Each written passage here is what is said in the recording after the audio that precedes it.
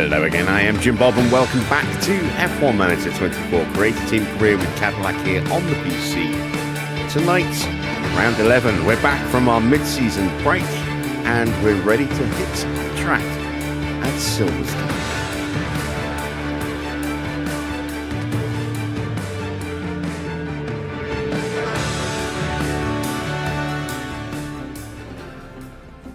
And the very eagle-eyed of you may have noticed a slight change in the intro video there on the car. I am experimenting at the moment with some additional mods, mainly focused around the creator team part of the game.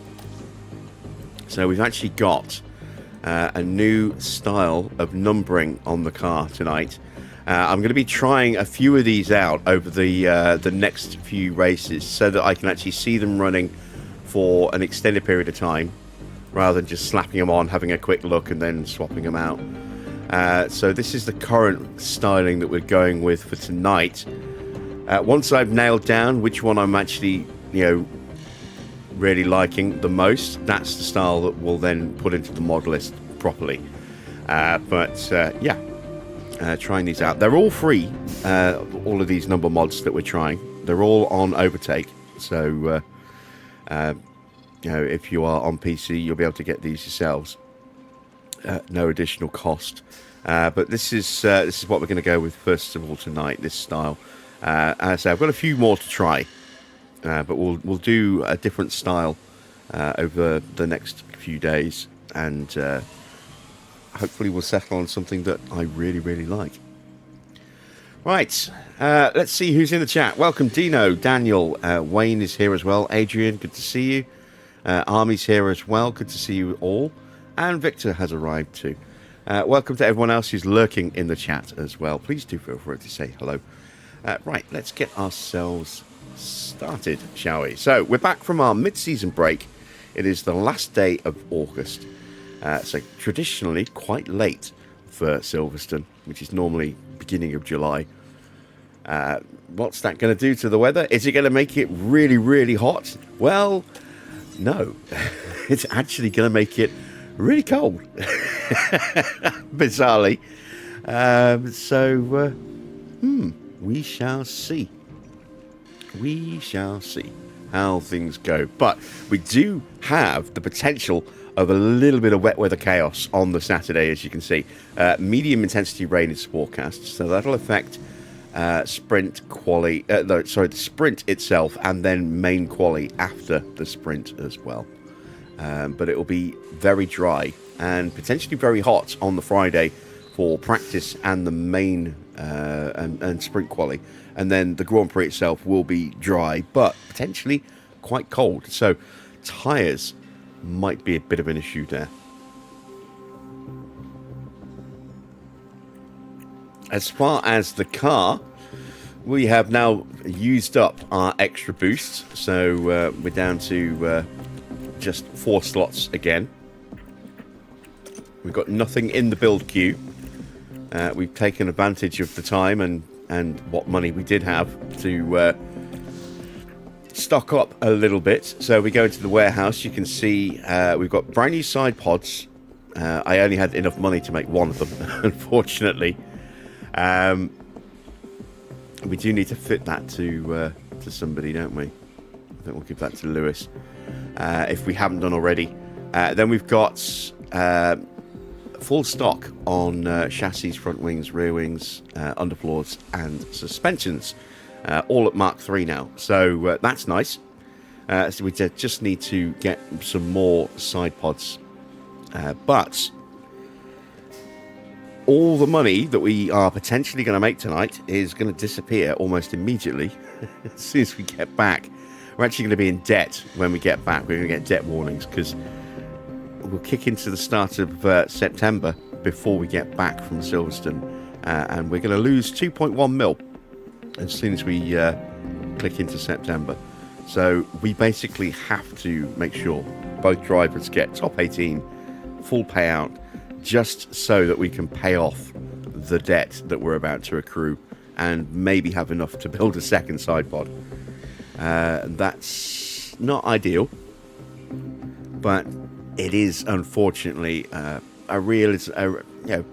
reality of where we are financially. We did as well use some of our money to refurb our team hub. We still need to do the race sim, which is getting worse, but that's very expensive. That's like 3.5 mil just to do the race sim. We still need to do these as well.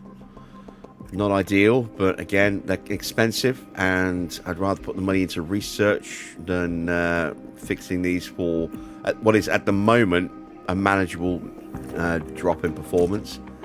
Our helipad's gone. That's going to cost me 120k. We've got back-to-back Grand Prix, so yeah, we need to get that done now, so it's ready for the next one.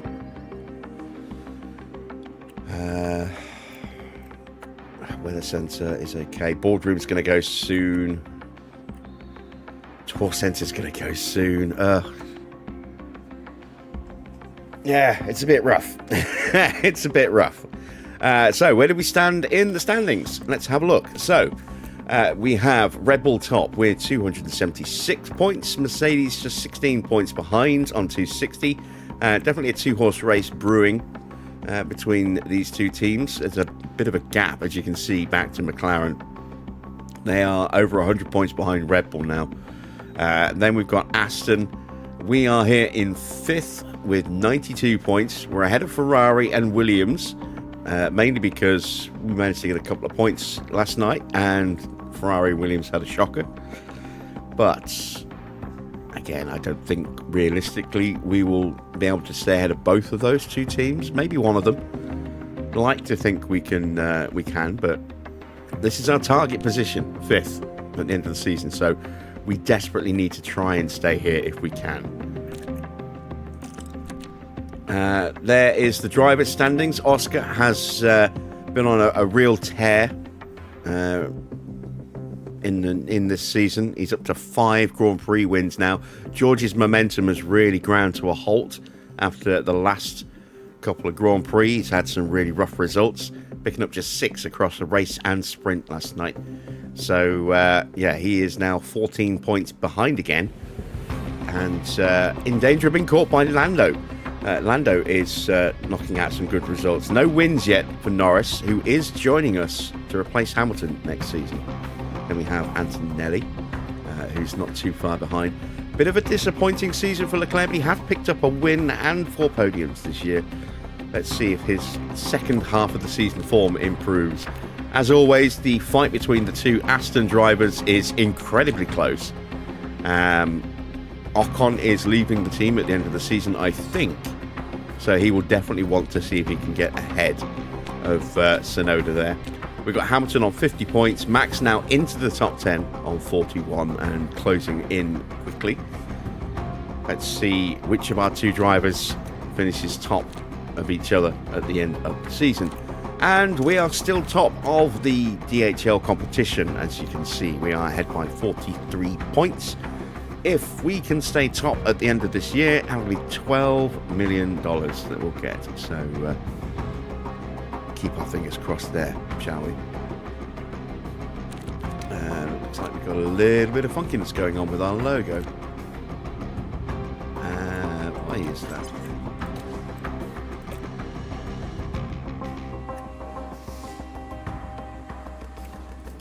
Oh, I know why.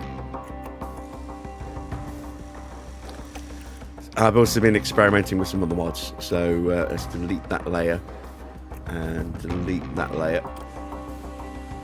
So it's not quite the perfect logo that it was,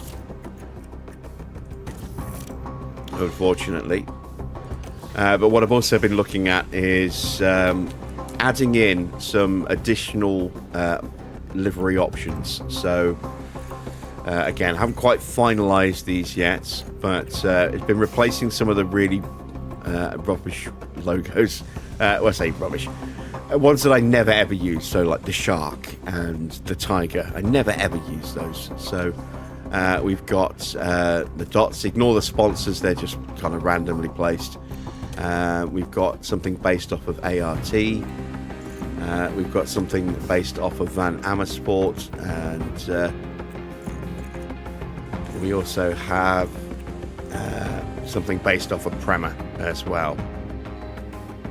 Just to give me some different options for custom liveries. So that'll be why half the Cadillac logo turned into half the ART logo.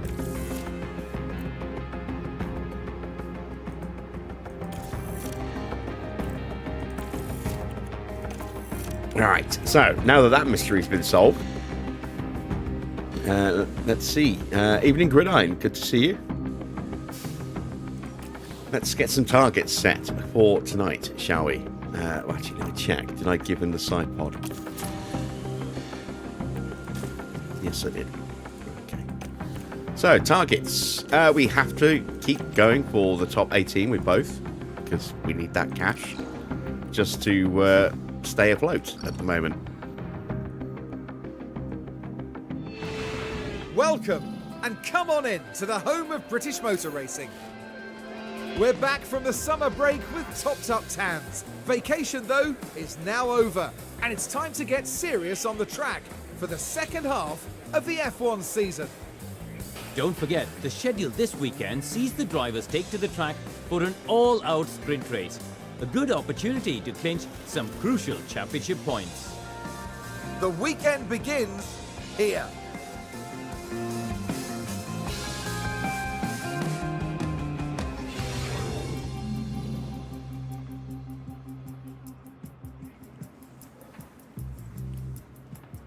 Gridiron saying that the Prema paint scheme looks good.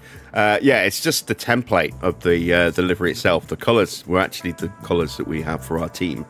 So that's why it was kind of a pinkish red kind of colour, as opposed to the normal. And there was no green on there as well. Right, that's why I'm messing around with those, because they are editable. So you can actually, you have the basic livery design, but you can change the colours. So this is where we are weather-wise. It's just that single session to get the car set, so no chance for Ugo to get a run tonight.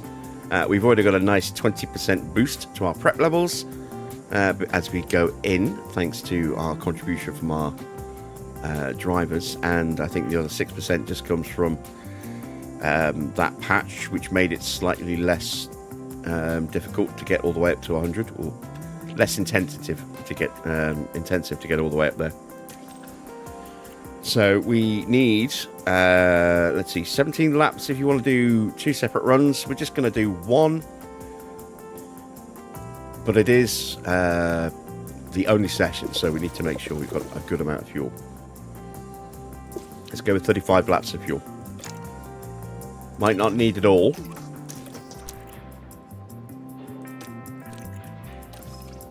And we might be calling our drivers in very early if the setups aren't very good. But that should be enough to get us close to the flag. You're excited for the Super Bowl and the new Cadillac logo. I couldn't care less about the Super Bowl itself. I am excited for the livery, but I have a feeling it's going to be a black and white car. Just, little snippets I'm seeing here and there online. A potential leaked image of a car, hidden away in a room somewhere. We shall see if that is a genuine image or not. Let's go with a 6 on the front wing. Let's go with an 11.5. In fact, actually, let's take that down a little bit. Let's go to a 5.5 and 11.5. I'm going to go with a 9.1. I'm going to push that up ever so slightly and whack that all the way down. And that is Max's setup. I'm going to try a slightly higher downforce setup for Hamilton. So we're going to try a 12 on the rear wing for Lewis. We'll go with a 6 on the front, a 12. Then we'll go with a 9.1 again. We'll go with a 3.2. And again, we'll whack that all the way down. And let's see if either of those get close.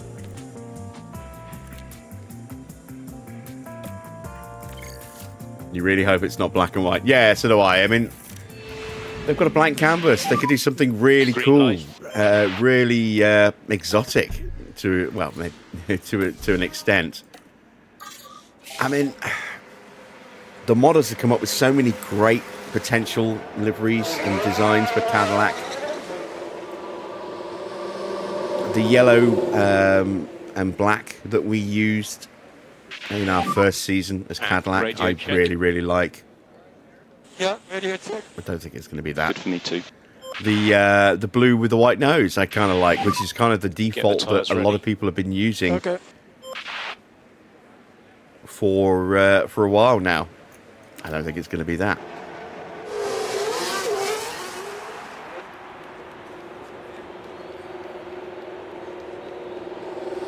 We do have enough blue cars, but at least the Cadillac one wasn't just a solid block of blue.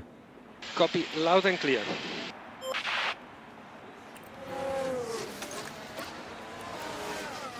We don't have any yellow cars anymore, which is why I really liked that yellow and black. Try to reduce the hit on the curb. Yep. But yeah, I think it's going to be black and white. Yep.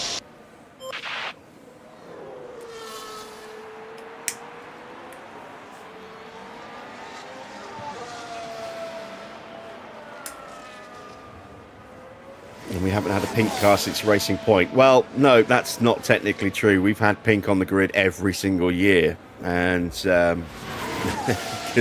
of BWT being at Alpine now. And in some cases, we've had a fully pink car for multiple races each season.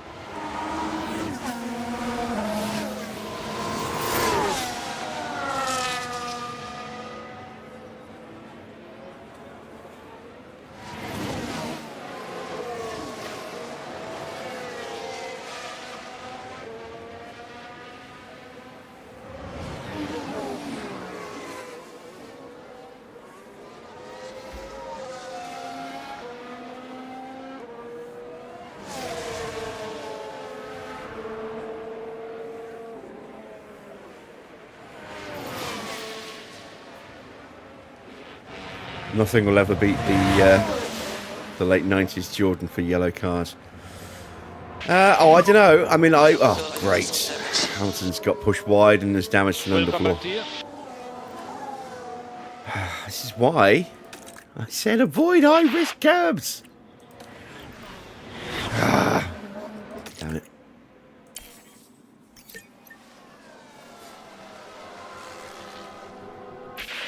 I was a big fan of the, I mean, this is going back away, so younger viewers might not know of the car, but the Camel Lotus, I really liked the Camel Lotus.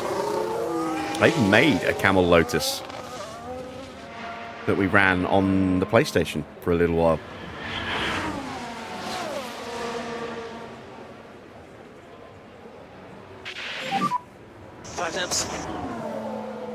And try to work on your front tires.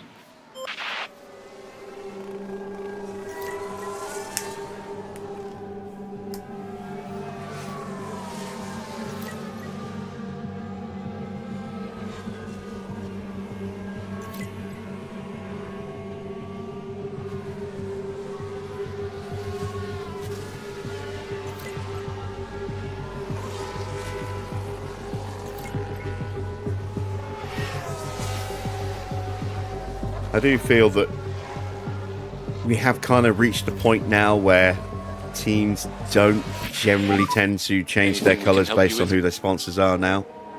Well, that's good. Really good job. They now have their own sort of more kind of settled identity, and while they'll make some concessions in their base design to incorporate a sponsor, they now have, you know, their set team colour. to a point. It's not true for every team on the grid, but I mean, when do we ever see Red Bull really make any kind of change to the style of their livery? They had Ford come on, they had a chance to do something really different, and while it is an improvement on what we've seen in recent years, it's still that same kind of generic Red Bull look. I mean, at least they kind of mess around and experiment a little bit with the second team, but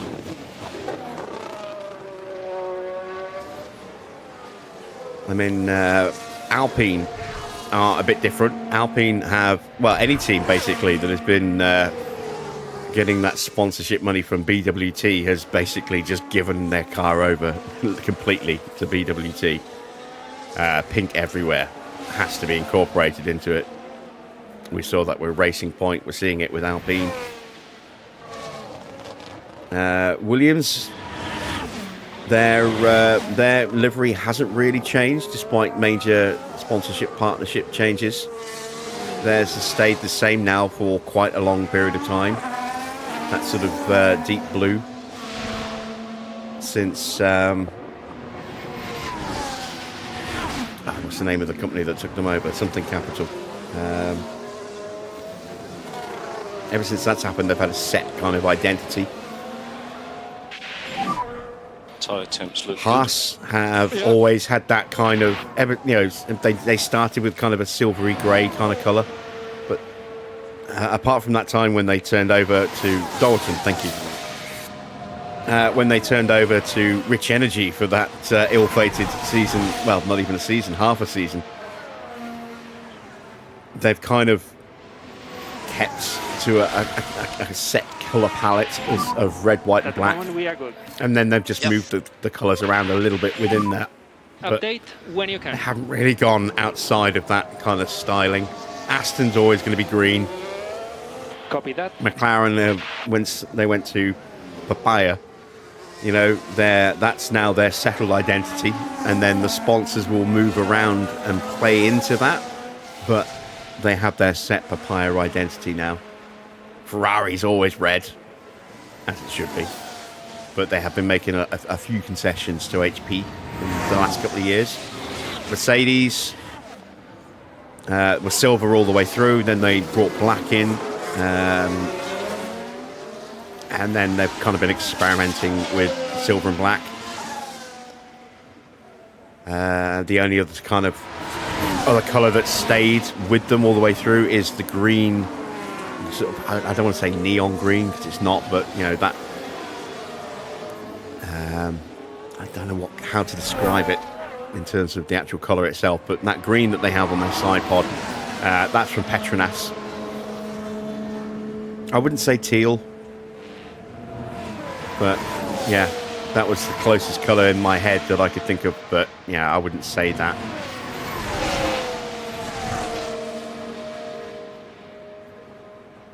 Audi's going to be interesting to see if, they're using their kind of set colours for their first livery, but it'd be interesting to see how that changes. But again, it's them. This is why Cadillac had a real chance to do something special, but I don't know. I don't know what they're going to do. We got some feedback from Max. We are just waiting on Hamilton. Oh no, we just got it from Hamilton as well. Let's see. 90 and 84. All right. Let's call them in.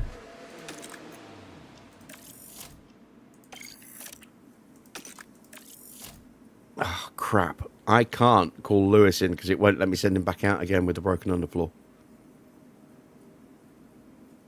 I don't think. That's annoying. That's really annoying. Let's leave Max out as well, actually, thinking about it. 90% is a pretty... No, I'm gonna call him in.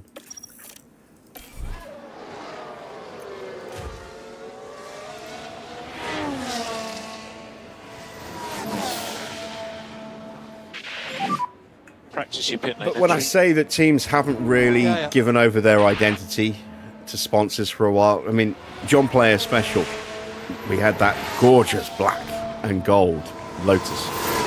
Then when Camel came in, and we had that gorgeous yellow Lotus with the blue lettering for Camel. I'm in. Make sure your limiter is Mercedes going Just chrome stopping in front of the with garage and that P1 please. with the Vodafone era, and going with the classic Marlboro colour scheme.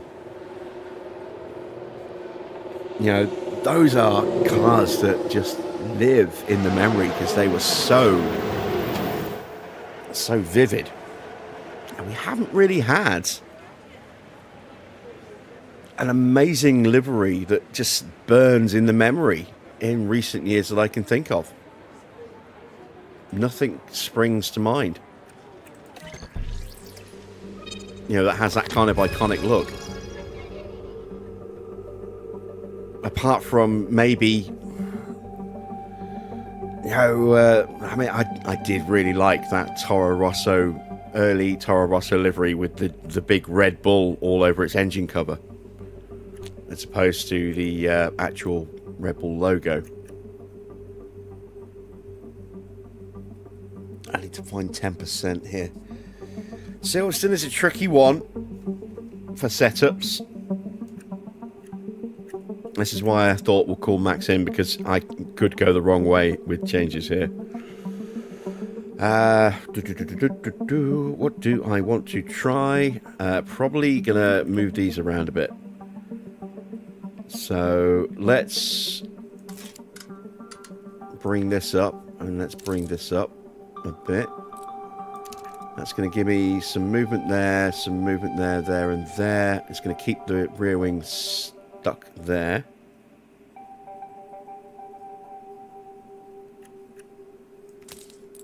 Let me go to there as well, just to bring that back in a little bit more.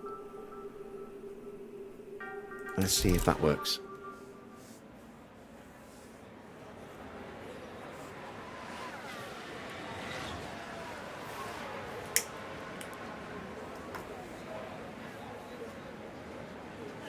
I said the only other cars that really scream out to me off the top of my head, I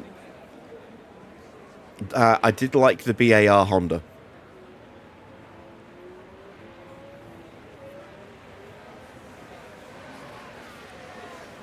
That Button drove. That was a very nice, clean livery, but it wasn't anything that really popped. It was just a nice, clean livery. But I do remember the horror of that split livery,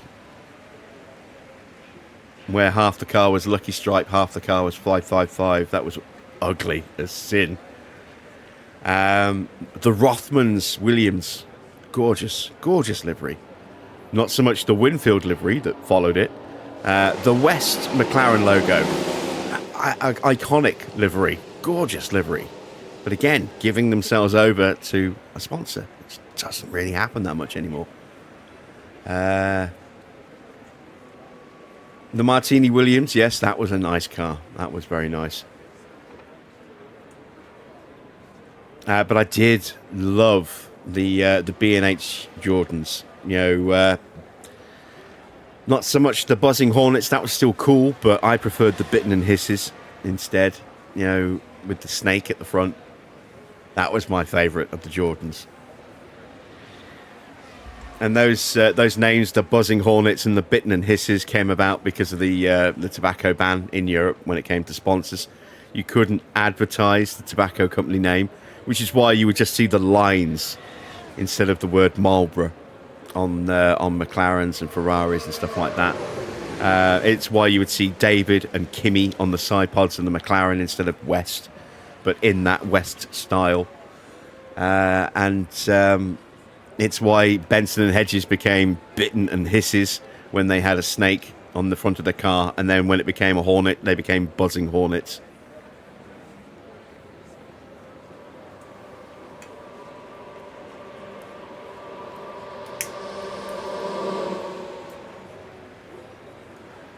The snake design always gave me throwback vibes to the days when you would see like the shark on the front of the fighter planes, like the P-51 Mustang and stuff like that.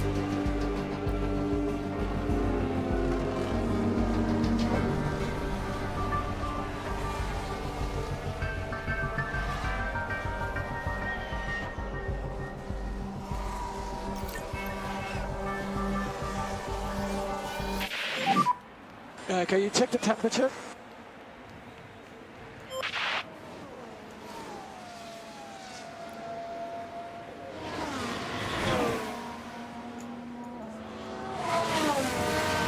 The 7-Up Jordan was cool as well. I did like the 7-Up Jordan.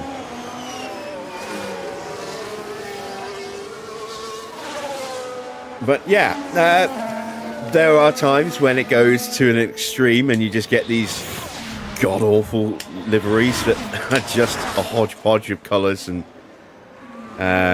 just to try and please the sponsors. And that mainly happens with teams that don't have any money and are desperate. So they'll just agree to anything just if it gets them some money. So there have been some god-awful liveries out there in the past as well, but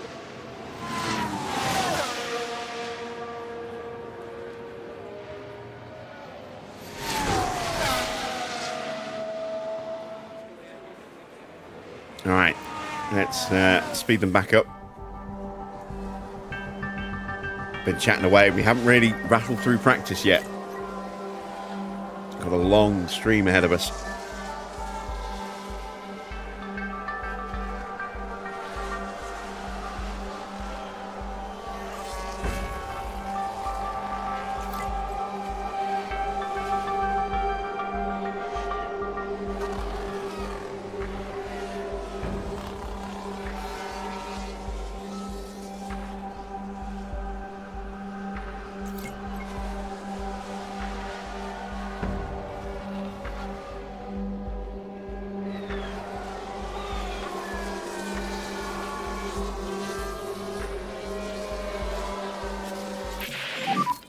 How does the car feel? Yeah, that's nice. We improved Copy it that. up to 95%. Still need a little bit more of an improvement there. But we definitely got him a little bit closer. Evening, Farah.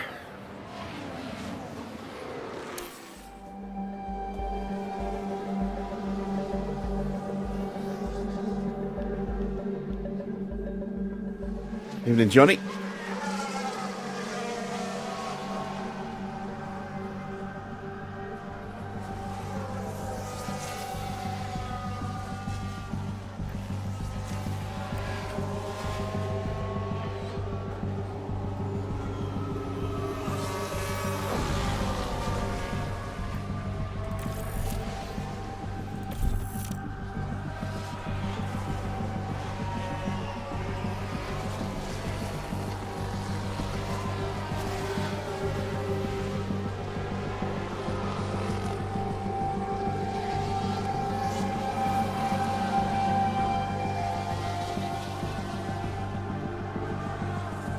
There we go, checkered flag. Okay, that's the checkered flag.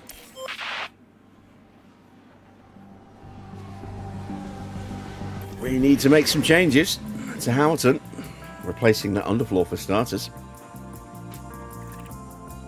We did get some rookies running, so Nagel was getting a run out, as was DeAngelis. I think I saw a couple of others as well. Amato getting a run. Maybe it was just those three. I'm just seeing, am I missing anyone? Yeah, just those three. All right, practice is done. Let's get ourselves ready for sprint quali, shall we?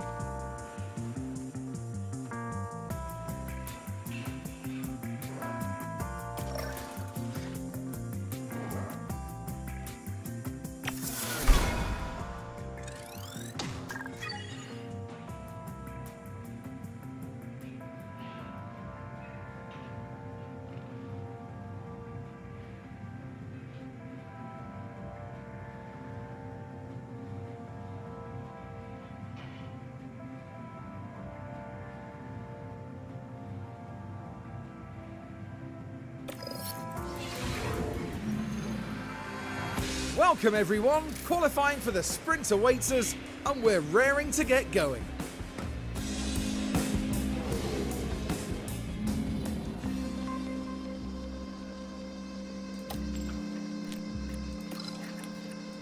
Right, we can put a replacement underfloor on now. We need to change the engines over. And the gearboxes as well. Clicked back a bit too much there.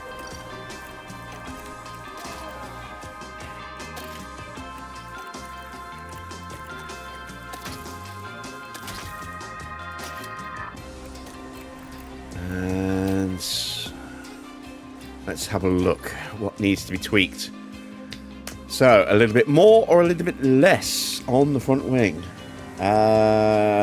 This is one of those either or, but I'm going to go up to a 6. So if we go there and then bring that back a click and then leave that there, that might do it. We need to make some changes here. So the rear wing's too high. Let's drop that down. This is off. That could go a couple of different ways, but my guess is it's going to go down to bring the traction back in line. I'm going to bring the front wing down so I can push that back up a little bit. Get that a little bit tighter.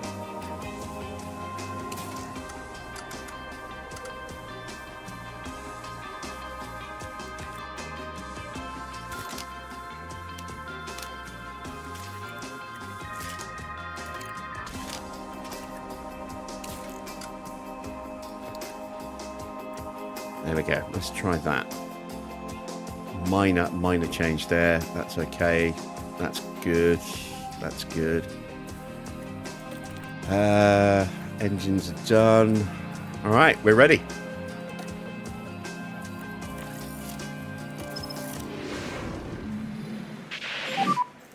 So now we have green light. Oh my God, look at the track temperature. 60 degrees. Jesus, we are going to absolutely destroy these tyres.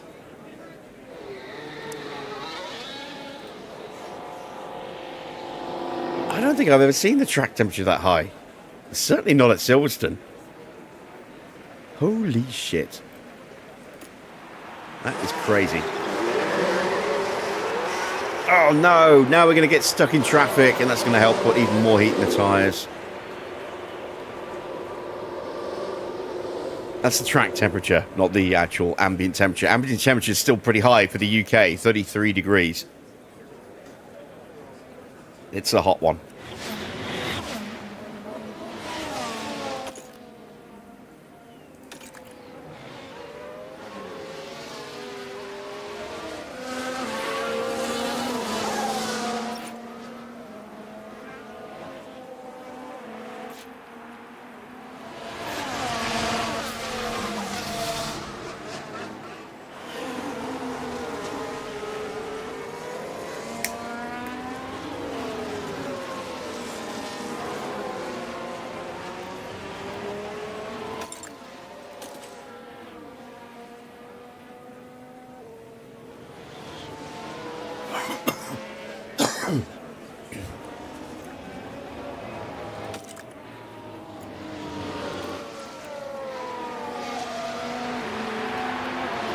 So Max's tyres are up to temperature and he hasn't even got to the end of the hangar straight yet.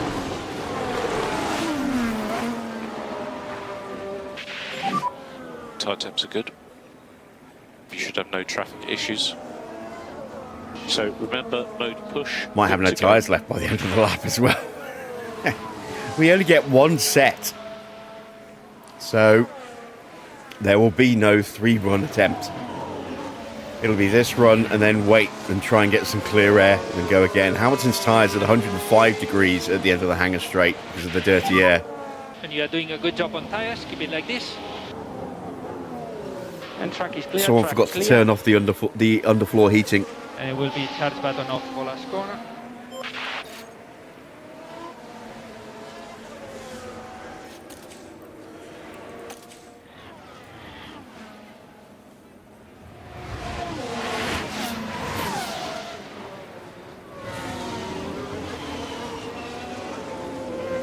Yeah, the floor is lava.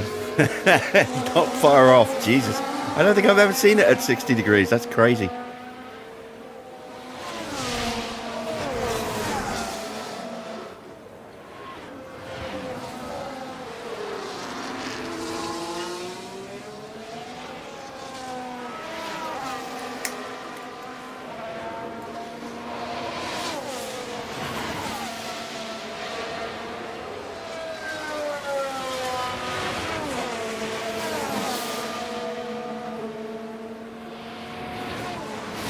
I mean, we're getting a mighty slipstream here. To the point where we might actually need to try and tell him to pull out into clean air. Nah, no. No! Ah, I did it again. Ah, shit, I meant to change the camera angle. At the moment, P2. Hamilton goes P3. Verstappen's P4. Very tight. What are the tyre temps at? 120. After one lap. But they're cooling down quickly for Verstappen.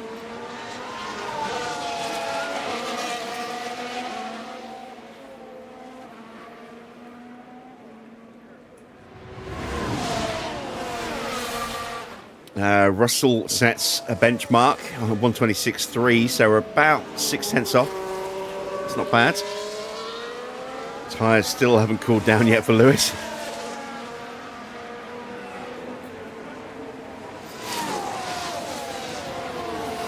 What's the wear rate like?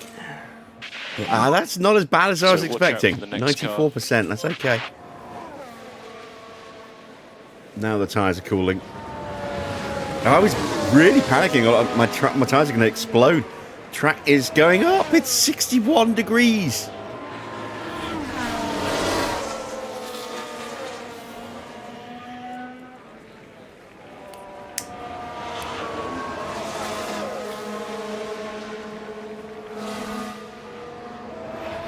And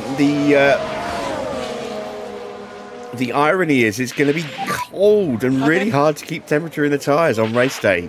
They're melting in these conditions. Or, you know, the soft tyres will absolutely melt.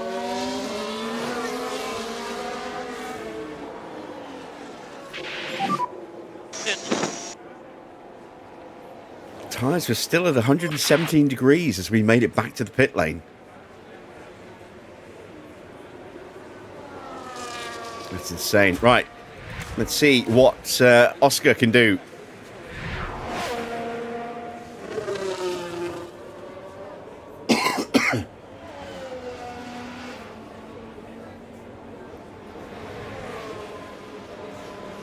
He's only good enough for 13th. Ooh, what about Charles Leclerc? He's at a bad middle sector, 39.4. He's going to be in the drop zone. He lost 1.7 seconds to Schumacher, who goes P4 in that middle sector alone. He's 2.3 seconds off the pace. All right, let's see. Set up. 98. Ah, we got close. So there needs to be an adjustment on the toe. That could go either way. I think we'll probably just leave Max as he is after the sprint rather than risk making it worse. I got Lewis to 95. I can make a tweak here. Let's go up to a 6 on the wing. That'll break the stability, but it might fix that. It should fix potentially that, and at least we'll get a clearer picture of where the front wing needs to be.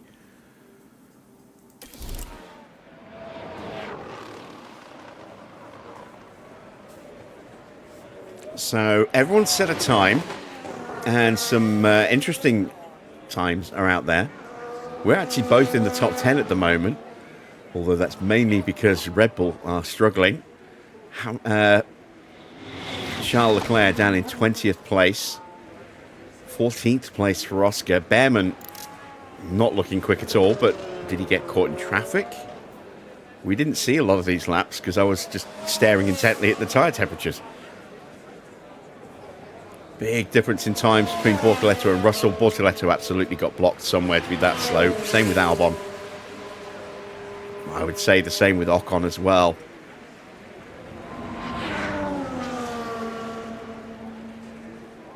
So the bottom four definitely got blocked somewhere on their lap. Possibly Gasly and O'Ward, but I don't know. Maybe not by much.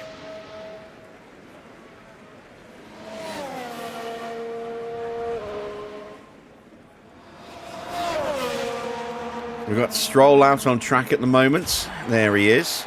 And Norris and Antonelli are now leaving the pit lane. Nose to tail.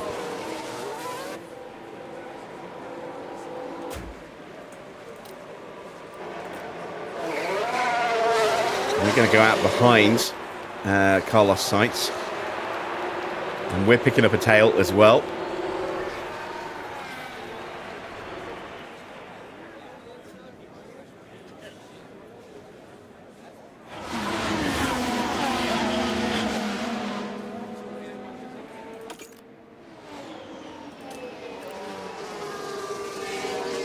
So Max is behind Lewis, so let's tell him not to fight.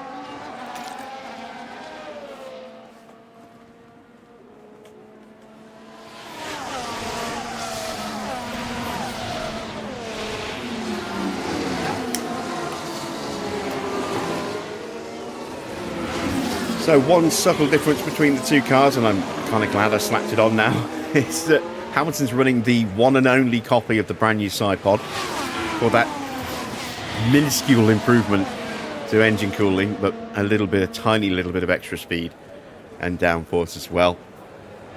We'll have that for Max for the next Grand Prix.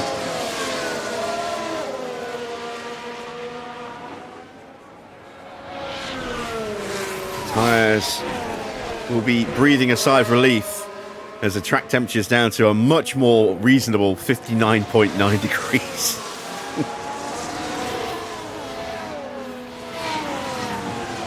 Dear, dear. Now we've got a yellow flag. Is this going to be a red flag situation? It is Stroll doing Stroll things. That's at Brooklands.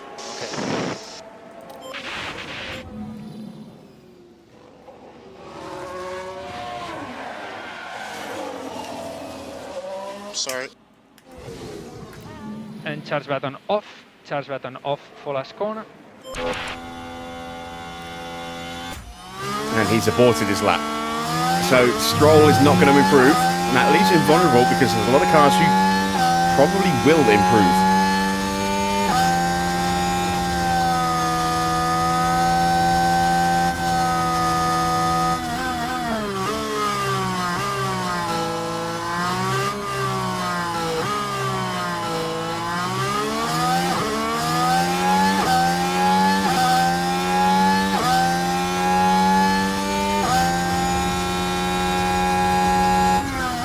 Max has lost a bit of time.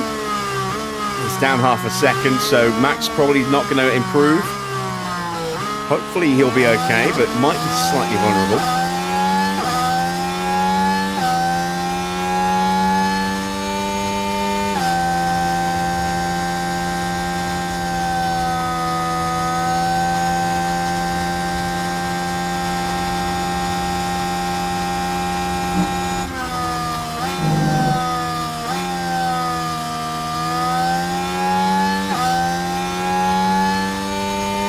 Found a bit of time in the middle sector. Max again off the pace.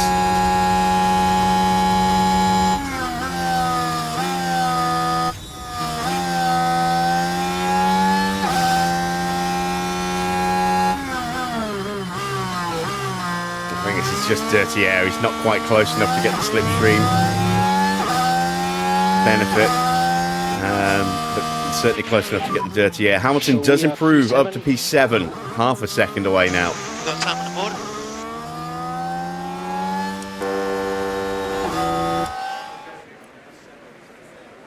Gasly is out.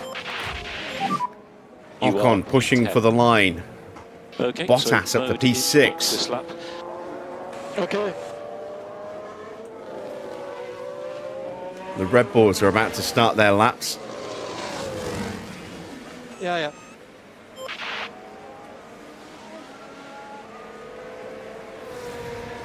Piastri didn't cross the line in time. Piastri's out. Leclerc's out.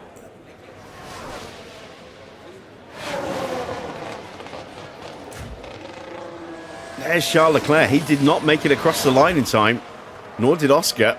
Both Red Bulls are out. Well, I say out. They're both at risk. One's out, the other one's at risk. Pato gets through and knocks out Piastri.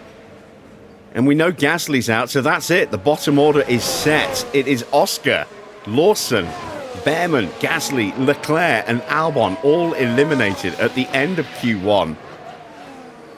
Wow, both Red Bulls fall by the wayside. Big upset there.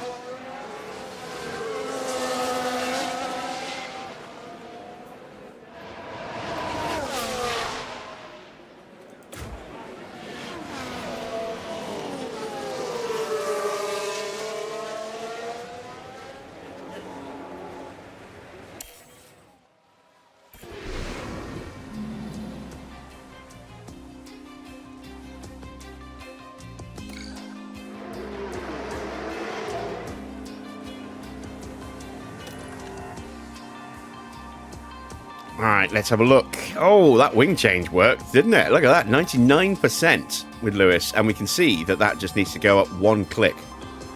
And that will be a perfect setup. So we'll make that change after the sprint itself.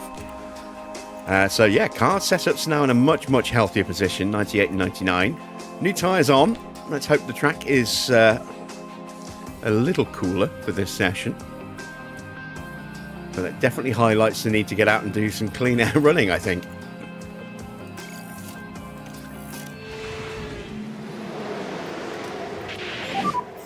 Green light. Stroll's first one out. At least we get out in front of a chunk of the queue. Now I'm going to keep Hamilton in basically until we can definitely guarantee him some clean air. Because everyone's going to dive out the pits by the look of it.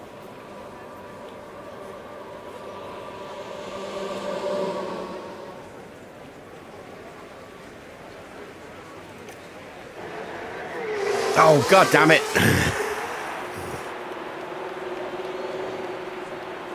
He's like, there's a gap, there's a gap, there's a gap. Go for the gap, go for the gap. No, damn it. Oh, is that Stroll? Please be Stroll. It's not Stroll. Yellow flag. Yeah. It's Pato. Here's the replay. Now this is where the RB So he driver's drops it involved. on the exit of entry. That's the moment they lose it. Not a mistake they'll want to make again. Certainly not with only one set of tyres on a hot track. My god, the damage could be horrendous. 52.8, wow, it's positively freezing.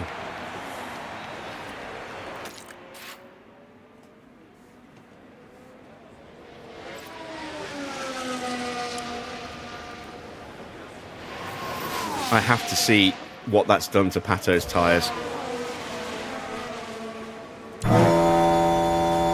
They're down to 93% already. He hasn't even got halfway around the track yet for his outlap. Yeah, big spin.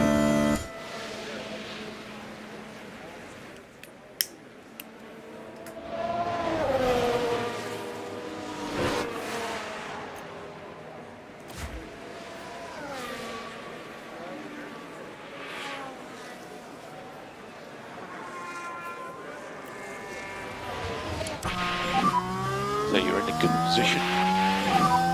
Tyre temps are good. So we'll have a front row seat here if Stroll does Stroll things. Good to go.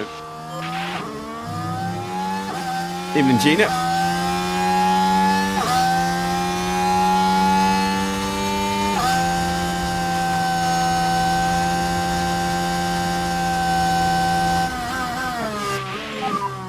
And track is clear, track clear. And Charles button off for last corner. Charles button off. Hamilton crosses the line to start his lap now. Quicker than Stroll.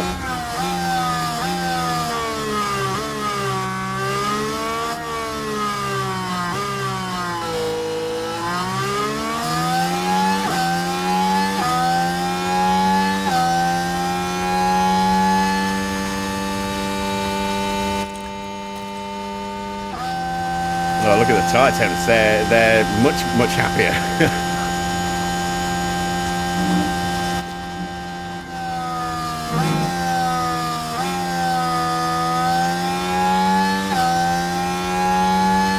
We're still quicker than Stroll.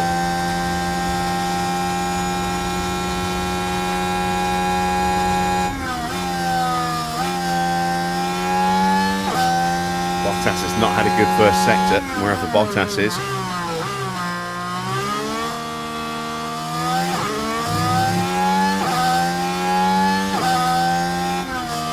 So Max top with a 126.3. Let's see how quickly we get displaced. So we switch to Lewis, who is definitely lapping slower than Schumacher.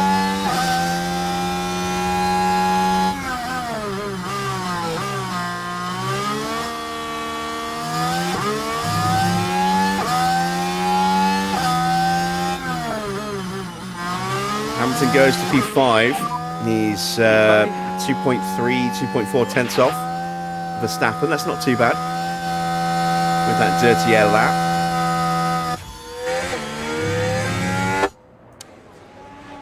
Here comes Russell. As Norris goes second, Russell goes top. 2 cars left across the line. 1 car left across the line.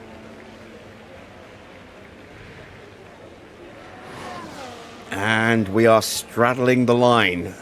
Hamilton is currently out. Max is currently in.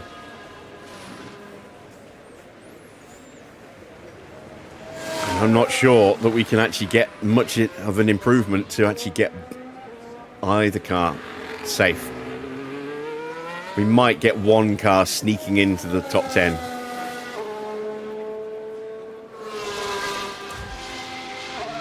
But it might well be at the expense of the other.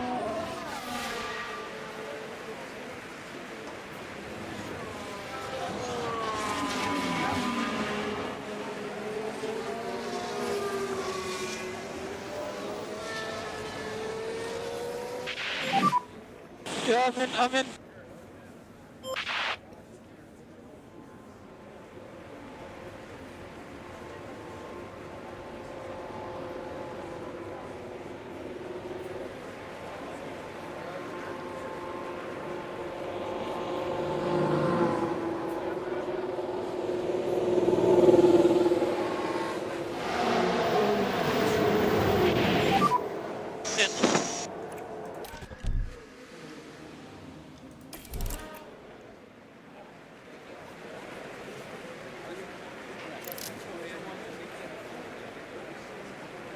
All right, Max is ready.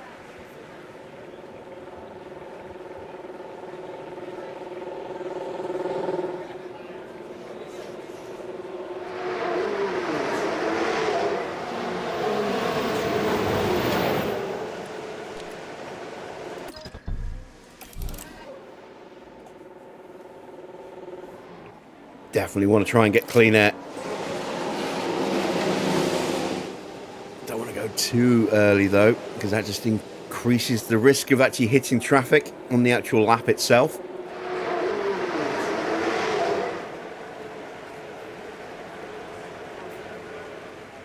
And I don't want to do what RedBull do and leave it too late and not actually set a lap at all.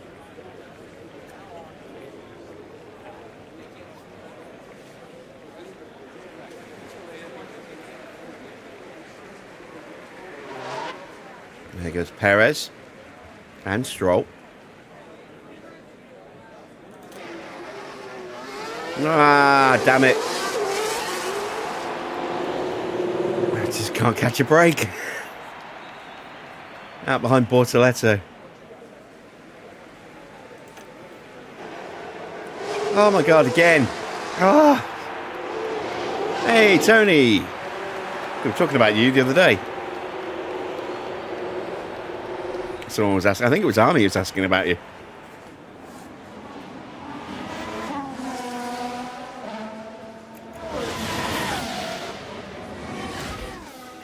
No, I just, it's like, who, you know, where was the guy who was always out fishing? I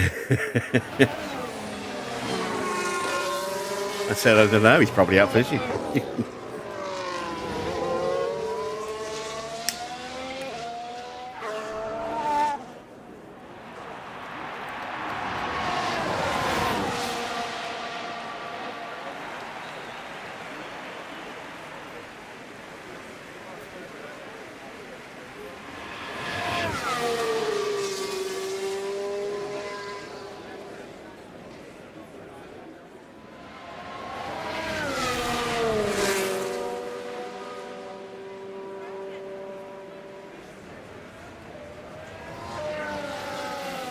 Track temperature climbing back up to 56 and going up.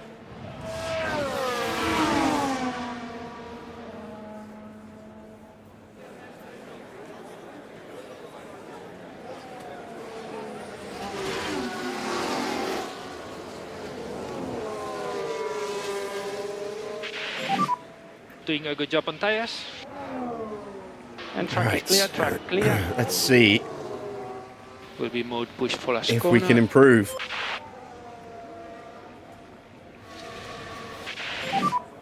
Tyre temps look good. We're looking good. Must go now.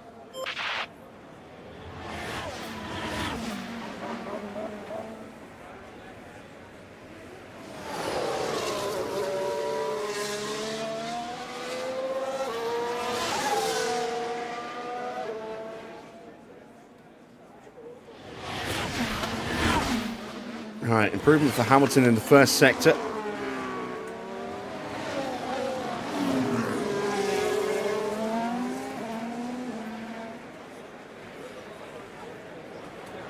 Max goes purple. Ooh. Well, that was short-lived.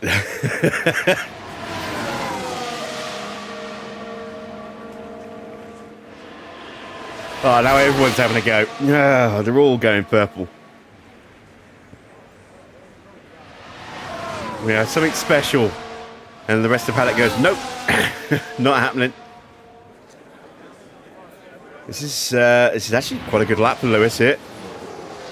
Until he tried to throw it up the inside.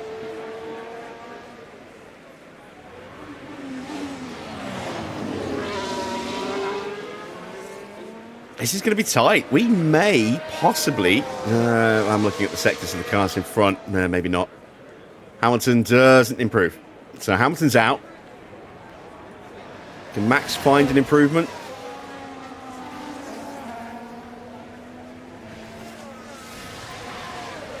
Yes, he can. He goes third. Wow.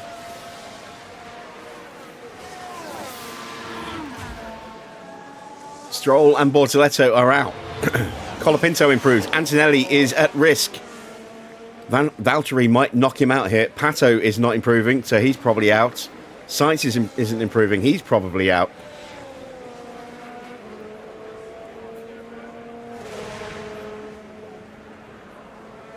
Oh, Valtteri just misses out. Antonelli breathes a sigh of relief. He does survive and will make it into the top 10 shootout. Yeah, no improvement for Lewis, unfortunately, so he finishes 6.5 tenths behind. But look how tight qualifying is. Max in 7th is only a 10.5 away from pole position time, or the top time there. Very, very tight session. On to the top 10 shootout.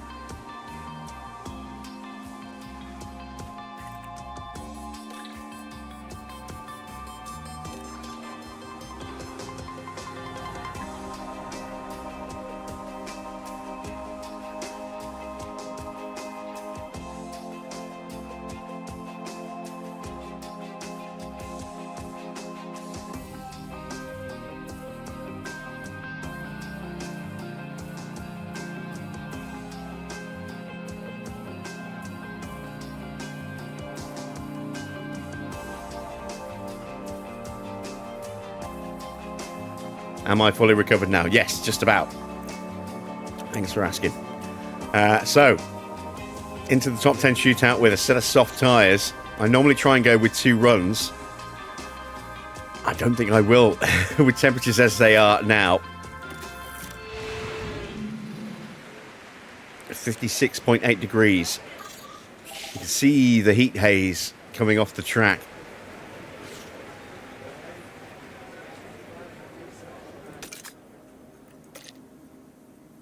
It's about as good as it's going to get.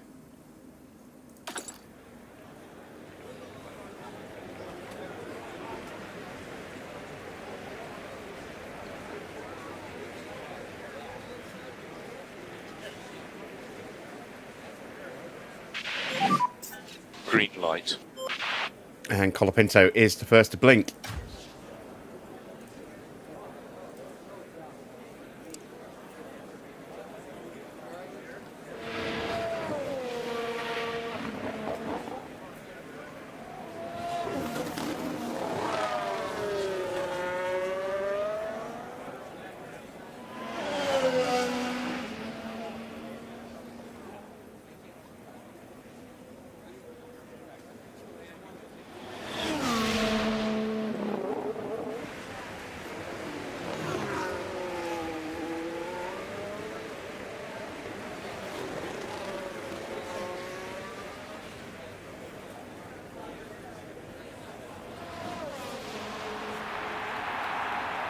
Big roar from the crowd as George Russell leaves the pit lane.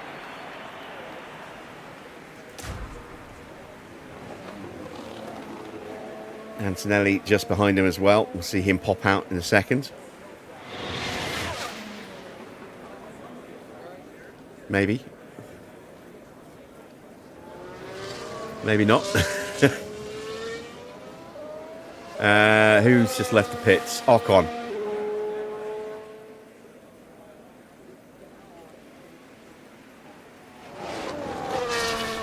And now Tsunoda as well. I think I'm going to wait for Colapinto to go through and then I'm going to leave the pit lane.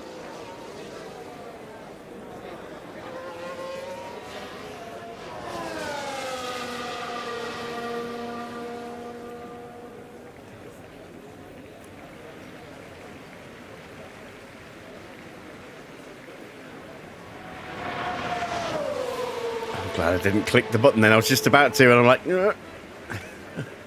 And out goes Schumacher. Now we'll go.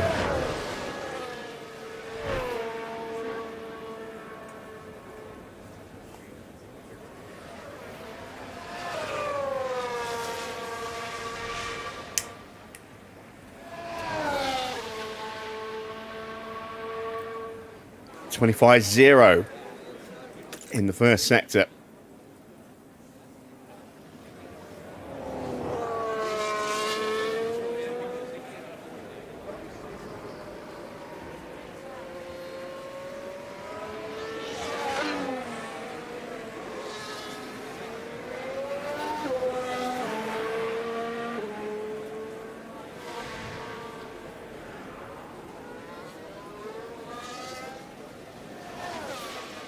Oh, Colapinto is stuck behind one of the Astons through the exit of Chapel onto the hangar straight.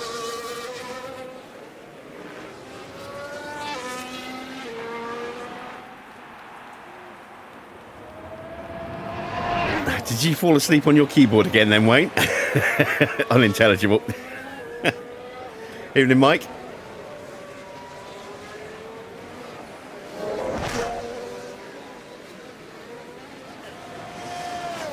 So 125.6 for Colapinto. Russell has done a 24.9 in his opening sector. Max halfway down the hangar straight, going to be starting his lap soon.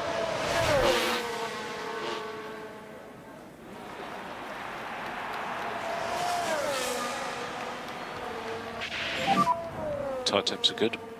And a 36.9 for Russell. 4/10 quicker than Colapinto. And I think that's more down to potential traffic than outright pace.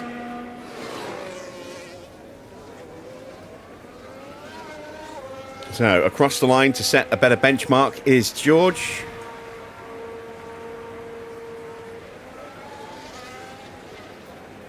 At 125.1. Right, Max.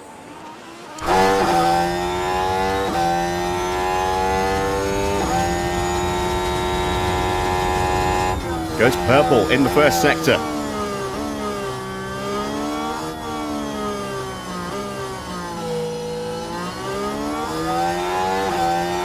It's not a good lap for Tsunoda, so he's not going to be challenging for the pole position. Ocon slots up into second. Antonelli is third. We've got a yellow flag out there. No, I've got traffic. No, no. God damn it. Watch for yellows. Yeah, okay. At least we know why Tsunoda's lap isn't great. Or is this at the end of his lap? Oh, yeah, so he'd already had a bad lap, and then he spins at club. Sorry. While all that was happening, the crew in the garage... Oh, God, look how much time we lost in the middle sector. Mick's not having a good lap. We could possibly, well, we wouldn't have challenged for pole, but we could have got right up there.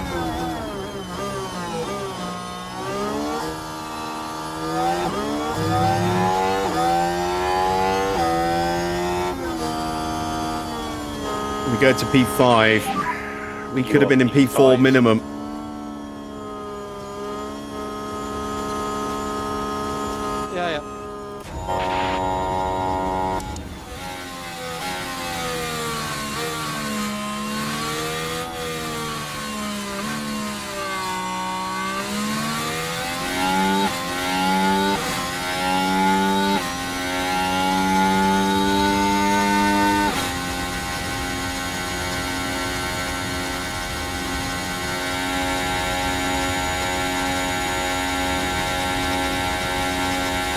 out of Norris's way. That is Tsunoda.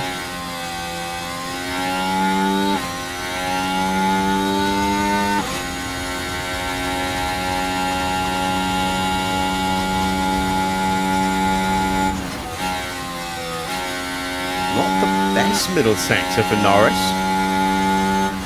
Only a tenth quicker than Max. And we got blocked.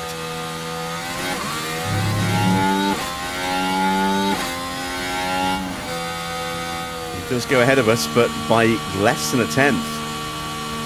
Right, Lindblad, that's a much more competitive middle sector as he goes flying past his teammate.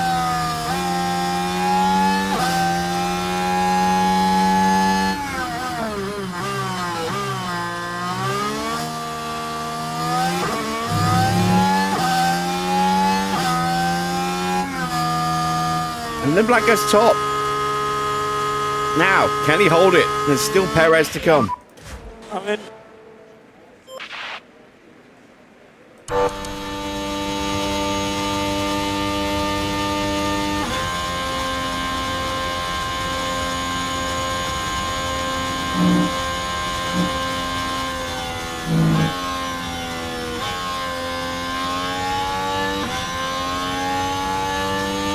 .1, it's quicker than us, so we're going to get bumped down to 8th.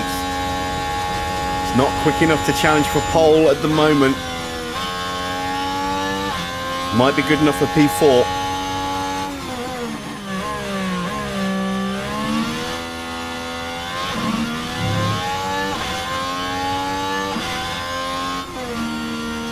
It is good enough for P4. So Lindblad will start the sprint with a second career sprint pole at the front of the grid, with Russell, Ocon, Perez, Antonelli, Colapinto, Norris, Verstappen, Schumacher and Tsunoda lining up behind him. And we will start in the points. Can we stay there?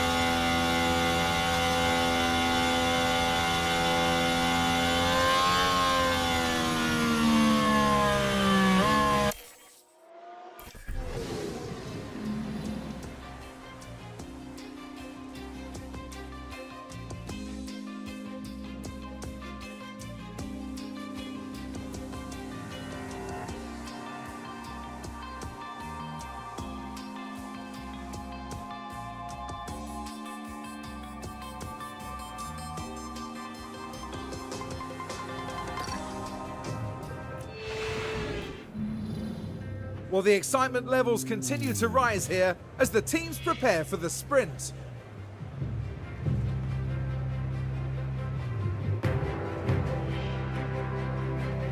The big draw today is the opportunity to grab some extra championship points. After all, they could make the difference when the season comes to a close.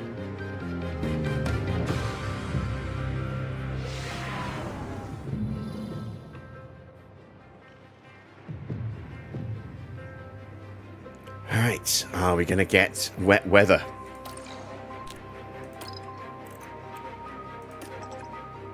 A little bit towards the end. Maybe not enough. Maybe not enough to go on to Inters. But it will be an interesting final few laps.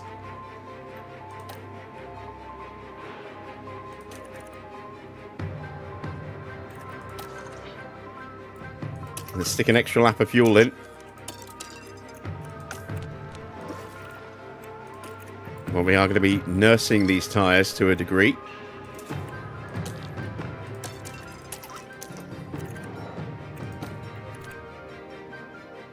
And we are ready. Let's send them to the grid for the start of the Silverstone sprint.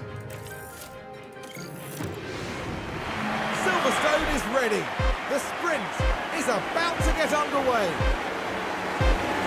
And it's lights out, and away we go. Good launch for George.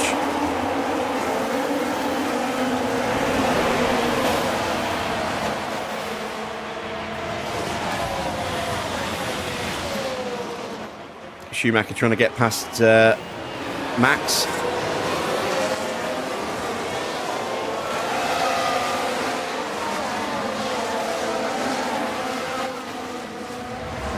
We've got the slipstream. We will pull ahead. Hamilton's looking to make a move on Tsunoda. That's all good. You are currently P8.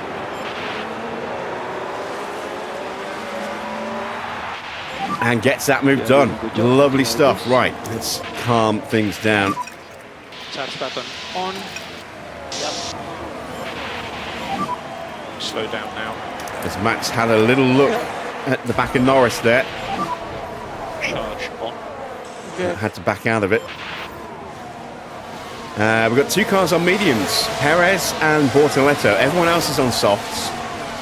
Track temperature much more comfortable, 42.8 degrees. Schumacher going wide, having a look, and he left himself vulnerable. Bottas with a slipstream tried to take the place, but he managed to chop across him and stop that from happening.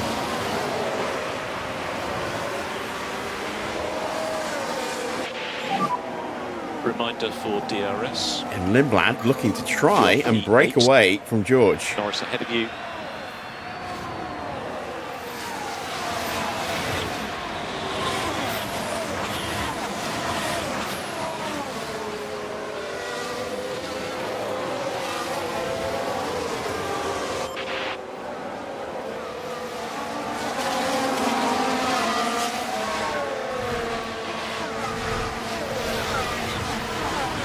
Antonelli and Perez fighting for P4 in front of us.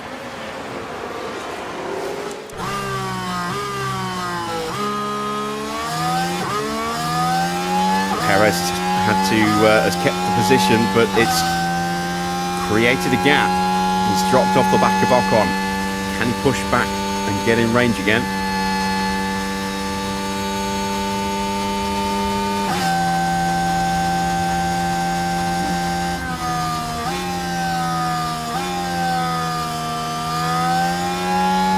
Schumacher's going to have a run at us.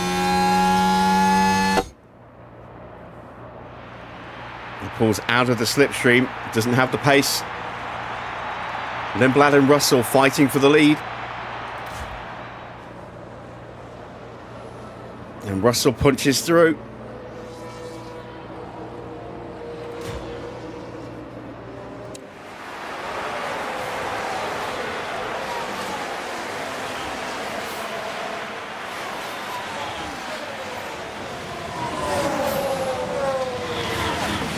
So after the first couple of laps, Russell now leads from Lindblad. It's Ocon in P3, Perez in 4th, but very vulnerable to Antonelli down the Wellington straight here. Colapinto P5, Norris, Colapinto P6. Oh, no, Hamilton.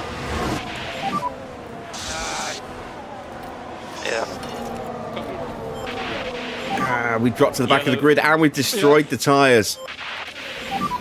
Now we're with Lewis Hamilton here. Whoa, and around they spin. Oh, dearie me, you don't want to be doing that. Oh, you think? Okay, so Hamilton's sprint is done. We've got to protect those tyres like crazy. Depending on what happens with the weather, we may gamble and throw him on a set of inters. How can I afford Hamilton and Verstappen? Not really sure I can. I'm losing $2.1 million a month. Okay, Kev, if there's anything left in the tank, let's go for it. We are saying goodbye. Oh, Russell has a fault. We are saying goodbye to Hamilton at the end of the season when his contract expires. Some gearbox issues developing in that McLaren. Yeah, Hamilton's on 42 million. Max is on 25. And Norris is joining us on 30.1 at the end of the season to replace Hamilton. There's progress to be made. So car behind is Bottas. Oh shit, I turned up the tyres. I didn't mean to turn the tyres up, I meant to turn the battery on. No management required. Okay. Mode push. Okay.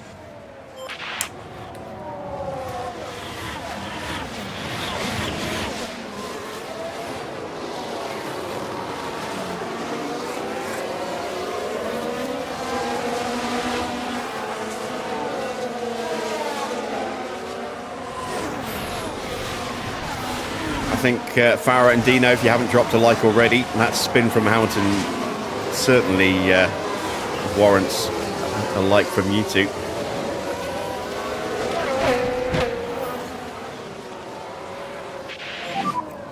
Max back through past Schumacher, looking to see if we can close in on Norris and Colapinto.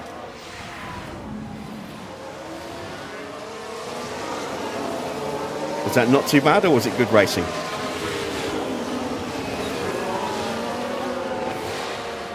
It was not too bad. Who's got the most points? Hamilton, but we had Hadjar for the first 3 races of the season before we signed Max. Max isn't that far behind. He has had better results because he is a higher rated driver. He's the highest rated driver at the moment, just. Piastri is a very, very close second.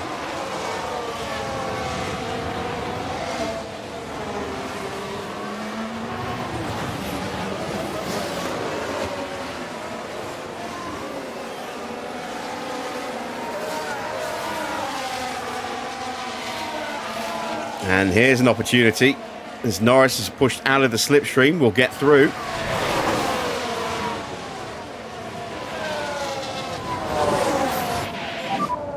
Doing a great job. Currently E7. So next car, Perez. Let's take a closer look. Now we're watching Max Verstappen. Now you can see Norris out of the slipstream, and that just allows us to rocket on through. And Verstappen says thank you very much.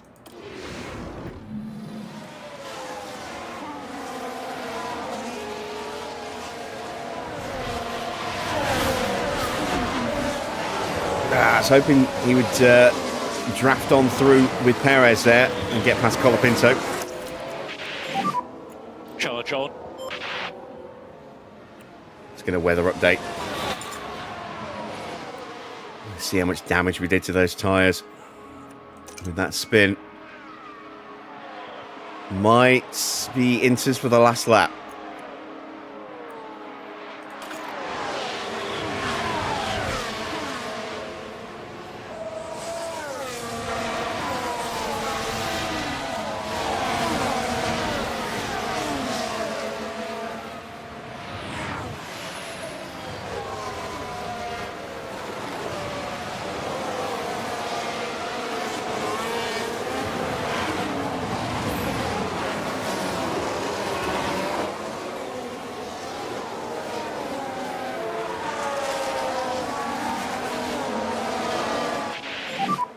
You are currently P7. Field is quite tightly packed, apart from Antonelli, who is stranded in isolation there on his own. Perez is trying and failing to stay with him, and that's going to give Colapinto another run here. Norris with DRS. Colapinto gets through.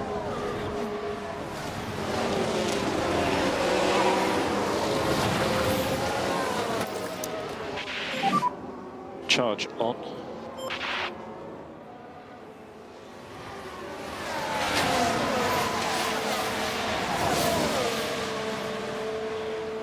Schumacher having a little look at Norris, but he's not going to get through.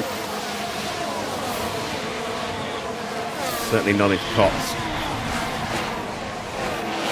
And Colapinto, using those softs, has managed to close back up to Antonelli.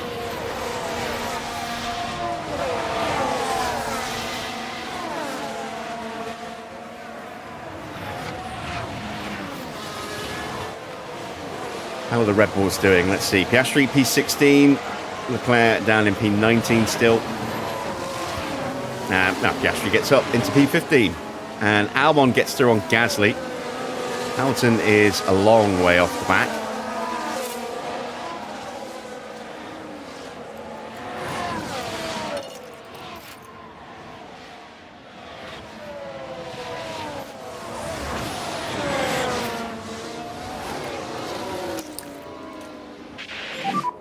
Charge on.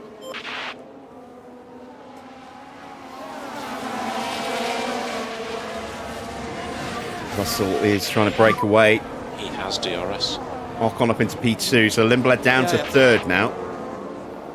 But still an excellent showing at his home race. We're happy with time management.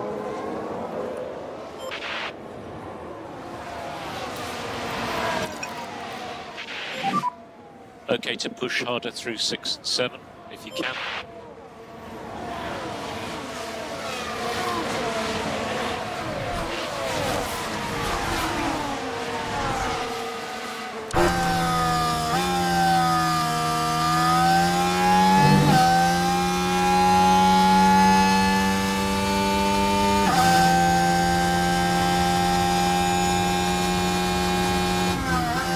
Perez is getting isolated here. He might have an opportunity.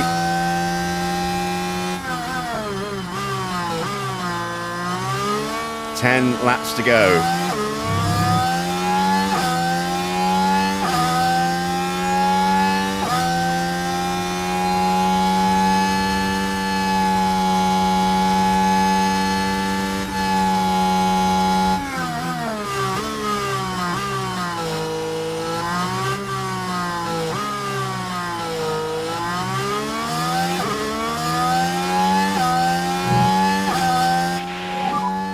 Does have DRS on you.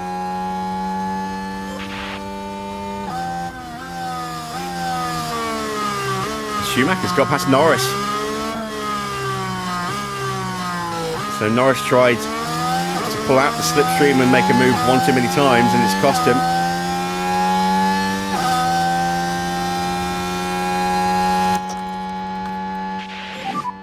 Can you go mode push now?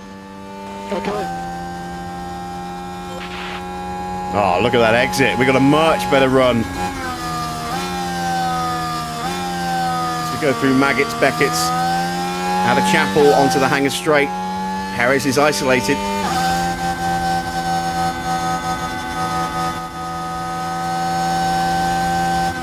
Through goes Max up into P6. Good lad. Good job, good job. Schumacher's right there as well. P6. That's the same view we just watched.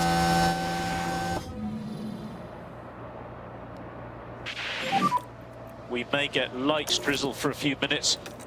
Okay. Charge on. 4 minutes until the rain comes. It is going to go damp at the end. Do we try and tough it out with Verstappen?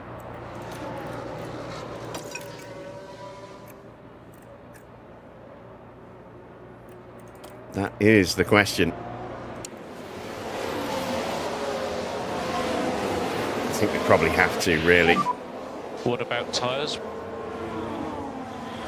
I don't think if we boxed, we'd be quicker, but I don't think we'd be quick enough.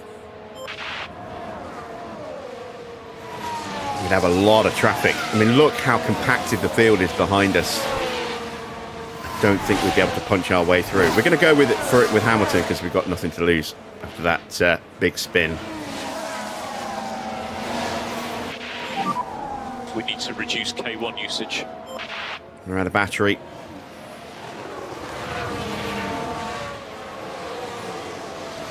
We hold off Perez. You can see it's suddenly getting very, very overcast.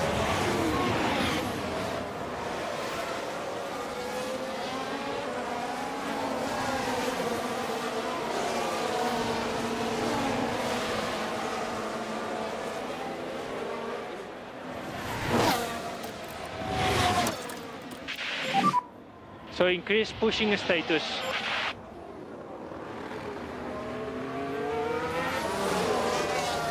Much as I wouldn't mind pushing away from Perez, he's acting as a little bit of a buffer against Schumacher right now. So having him in DRS range helps protect Perez from Mick.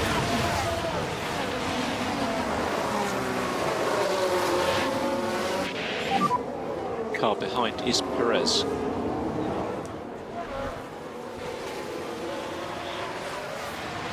This focuses on long race.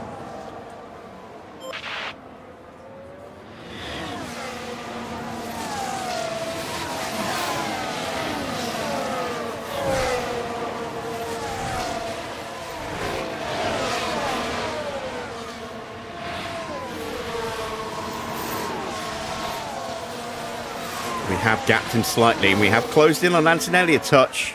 Antonelli and Colapinto fighting in front of us over P5 and P4. Mick trying to go around and has got around Perez. Bortoletto gets in front of Sainz, and Bottas is off. He got out wide at Stowe, I would imagine. Now we see this was at turn 15. Yeah, very wide. Oh no, that's not quite what they would have wanted. That won't do the floor of the It car gets swallowed any up good by at the all. pack, look.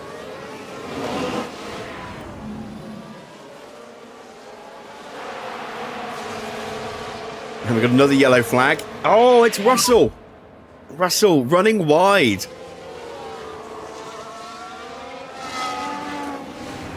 Right, let's have a look now. Around turn 3. No pressure from behind. The car locks up. Just locked it Just up. unable to do much That's going to about hurt it. those tyres. And it's also cost him 2 places. And he doesn't have the DRS either.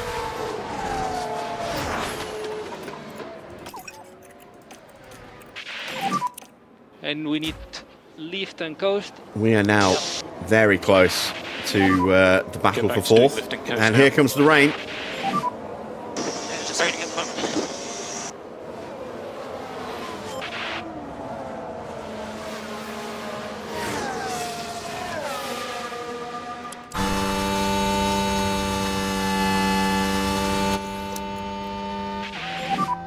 Charge on.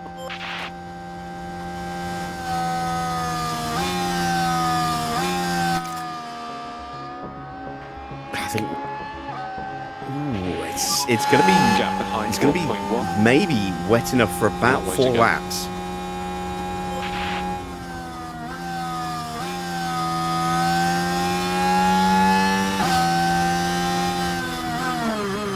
I'm putting battery in the car now while we have this opportunity because we may well need it. For reference, you're currently P6.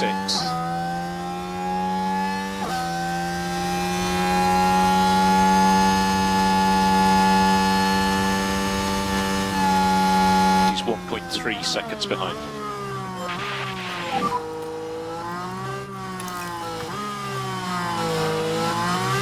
No worries, mate.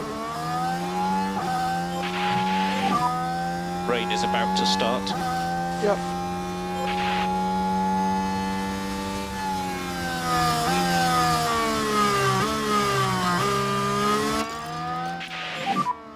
And push.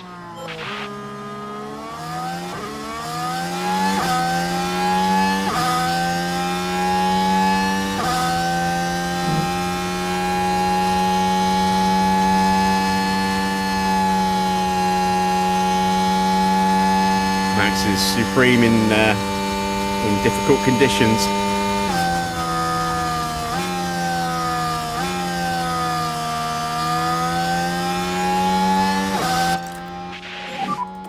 We're okay to push a bit harder if you can. Cool the car as much as you can. Ah, damn it. Colapinto just had a little half look and that stopped us from making a lunge. Yeah, okay. Leclerc down into 21st. Immediately tries to get past Gasly again. It's so tight behind us. A bit more tucked up behind Bearman, and then all of them tucked up behind, well, behind this battle for 4th. Do your best.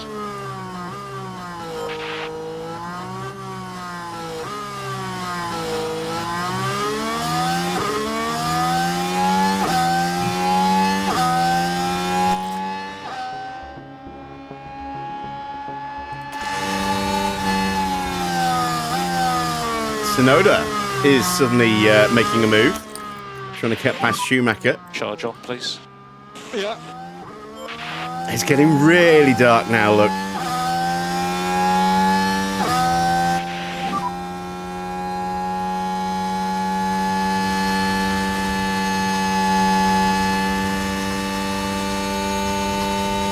Just do your best.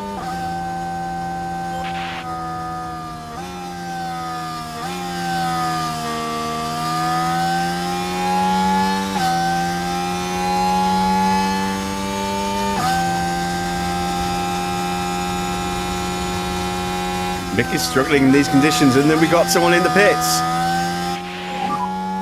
Car behind is Sonoda. Sonoda 1.4 seconds behind. Remember, long way to go in this race. Still margin to push a bit harder through turn 6 and turn 12. And box this lap box, speed confirm. And a box this lap. Box this lap for Inter. Okay for mode push. Yeah.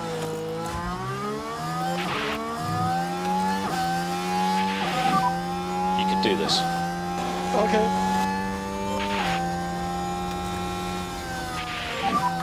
Cool the car. Yeah. We have to try and tough this out. It's a 2-second dead stop for Hamilton. No traffic in pit exit. Now, how quick are those on the Inters going to be?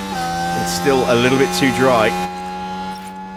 We've got a yellow flag out there. Stroll doing Stroll things.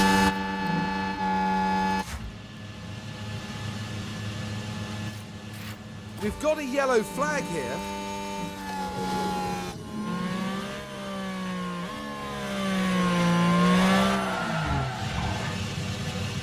Sorry. Well, I'm moving.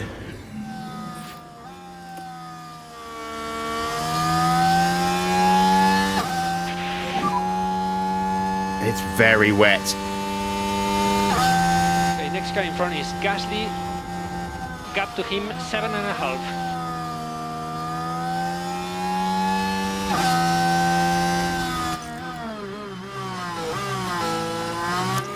And 4 laps to go. Charge on. We're gambling. We're gambling that we can tough it out. If possible, please. 2 laps to go at the end of this one.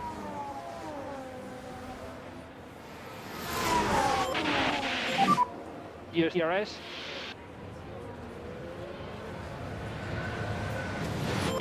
It is now too wet for the softs. We have a 14-second lead, but that's going to come down very quickly. Can we hang on for the next 2 3/4 laps?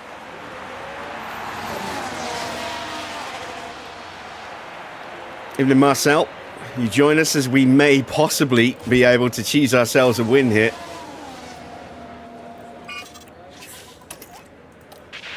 I don't know. It's going to be so bad At turn 1. on that final lap.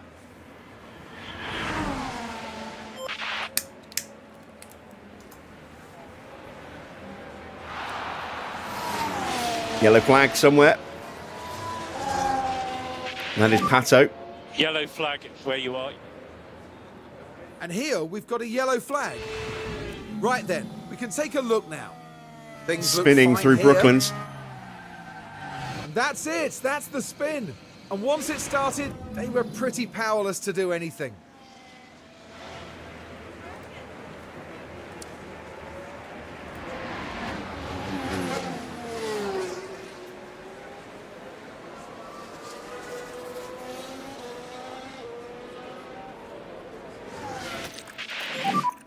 Two more laps after this one. Currently P1. Russell is behind. Oh, Max. Come on, hold on. He lost 5 seconds to George on that last Two lap. laps to go at the end of this one. Okay. Gap is 9 seconds. As it stands, we're going to get overtaken. Damn it.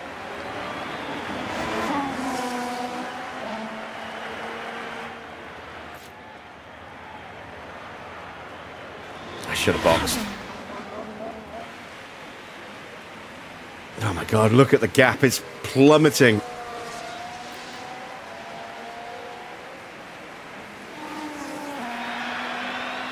It's just too wet. Max can't fight in these conditions.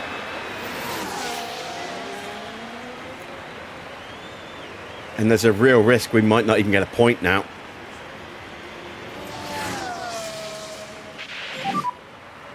And just a reminder on DRS.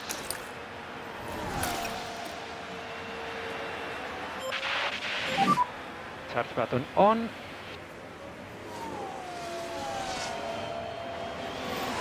Oh, there's George and Ocon.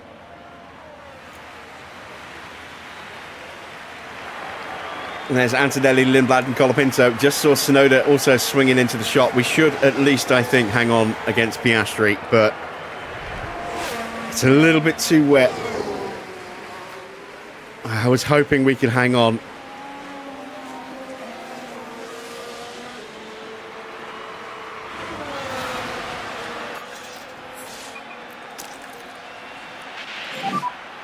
Mode push.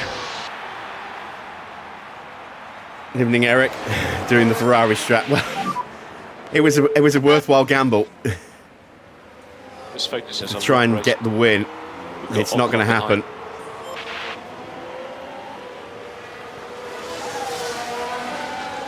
We're in full defensive mode. But we just don't have the traction out the corners.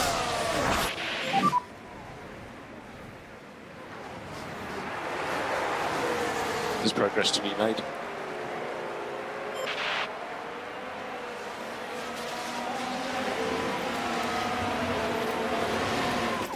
Oh god, they're all lining up behind us.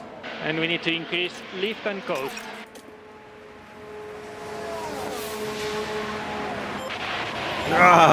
Need to do more lift and coast. Somehow we Please kept increase by Lindblad behind 10%. us. I don't know how. Okay.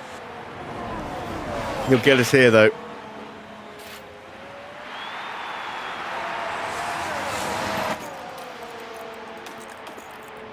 Stay in the slipstream. Stay in the slipstream.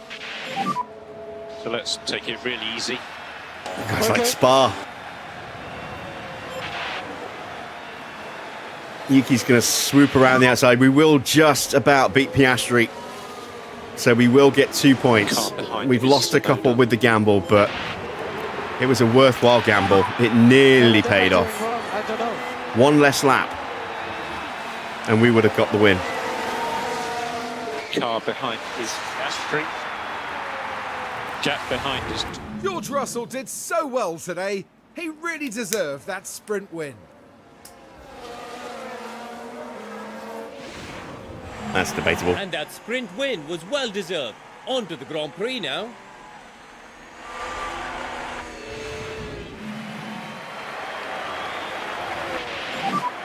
That's the checkered flag.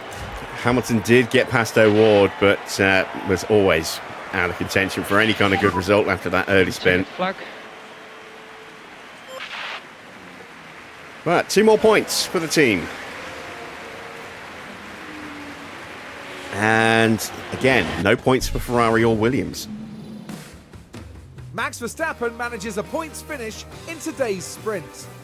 Plenty for them to think about and strategize.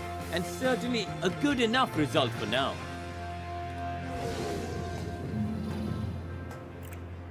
So, confirmation of the sprint result then. It is a win for George, ahead of Ocon and Antonelli. Lindblad down into 4th, unable to capitalise on his pole there. Then Colapinto, Tsunoda, Verstappen, and Piastri gets himself up into the points to take that final point there. 9 places gained. Norris and Schumacher just miss out. Sainz is 11th, ahead of Bortoletto. Then Perez, Lawson, Bottas, Albon, Leclerc in 17th, ahead of Bearman, Gasly, Hamilton, O'Ward, and at the back, Stroll.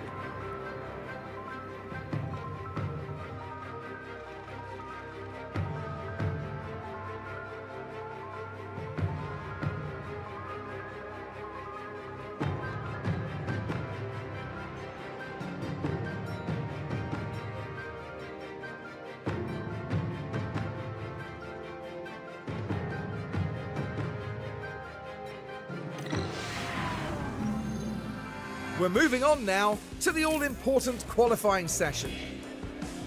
The high-speed corners at Silverstone are a great challenge for the cars and drivers. The technical Sector 1 rewards strong mechanical grip, while high-speed aerodynamic efficiency will come into play in the final 2 sectors. In terms of George Russell and his form, Karun, how's he going to be feeling, do you imagine? They were looking pretty sharp in practice and setting good lap times, so they're probably feeling fairly confident now. But a good practice time doesn't always guarantee a strong qualifying outcome. Well, we're certainly ready in the commentary box. The drivers are getting ready down in the pit lane, and it's time for qualifying.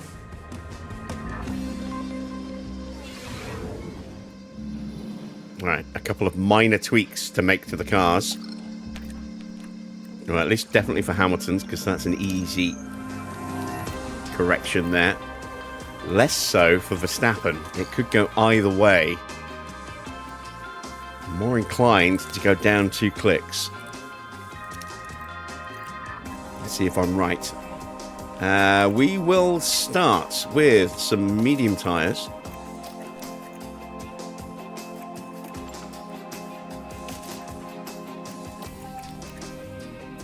And let's see how we do.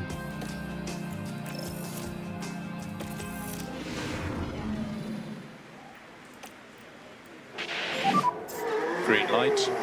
We have some powertrain wear for both Lindblad and Russell. Russell had those gearbox issues start to develop briefly in the sprint. I wonder what Lindblad's issue is. Just manage your tyres as you wish. Yep.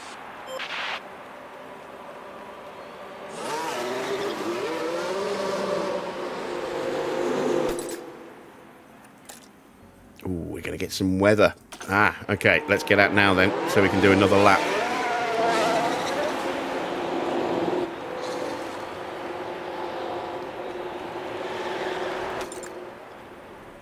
I got suspicious when I saw everyone starting to pile out the garage. I'm like, should have checked the weather. Should have checked the weather.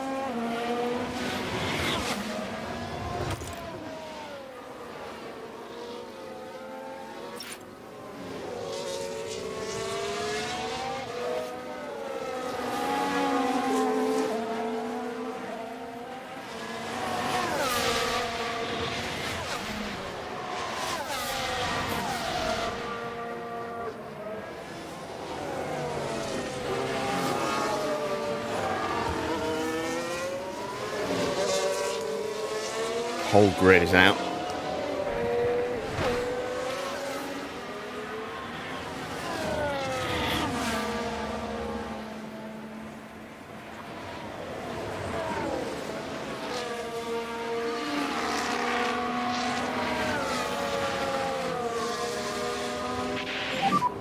Track should be clear. All right.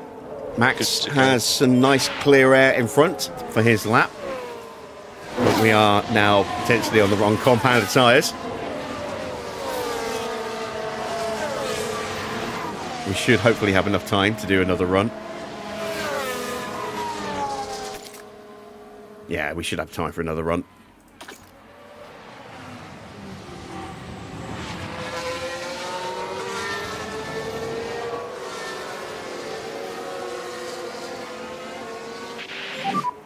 A little bit more crowded around Hamilton. Track is clear. Behind both of the McLarens. 25.5 for Verstappen. Not expecting him to top the timings. Not on that compound of tyres.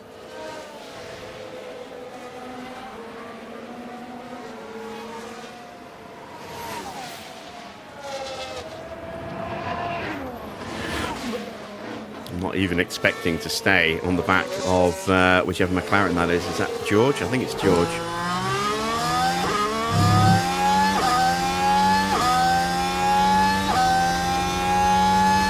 No, it's Bortoleto.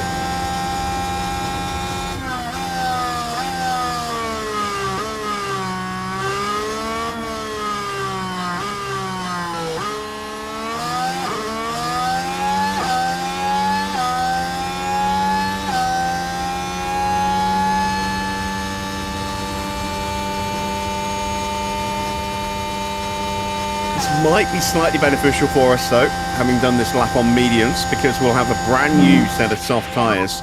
Currently P1. And the track will have gained a little bit in evolution. Box this lap. And our drivers will have gained confidence as well. So we could have a really good second run if we can get clear air. It is going to get very crowded on track again.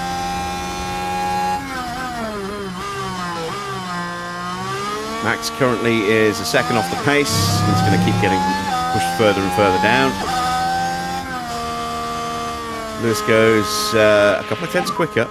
So at the moment you have P7.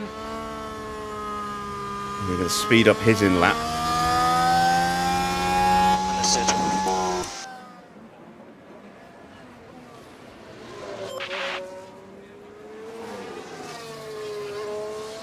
So current pace setting is a 126.1 from Lando, just ahead of George.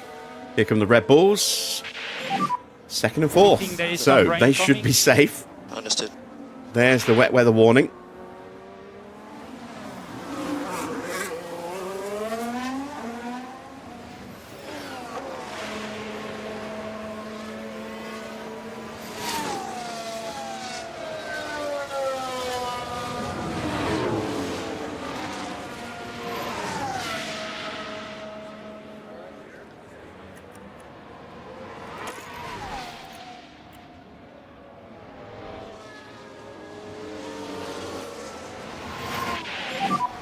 I'm in. And limiter on, please. Stopping on the marks and going to P1, please. Track temperature's falling. You can see it's already starting to get more cloudy and overcast. A bit more moisture in the air. Speed limiter on, speed limiter on. And stop on the marks.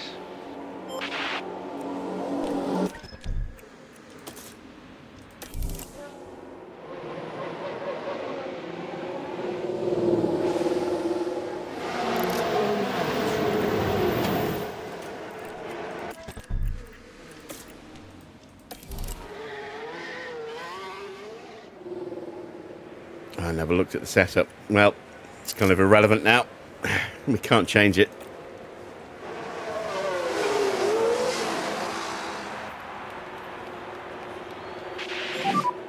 Brake warming reminder. Yeah.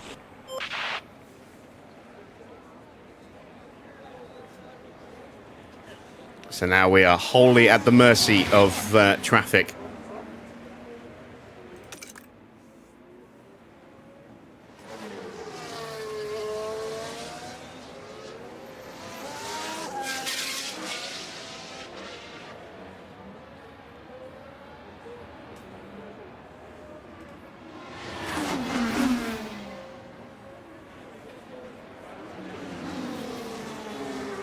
And possibly the weather.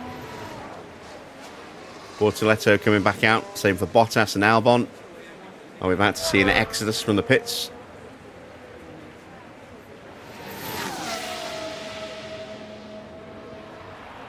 Norris is out. Now Tsunoda. And Russell. Yep, here we go. We're getting that mass exodus. Everyone rushing to get on track.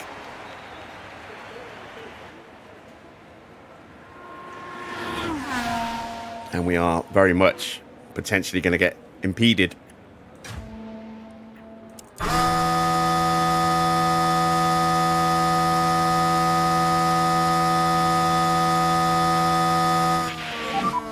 So you're in the I would have preferred to wait just an extra few seconds, but no traffic issues. I couldn't take the risk with the weather.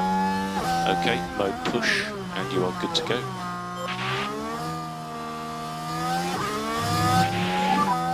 And track is clear, track clear. It will be mode push for last corner. Hamilton's going to have a really rough time on his lap. He's got a lot more cars to punch through.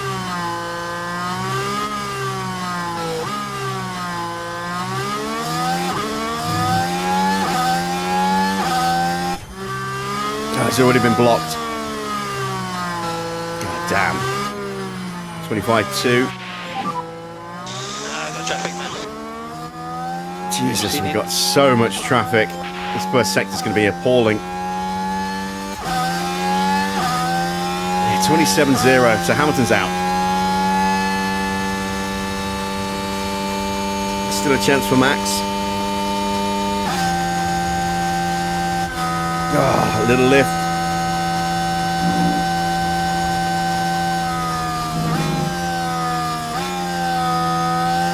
Here comes the rain. It's raining quite a bit. This is my own fault for not paying attention to the forecast. Should have gone out on slicks on the first run. It's a good middle sector for Lewis, but he's out because of that first sector. Max improves up to P10. You are currently he should theoretically be safe, because I don't think anyone's going to improve now with the track already up to 0.25.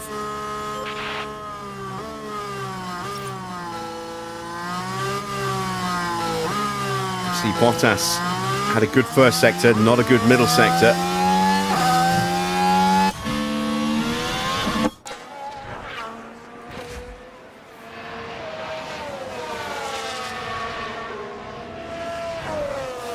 Same for Bortoletto. Well, Bortoletto's not too bad in the middle, but he's got clear air, so that helps. He's going to have a rough final sector, though, with the track now at 0.4. Bottas did not improve.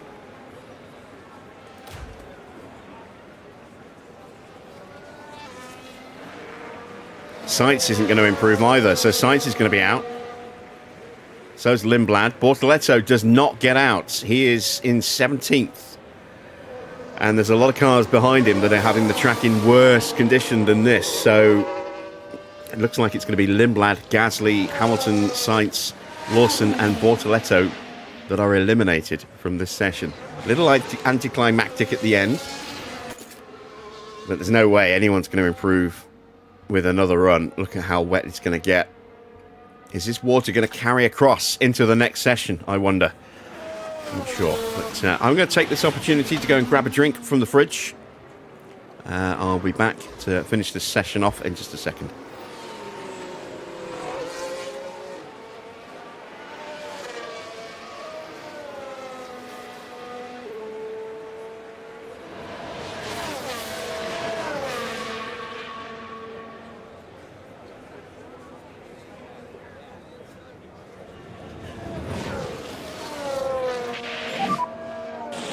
I'm in. Box area is very slippery. Okay.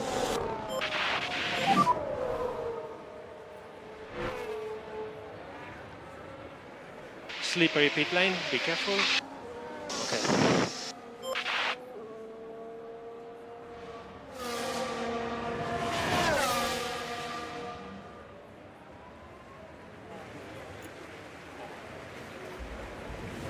All right, well, we may as well speed time up for the last 6 minutes because no one's going to improve now.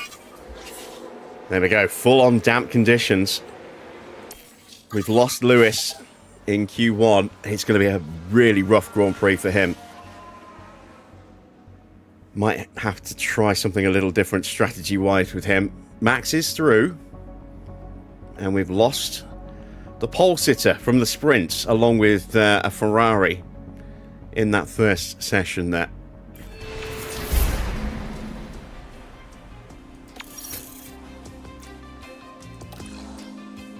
Let's see what happens in this session. It is going to still be wet. 2 mil on the track. We made the car worse. I can't fix it.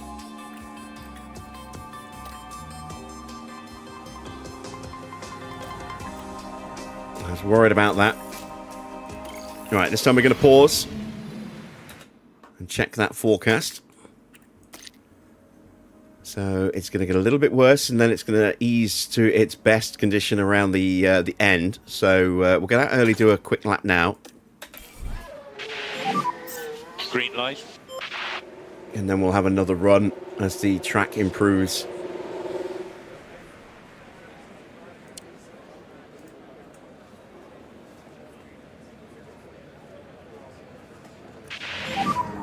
Let's get plenty of brake temperature, if you can, please.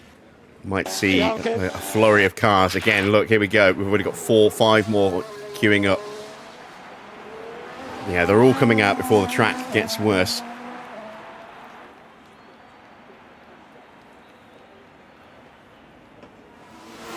George is now in a rough position. Lindblad's part did not go orange. So he's going to carry that wear damage into the Grand Prix. George now is in a difficult position because he's still in. If that goes orange now, that will be a pit lane start because it'll automatically get changed out. And that'll break Park Fairmay for changing an engine part. It shouldn't be a penalty, but it will be a pit lane start.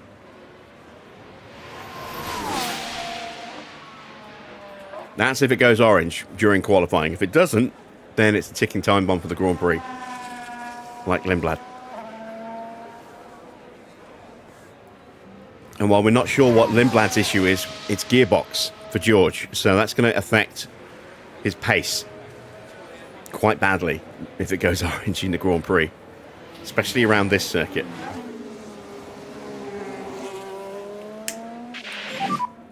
Tyre temps look good. Okay, gap is good. Mode push, and you are good to go.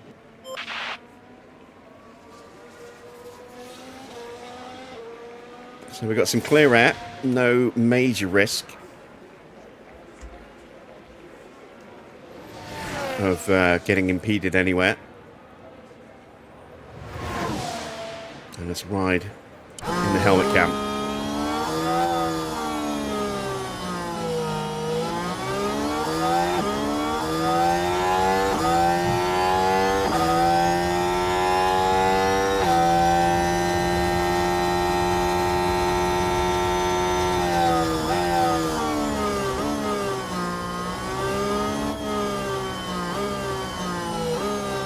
.27.1, not bad. I hope. No real frame of reference. Now we're getting some reference points.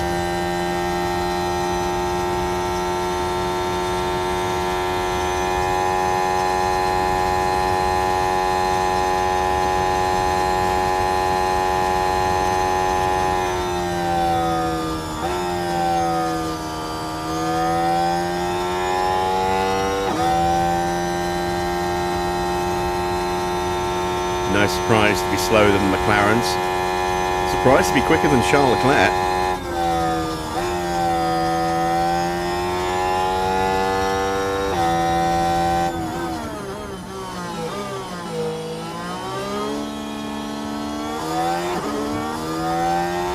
Alright, final turn. And across the line, 133.3. How good's that going to be? Well, we're only a couple of tenths down on Norris. So potentially pretty good.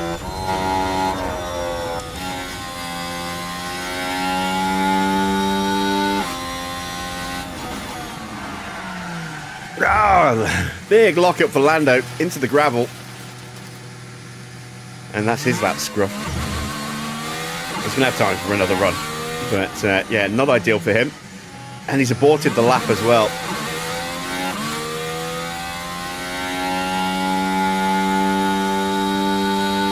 So, 7 seconds off the pace. What about George? Tucked up behind Piastri. Got a nice slipstream down the back straight there.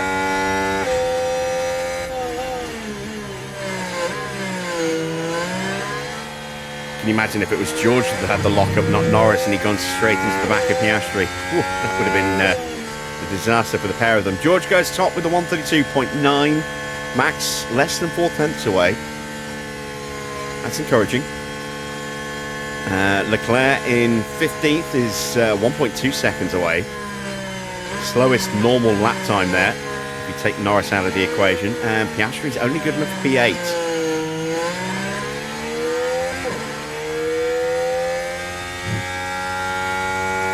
I think we've got a good chance of getting through.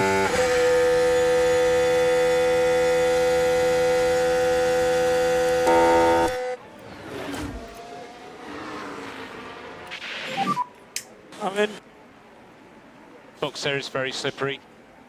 Okay.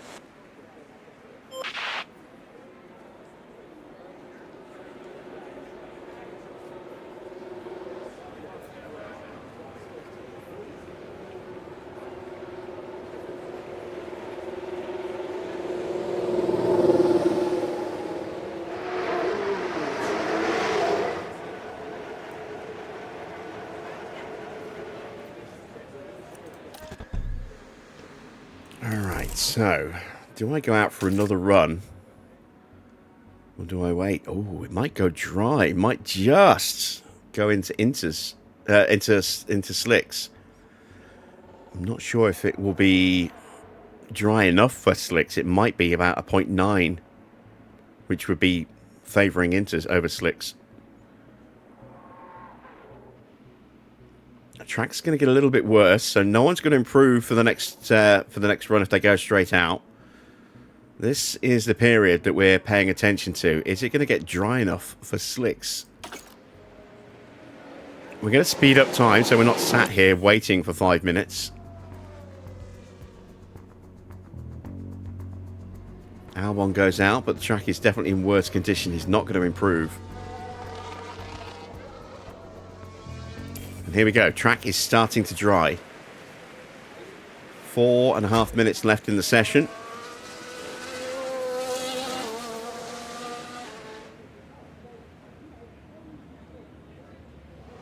.27.7. For comparison, it was a 27.1 for Max, and he's not even on pole. So that's how much worse the track is right now. It is improving.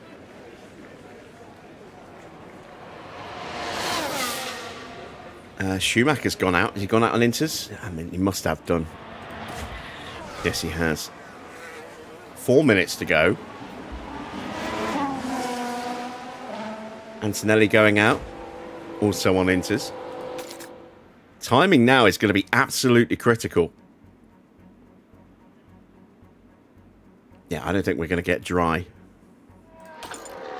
No one's going to go out in slicks, but getting out now when the track's in its absolute best condition is going to be absolutely vital to our chances of staying in the top 10 here. Starting to see a lot of movement in the pit lane.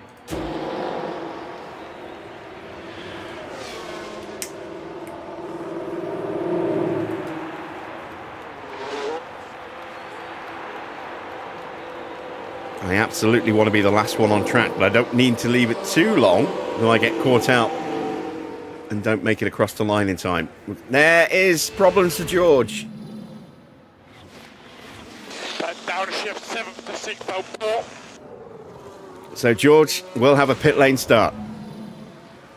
They will need to switch out that gearbox.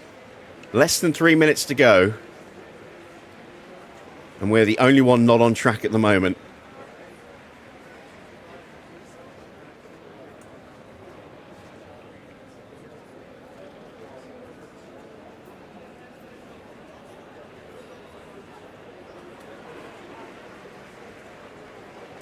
Now we're going to go.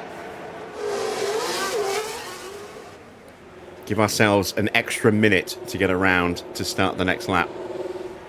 It's a minute 20 something. So if we say a minute 30, that gives us an extra minute on top for an out lap. We're only going to have to pull over just here for Schumacher. Nobody else is going to push us out of off the line and slow us down. And we're going to have the track in the absolute best condition. So it's not inconceivable. We might even top the timings at the end of this session. Simply because we got the track in its absolute peak condition.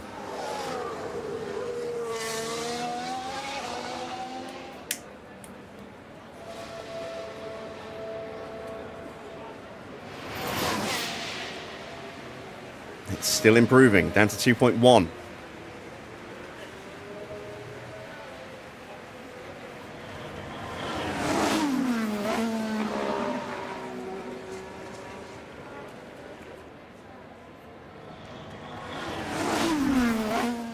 You'd be amazed how much time you lose when a track is 0.3 or 0.4 mil wetter.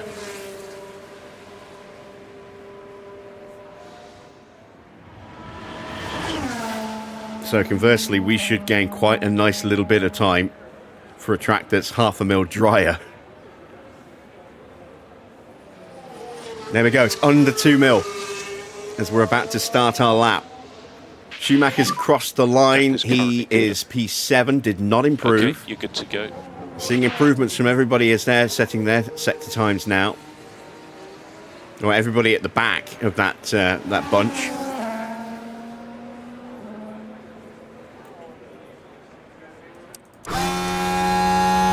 Come on, Max. Let's see what you can do. Antonelli improves up to P4. Track at 1.9 mil.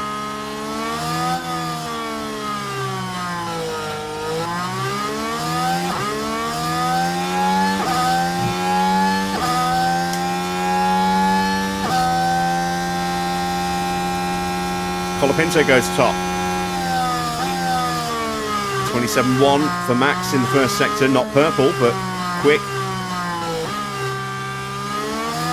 Leclerc jumps up to P4. Schumacher's out. Bottas is out. Stroll is out. Norris is out. No, Norris is through. Bearman is out. Ocon is out.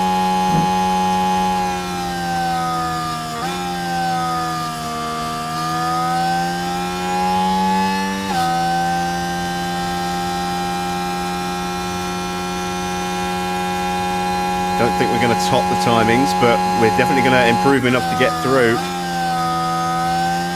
I think O'Ward and Bottas are done as well, so they're out. So we are safe, but now it's a question of where are we going to finish.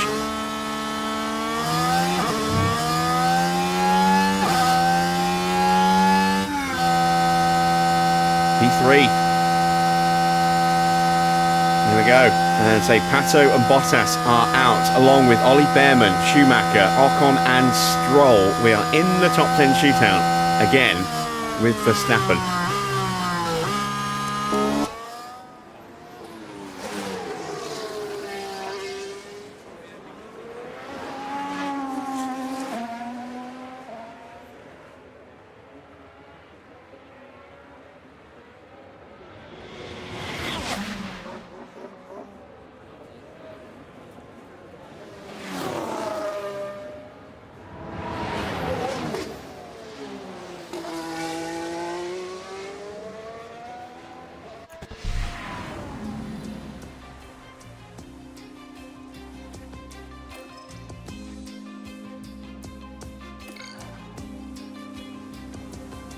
All right, Q3, we have light rain forecast. 2.2 mil again.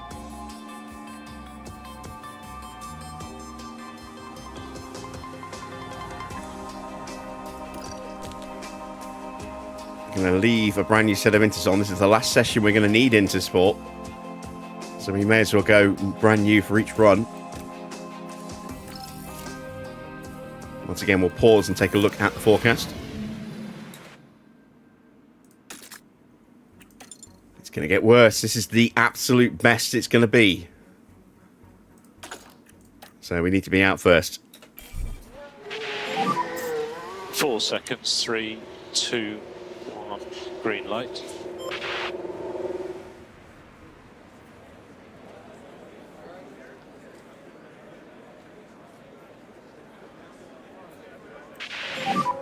Just work on your tyres.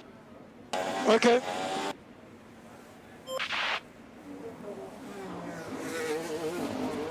Colapinto and Perez joining us on track.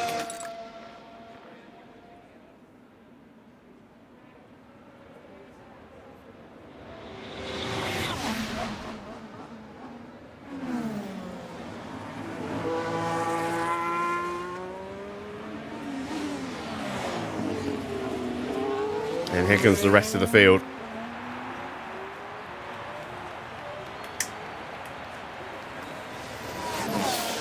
You can see that they've changed that gearbox for George Russell, but it means he's going to be in the pits, so we're not likely to see George run in this session. There's no point. We've got a yellow flag. It's not Stroll. He's not in this session. I think it's a Mercedes. Okay, at the moment there's yellow It is. flag. It's Kimi. Yep.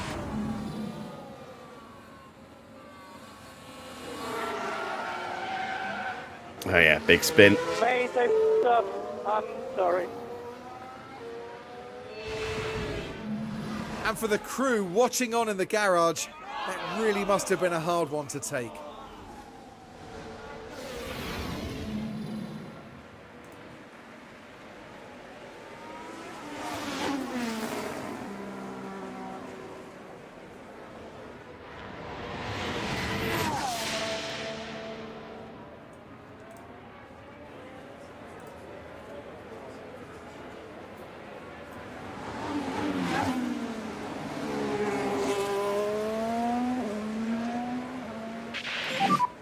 Tyre temps are good.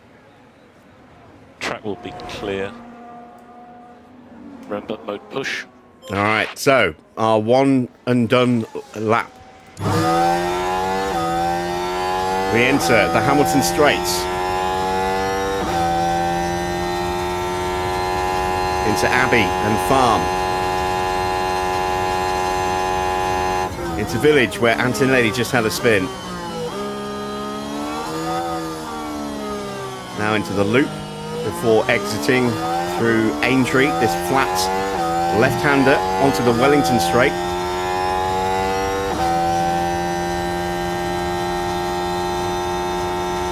We run down into Brooklands. And then the right-hander of Luffield. A little kink just here, which is Woodcut. We are purple in the first sector, that's encouraging. Into Cots, flat out. Through Maggots and Beckett's. Chapel, onto the Hanger Straight.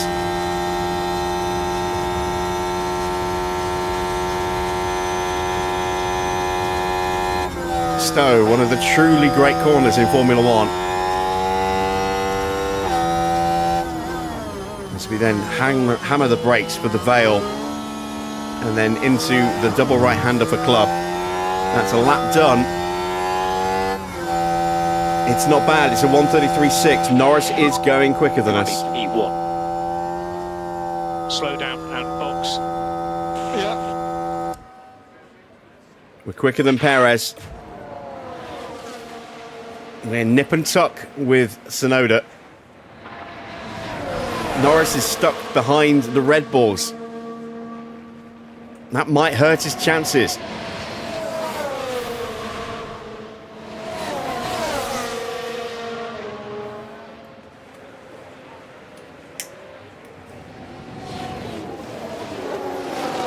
Tsunoda goes top by just 7/100ths of a second. The bastard. Damn you, Yuki. Albon up to P3. Antonelli goes P2. He pips us by 9,000ths of a second. Piastri goes P6. Leclerc goes top. Norris P2. So we've been bumped down to 5th, and George isn't running because of his pit lane start. So we will start on row 3 in 5th place. I doubt anyone's going to improve because the track is just going to get worse. We will send Max out just in case, but I don't think we'll improve.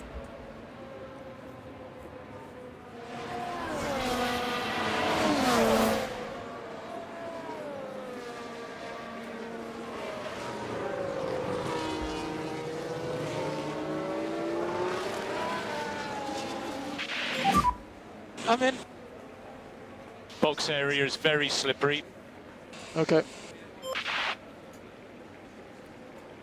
We'll give him another brand new set of inters as well.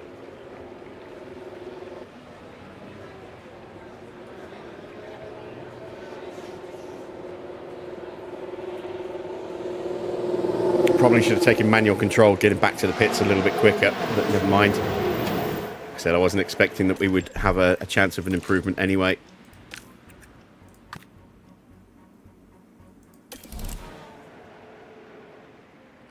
We will take manual control of his outlap though.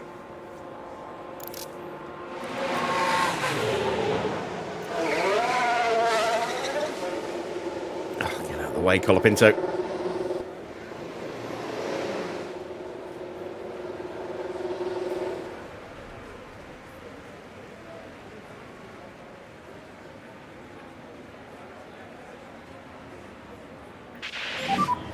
Brake warming reminder. Okay.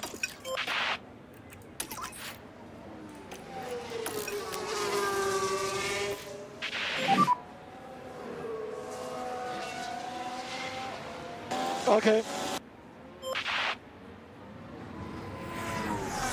we can build the temperature in the tyres nicely.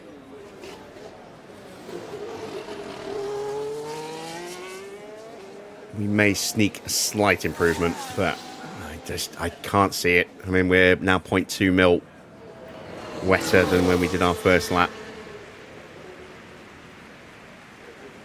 The track is still getting worse, still deteriorating.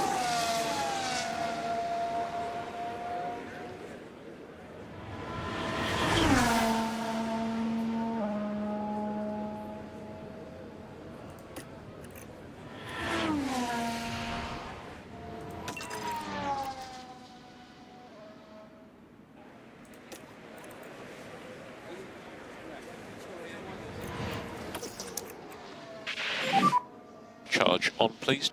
Yeah.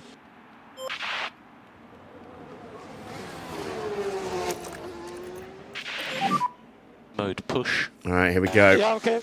We need to beat these cars out of the pit lane if we can.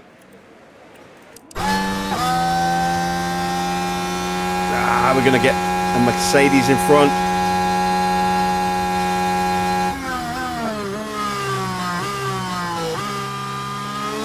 That's Norris, isn't it?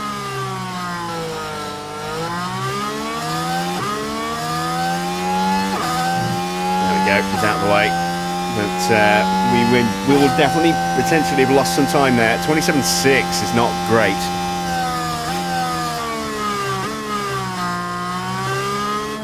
I think we're on a fool's errand here.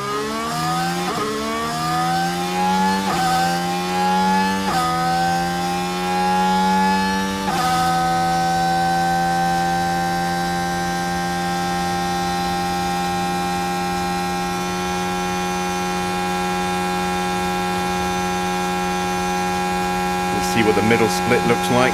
Track now 2.5 mil.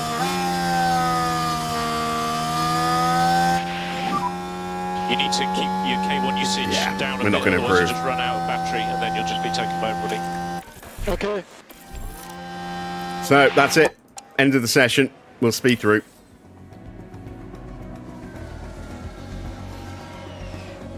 Oh, we did improve. Somehow. How? Oh, because we dived into the pits. Oh, that's a cheeky little sneaky move. We cut part of the lap and we jumped up 2 places.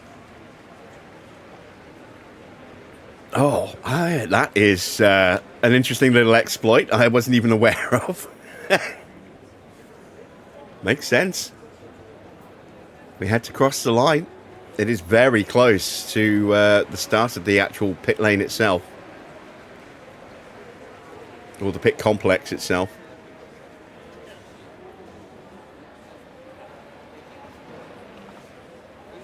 We sneaked an extra couple of places there. We're going to start P3.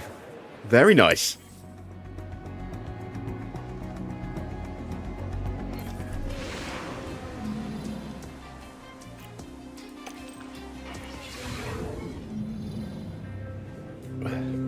I don't think that would have worked in the dry, though. Silverstone await our drivers as the anticipation continues to build. Silverstone is certainly a circuit rich in Formula One history. From Giuseppe Farina winning the first championship race held here in 1950, right through to Lewis Hamilton's 2008 masterclass on racing in the rain. Silverstone demands a lot of power from cars with numerous twists and historic turns. Downforce is going to be a key factor to manage if teams want to succeed here. Tension continues to build here as race day begins.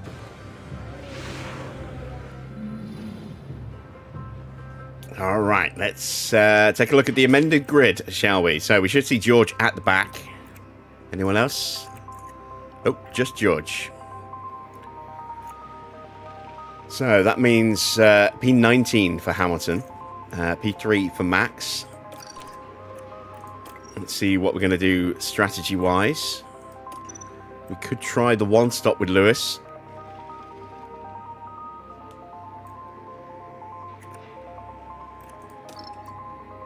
We could go with the suggested 2-stop.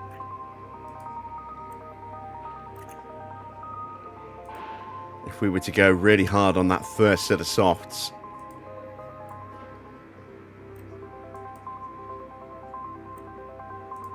Potentially even thrash the mediums a bit in the middle.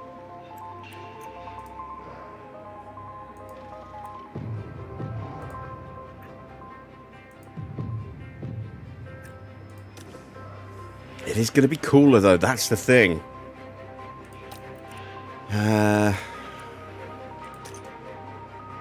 21 degrees ambient temperature. Track temperature is going to be the lowest it's been all week. The one stop might not be something that's really feasible, because if we try and protect the tyres, I don't think we'll be able to keep the temperature in them, and that will hurt our pace quite significantly. So yeah, I think we have to two-stop.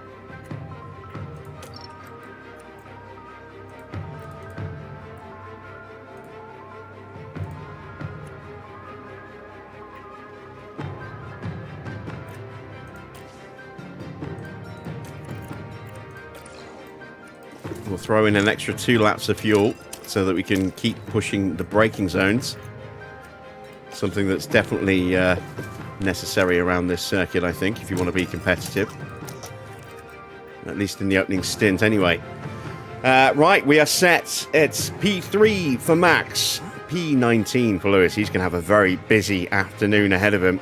Max could be on for some good points here. The start of the British Grand Prix is next.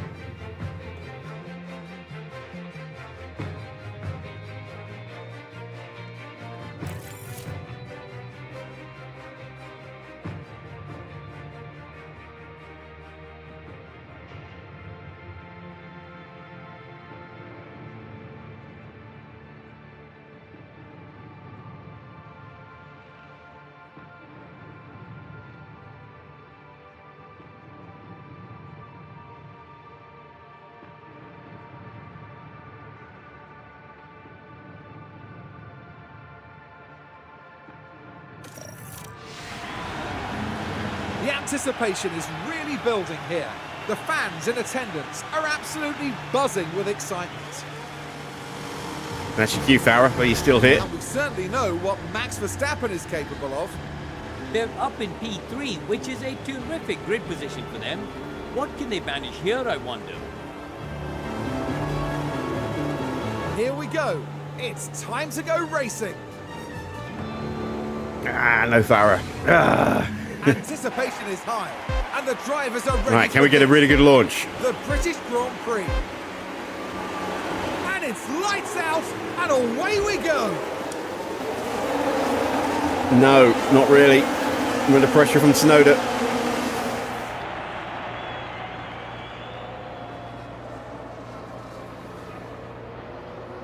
We'll have the inside line. Tsunoda's on medium, so we need to stay ahead of him.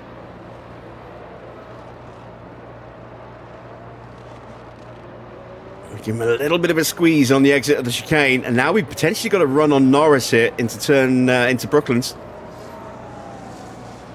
Nothing doing. Lindblad and Gasly were fighting. No way through for Lewis. Let's put him into high.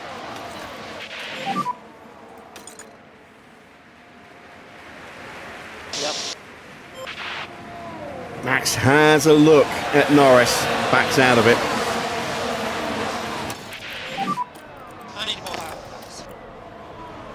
Track temperature 39.8, so it's not horrendously cold. We need to do full management on this. But when you consider that the track temperature was 60 in practice and sprint quali, that is quite tepid.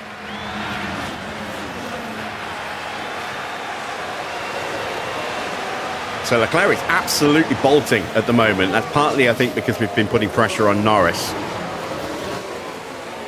Normally, I like to turn the batteries off. We are going to do that with Hamilton. Charge on. But we're going to keep the battery on for Max, so we can keep that pressure on. DRS is enabled. At least You are currently P3. when we're not in a DRS Norris zone. ahead of you.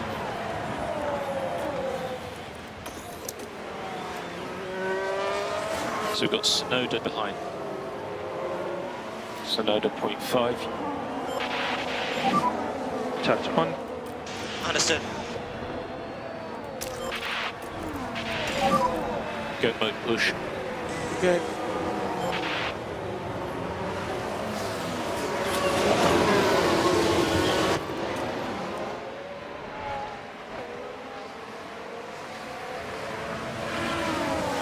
Norris is pushing hard, look to close back up to Charles Leclerc. We don't quite have enough pace to stay with him, but we're not too far away. We might just get the DRS.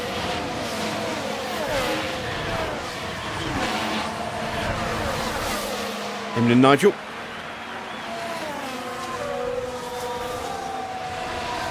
Oh, we did just get it. That will help. Tsunoda didn't. He's under pressure from Antonelli. Antonelli diving up the inside. Will he complete that move? No. Has to back out of it. So we've got a little bit of a gap. We've lost touch with Norris, but we've got a little bit of a gap to Yuki.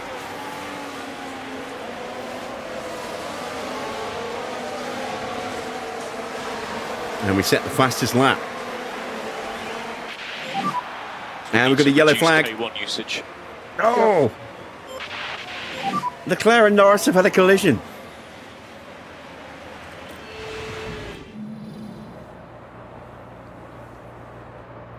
Wait, does that put us in the lead? I think it does. No. No. No. Yes, yes, yes. It's not going the way the team had hoped today. Yeah, we're in the lead.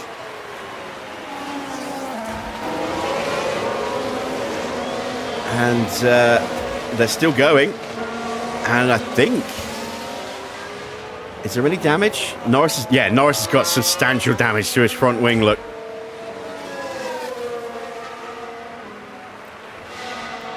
All right, Max. Defend like your life depends on it. Because, well, it doesn't, but your chances of winning certainly do. All right, now we're going to go on the attack with Hamilton. That's a penalty for Leclerc. Oh, so that's actually worked out really nicely because Leclerc's now going to have a delayed pit stop in his next stop. 5 seconds added on. Norris is going to have a delayed stop because he's going to have to change his front wing. So they are both hampered even further, despite you know, on top of the fact that they're already at the back of the grid. They're both going to have slow stops.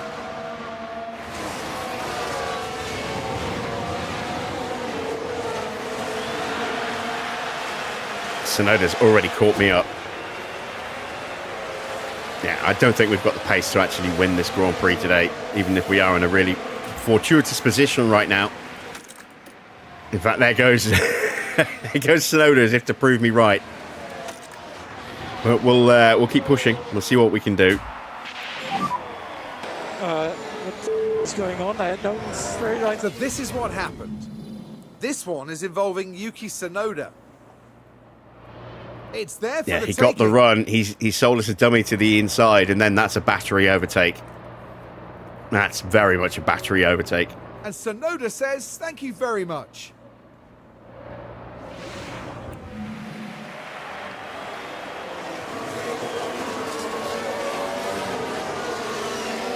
So Norris is staying out. He's not boxing early to get that wing change.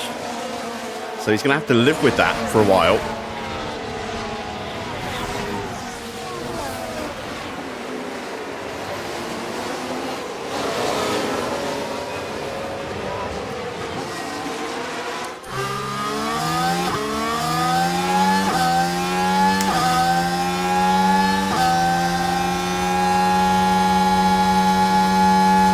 Can we get the braking done here? Not quite. Lindblad had a slipstream. Still does.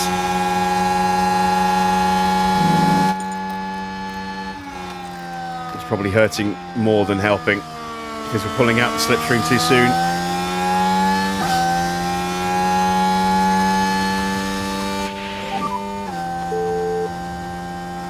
A long way to go.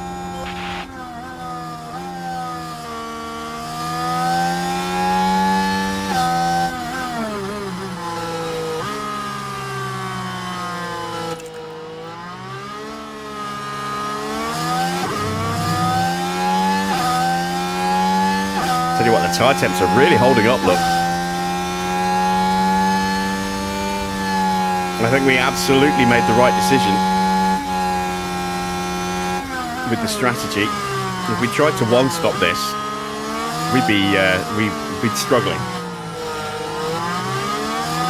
Where did I finish in the sprint? P7 with Verstappen. Couldn't quite hang on in the wet, unfortunately. It was a valiant effort, but we were just one lap too long on those tyres. If the sprint had been one lap shorter, or the rain had come one lap later, we would have got the win.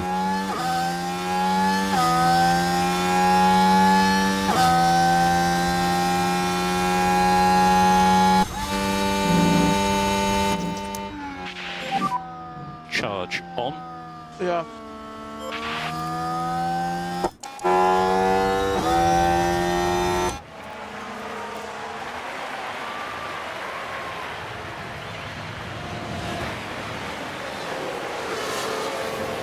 Antonelli and Piastri behind us, looking menacing. Charge on. Okay.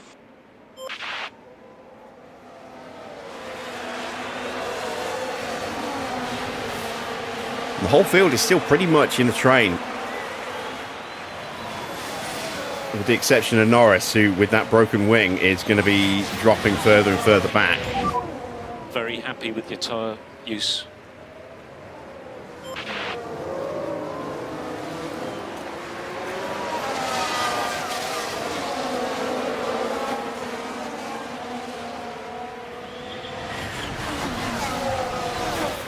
Might not be the worst thing in the world to just sit behind Tsunoda like this. It'll protect us from the cars behind.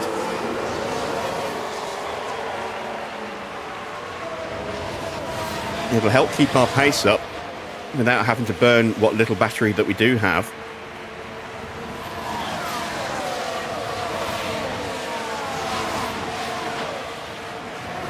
I am worried about what's going to happen to our pace when we get into the pits and come out in potentially clean air with no slipstream to pull us along a bit. I think we may potentially drop down the order quite quickly. He has DRS. The cars behind are definitely quicker than Tsunoda.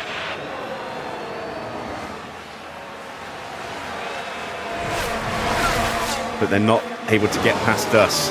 Lindblad has got into a fight with Stroll. Hamilton is out of range now.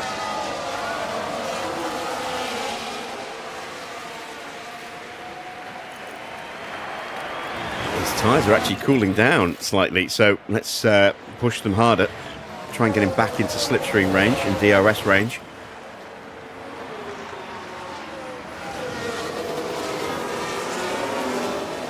This could turn into a little bit of a procession in this first stint here. With no one having quite enough pace to get past the car in front.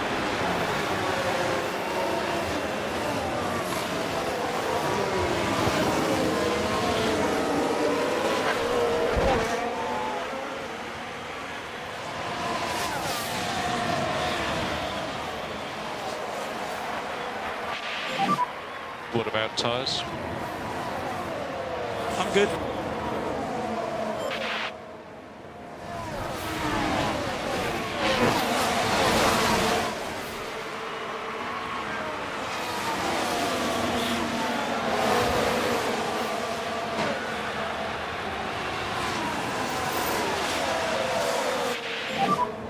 And really good job on Ooh, tyres. Piastri sneaks past. Antonelli isn't giving up the position, and Albon's trying to get involved as well, so is Colapinto. Oh God, I tell you what, a lock-up from whoever's right at the back of that little group, that cluster, would wipe out half the top 10. We've got a fault for Ocon, and we're out of range. There! Oh dear, that's not what they need right now.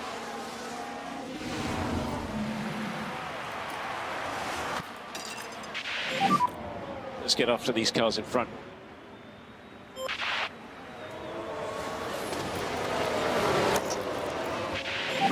Yellow flag. Mode push, please. That's Mode Stroll push. doing Stroll things. Okay. Locking up at Village. Now here we are tackling turn 3. And the car just locks, and they ended up their own passenger.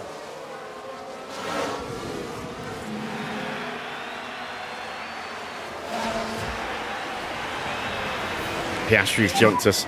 Remember, long Can we way to fight go in him? this race. Or has he got the pace to pull away from us? He's got the pace. Charge on. Yeah. I'm amazed we stayed ahead of all of those cars, to be honest.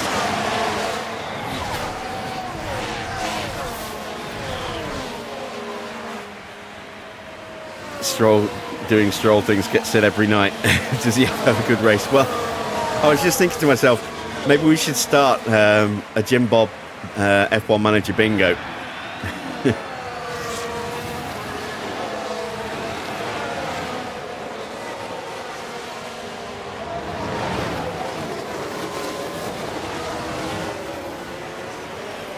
Hamilton is struggling to stay with the cars in front.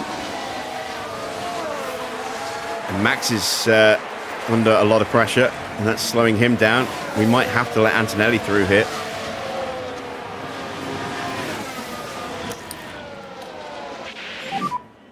Charge on.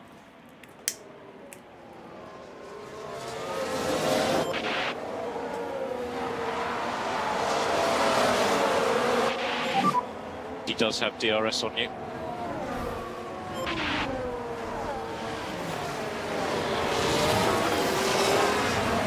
Piastri now gets ahead of Tsunoda, so the pace at the very front is now going to pick up. But they are a little slow through Luffield. And that's got us back into DRS range.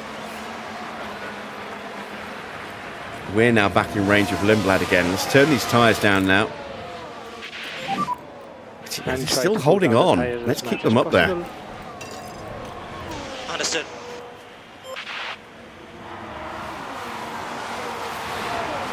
Oh, we've got to run. We've got to run here on Yuki. I think Piastri had a bad line. Oh my God, look at them all. No one changes position, somehow. Antonelli has a lunge. This is what I mean about someone going 10-pin bowling and taking out the entire front pack.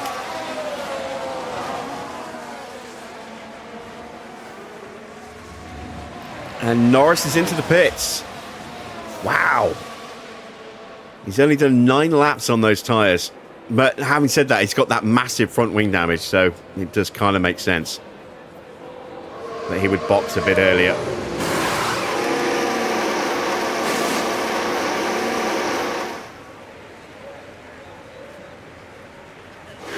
So this is going to drop him way behind everyone else, but with clear air, a fresh fixed front wing, and brand new mediums, he should be pretty quick.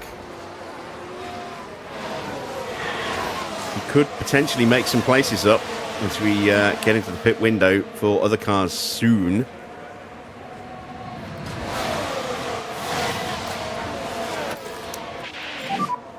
And charge button on. Yep.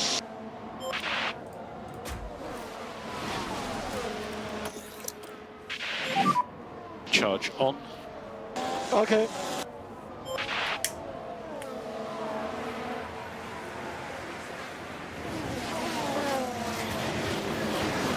In terms of pace, in the opening 10 laps, this is possibly the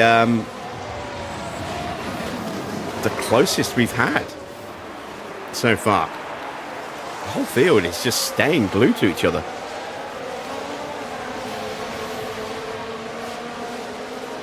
Again, we're taking Norris out of the equation, A, because he's just stopped, and B, he had that wing damage, which dropped him behind anyway. But everyone else, look, is in DRS of the car in front. Everybody, even Stroll.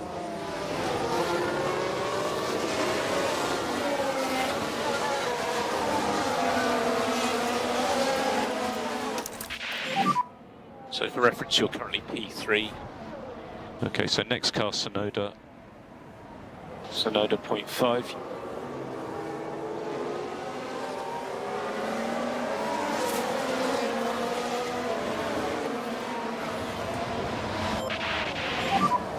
And charge button on. Charge button on. Understood. A little look from Antonelli. He's feeling frisky. Charge on. Okay. He backs out.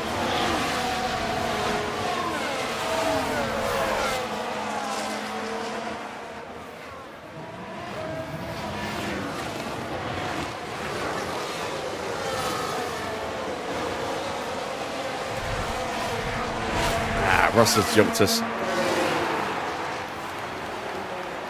Hamilton back down to P17.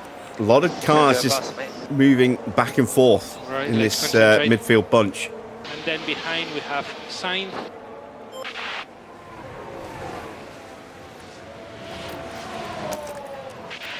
Let's see if we can get past Sonoda here.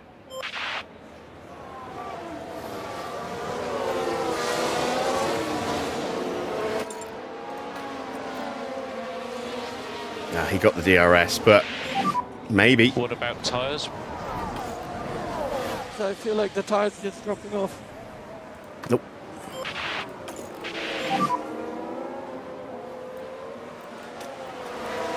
Yeah.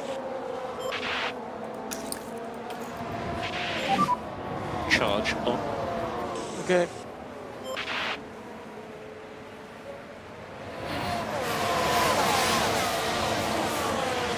Pit stop window opens up very soon. What's Norris doing pace-wise? Let's have a look. 131.5. He is lapping quicker than most. But not by much.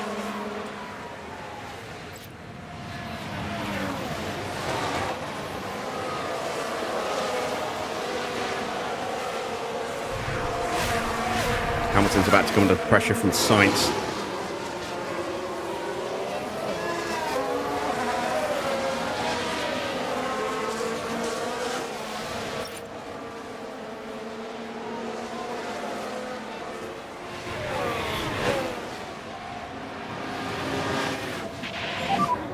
So we believe we will be soon. Yep.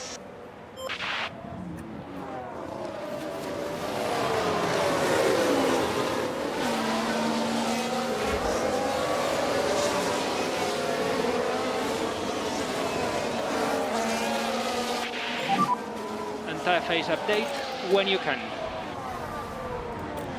Still got a little bit left.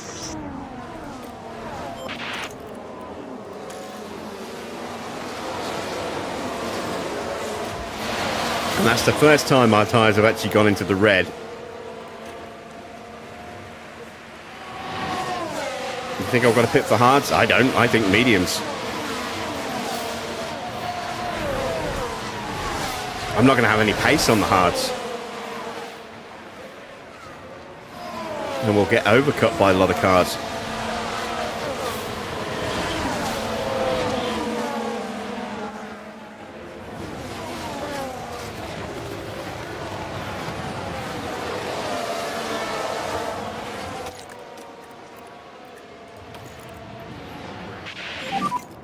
You need to keep the cars behind you.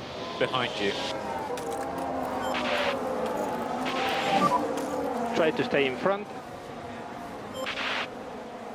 I'm going to go very defensive now. Try and hold position before the stops.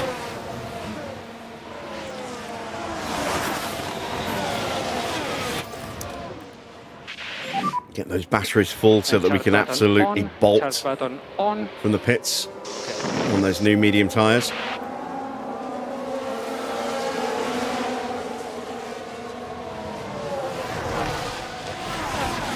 This is where we're into unknown territory, uncharted waters a little bit, because we don't know how the AI's tyre wear is. It could be a lot better than ours. It probably is better than ours.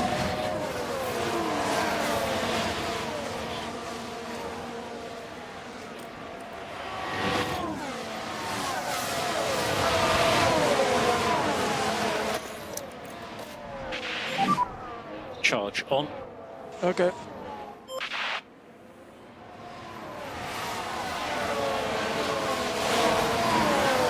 But then again, everyone could be diving in at exactly the same time as us, and that would make things a bit chaotic in the pits, given how close everybody is.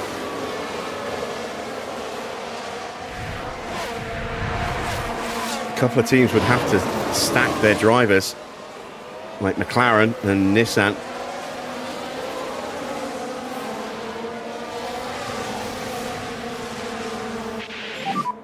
Energies are good.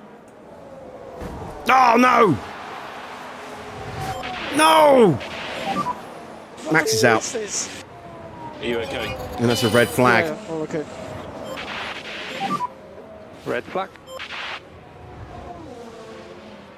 Let's see what happened there.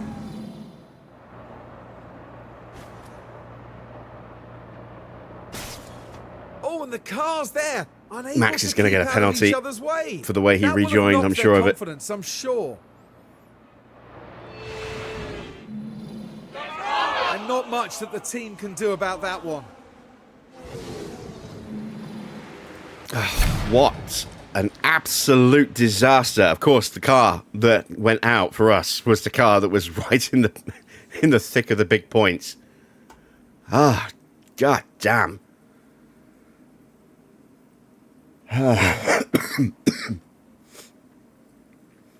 Now I think we have to go hards because everyone else is, I think, going to do that. If we'd started on mediums, we could go soft, but we started on the hards. On the soft, so we have to change compounds, and the mediums aren't going to go the distance.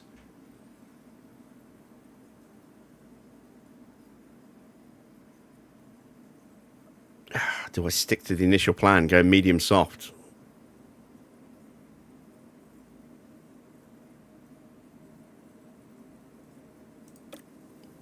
I think we have to. We're going to flip it. We're going to go softs to mediums.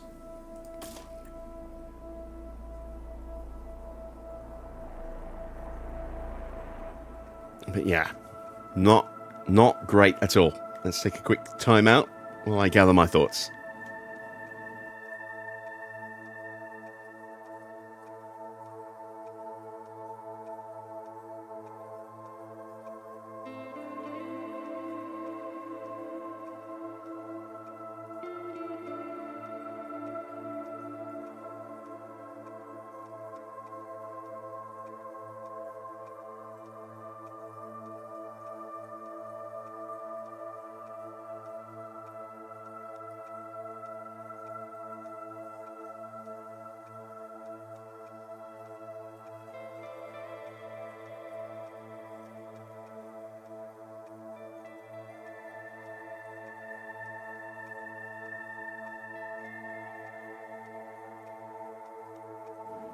Yeah, we're going to commit to this two-stop strategy.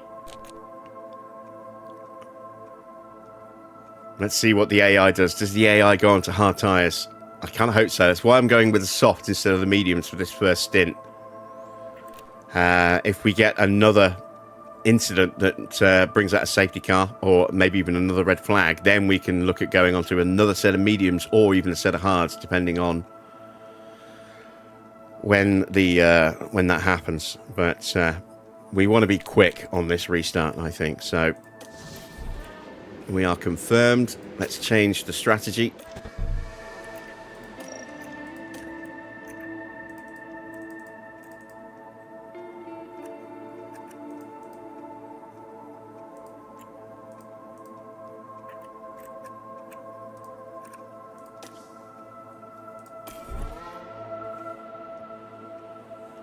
I just hope the damage to Verstappen isn't horrendous. After a pause in this race, we are all set and ready once more.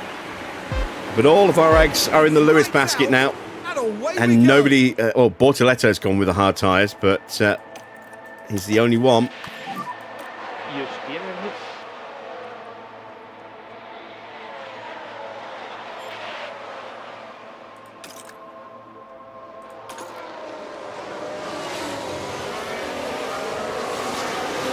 We get back ahead of sight. We're in P14.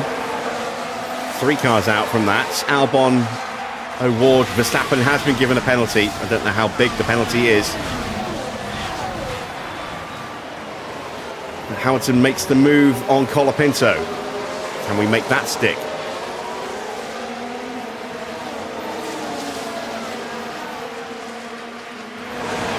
Yes, we can.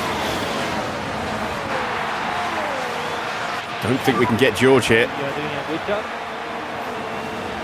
Next guy in front will be Russell. Leclerc still has his penalty to serve as well.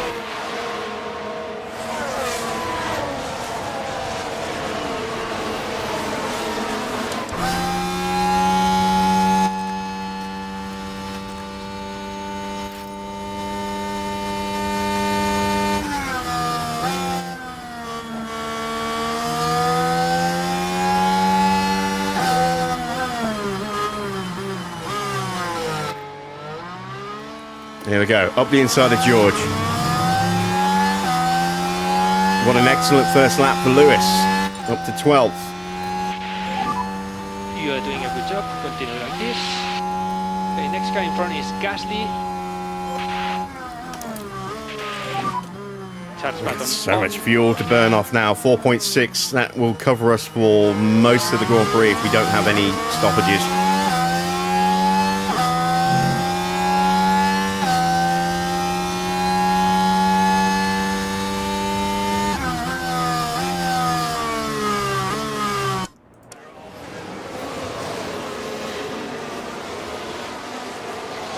Slower compounder tyres in front of us for quite a lot of the cars once we get past Gasly and Lindblad, if we get past Gasly and Lindblad.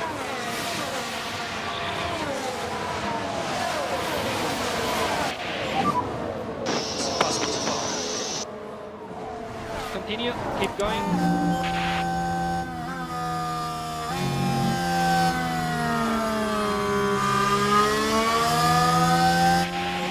Bad run for And Russell Lindblad, behind but with he got a Yaris. good exit.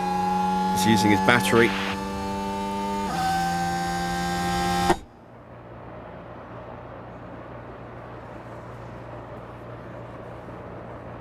He is leaving himself vulnerable. We're going to apply the pressure, see if we can keep him out of DRS range and then try and jump him onto the get back of Gasly. Piastri leads from Antonelli, then Tsunoda, Bearman, Bottas, Perez, Schumacher, Bortoletto. On those hard tyres is the wildcard factor here. Then it's Ocon, Gasly, Lindblad, Hamilton in 12th, ahead of Russell, Colapinto, Sainz, Lawson, Leclerc in 17th with a penalty that still needs to be applied. And then Stroll and Norris bringing up the rear.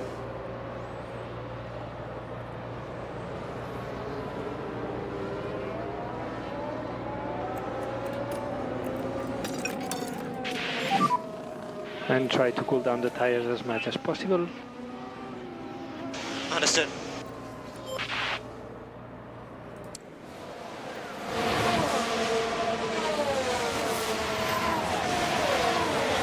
Hamilton not quite able to get alongside. Got to be brave to throw it up the inside from a behind position there at Cops. You've got to be alongside. If you're not alongside, it's Russell not behind going to you go well. with, DRS. Antonelli moves into the lead ahead of Oscar.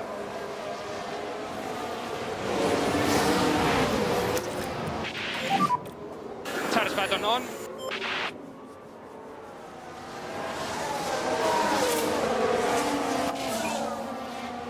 Perez with the fastest lap, a 128.7.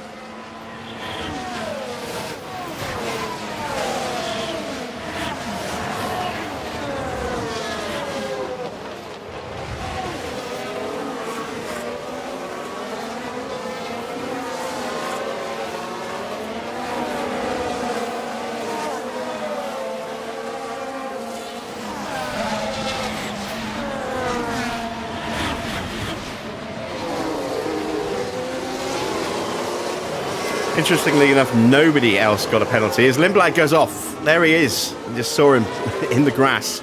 That's a lock-up for him at Brooklands. Single yellow. Understood. But here we are following A the spin. LP. Sorry, not a lock-up. Whoa, and there it goes. There he goes. And there goes that Hamilton. certainly wouldn't have been in their plans today. P11.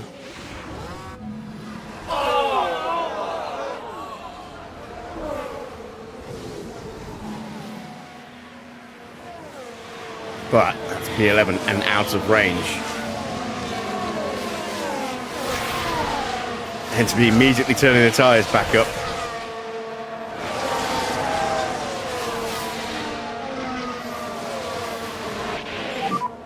Russell behind DRS.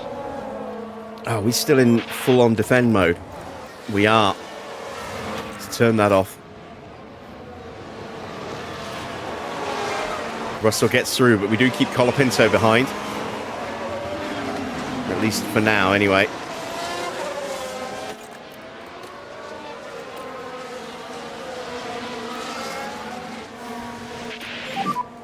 So P12.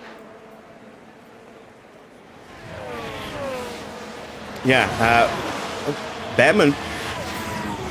Is he locked up at Village? Behind you, it's Sainz. He has, and he's going to drop him all the way to the back of the grid. 0.4. Well, oh, it's a crash. So there was a crash. Yeah, as I keep trying to say before I keep getting interrupted by yellow flags. Oof, wow, big hit. Nobody else got a penalty in that collision with Max, so apparently we're deemed completely at fault for that. Frustration from the team watching on the monitors. We only saw one replay, and it wasn't the best angle because it was actually following O'Ward rather than us. So I don't know whether if I can argue that point or not, but yeah, not helpful.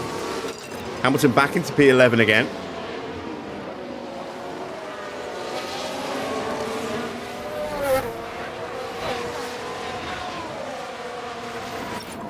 Desperately need to get back on terms with George. Now there's a penalty for Yuki. So deployed. I'm worried about Sainz.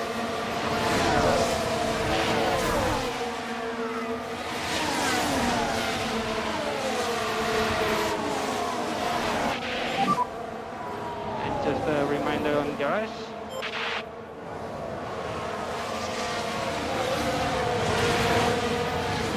Sainz gets through, and Award's going to try. Sorry, Colapinto is going to try and follow him through as well. You are doing a good job on tires. Keep it like this.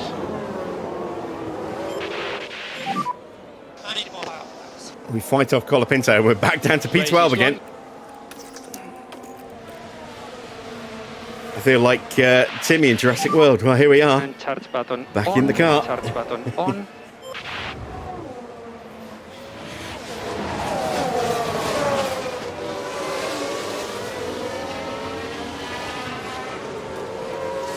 Did I say Jurassic World? I meant Jurassic Park. I said Jurassic World. Charge on.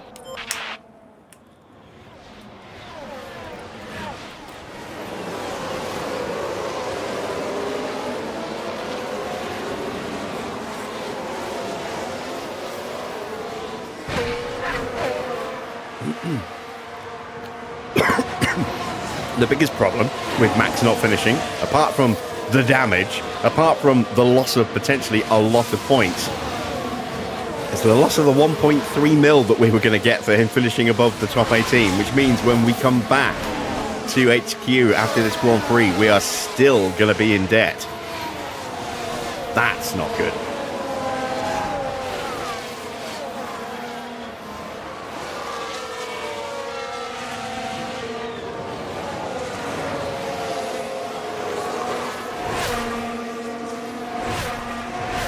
Which means we can't afford to build another side pod to stick onto Verstappen's car.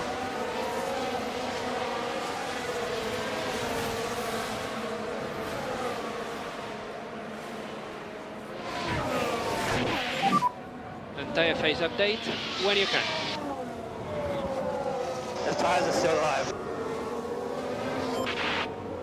Bortoletto is still up there in 7th place, and I don't know if that's the pace of the tyres or just the fact that he's able to stay in the DRS. I think it's more likely the second option, the latter, the DRS, that's keeping him there. He's being helped by the fact that most of the cars around him are on mediums, not softs. I wonder if he's going to try and take those to the end, or if he's going to absolutely thrash them and stop for a set of softs or mediums later.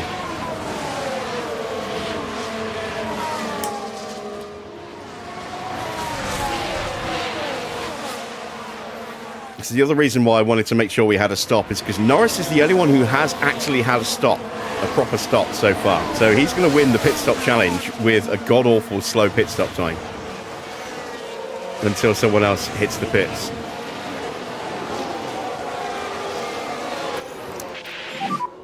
Charge button on.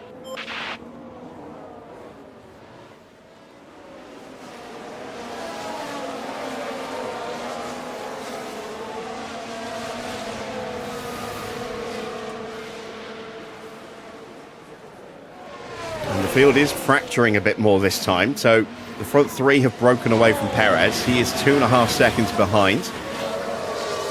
Sainz 2.5 seconds behind the next group of Perez down through Gasly. That pack almost completely bookended by the Toyotas. And then everybody else tucked up behind Sainz and Hamilton. Oh no, god damn it, Lewis.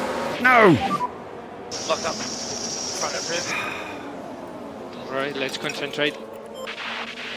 It's just going to be one of those Grand Prix, isn't it? I mean, I wasn't predicting great things coming into this Grand Prix, and then we had a decent sprint, and then we qualified in third, and now we're back to kind of what I was expecting.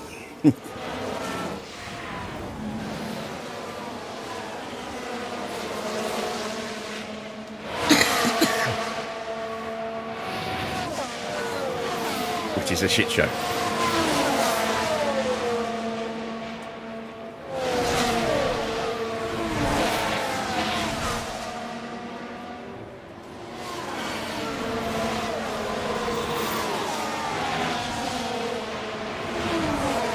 Now ruin these tyres as well. We're going to see a big drop in our tyre graph when we cross the line. When you can. So we're going to have to rethink our tyre strategy.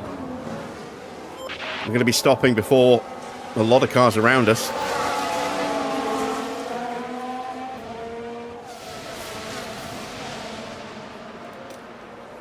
There we go. Big drop down. Let's leach some of that temperature out before we turn them back up again. So let's have a look. We've got a couple of options now. We can go with something like that, or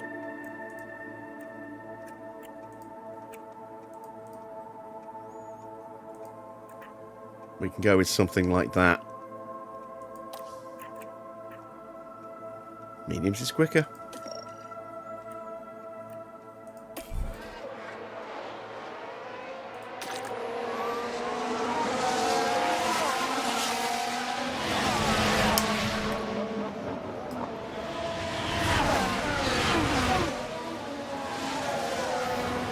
Right.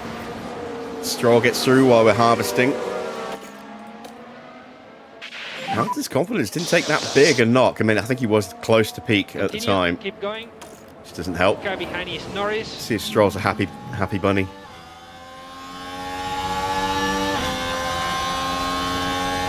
I mean, this is basically a gimme.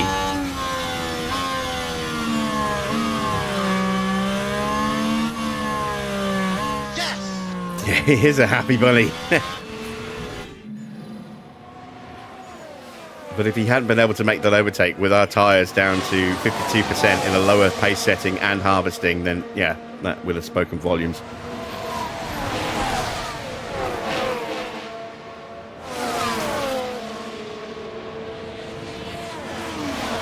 It's like getting in a fight with an old man.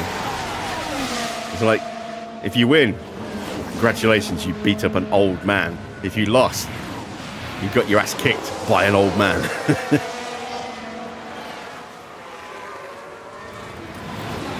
It's a no-win situation.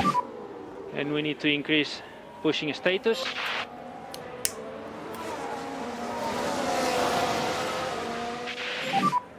Tires are ready.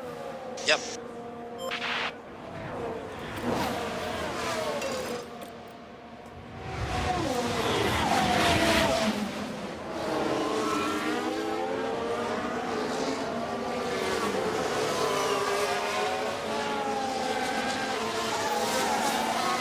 Antonelli and Piastri still fighting over the lead. They are starting to drop Tsunoda, and Perez is starting to close back in again as well while these two are fighting. We've got a yellow flag. Please don't be Lewis. It's Leclerc. What's he done? Single yellow where you are. He's had a spin at Brooklands. Everyone's having issues at Brooklands.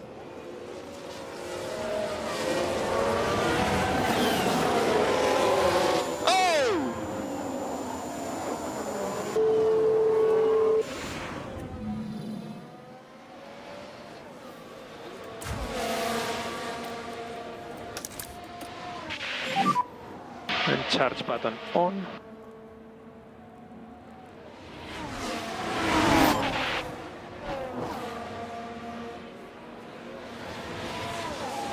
Right, now that we've finished fuel saving, no, not fuel saving, sorry, battery harvesting, let's see if we can get back on turns with Stroll before we stop. A couple more laps to go.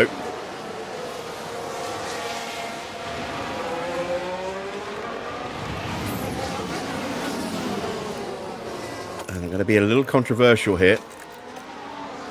I'm going to go rarely defend to try and stay on the racing line and keep that slipstream.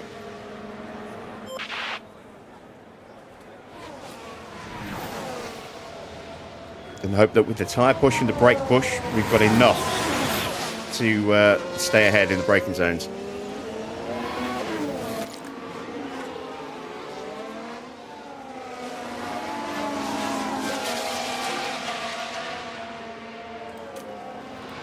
This is our first test. There we go. We didn't come off the racing line and break the toe to Stroll to cover off that move. Instead, we stayed in the slipstream and closed the gap to Stroll a bit. And you are doing a good job on tires. Keep it like this.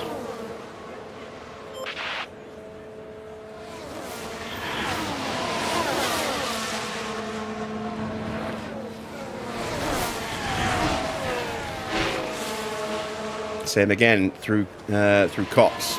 We didn't go defensive. We didn't cover him off and lose some momentum. Get our foot planted, and now we're within half a second again.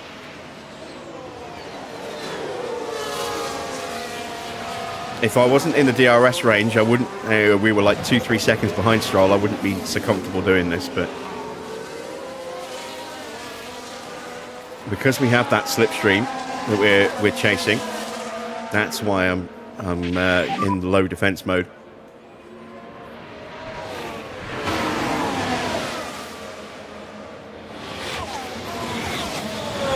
Continue like this.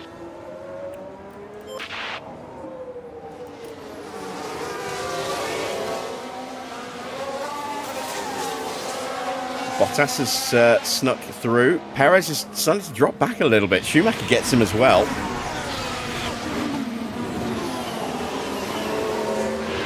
And this lap, we might actually have a good chance of getting past Stroll. Which is good because we're boxing next lap.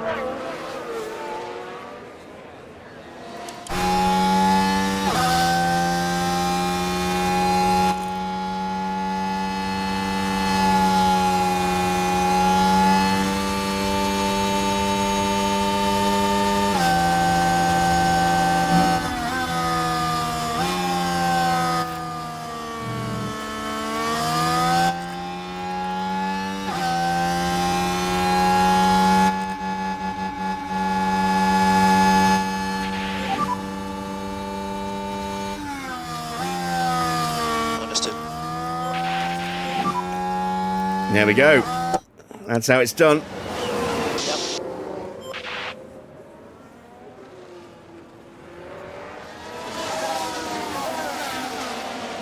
And now we're in the pits.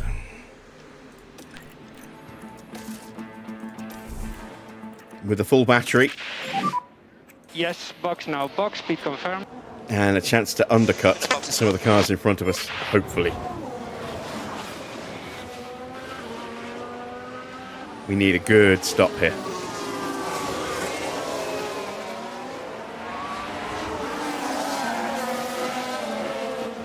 Bottas pushes past Tsunoda briefly.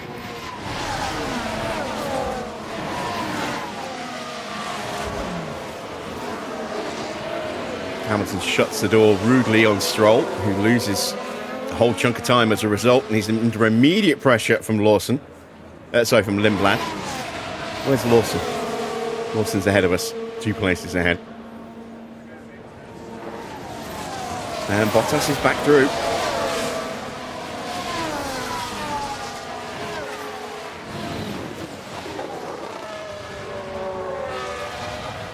Didn't quite see Hamilton swing around the corner. We're 6 seconds off the back of Sainz now.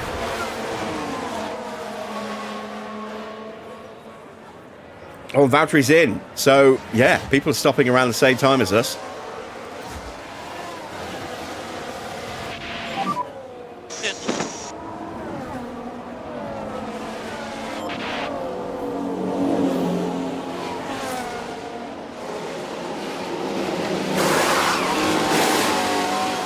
Set of mediums.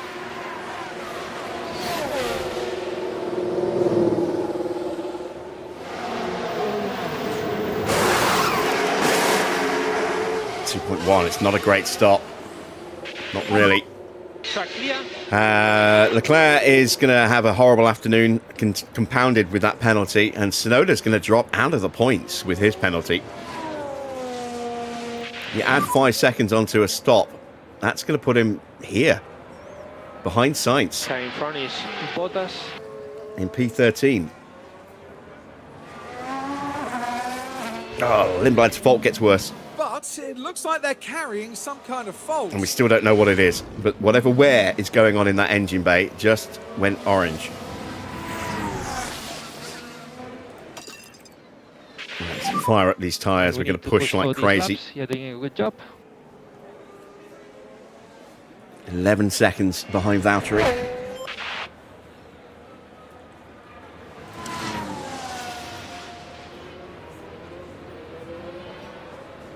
It's about 22 seconds, I think, for a stop here. Maybe around that kind of window. So we are going to come out ahead of Stroll.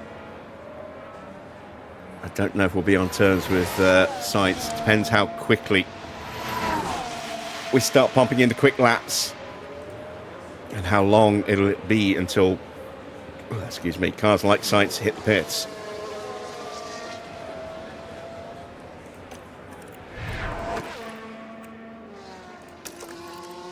Here we go. Let's go flying. Okay. It's hammer time, Lewis.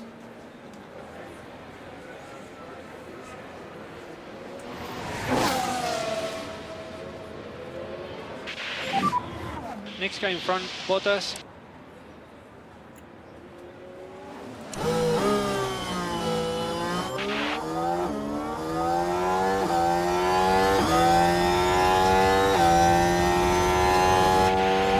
Tyres are up to temp. Tyre temperatures are good. It's went purple in the first sector. 8/10 quicker than Valtteri. At least half a second quicker than the leaders. And 1.2 seconds quicker than Sainz.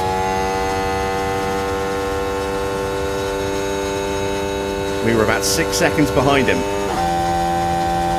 when we hit the pits. So if we can get 3 or 4 really good laps in now, we can jump him. And a few of the cars in front as well. 38.3 for Lewis. That's nearly 2 seconds quicker than Sainz in the middle sector alone.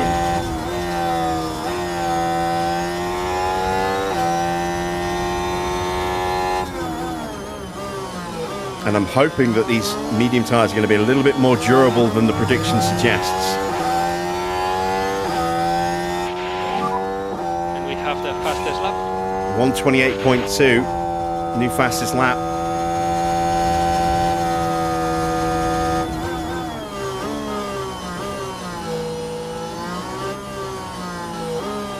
Not a personal best, because that was when we went screaming into the pit lane and cut round the last couple of corners.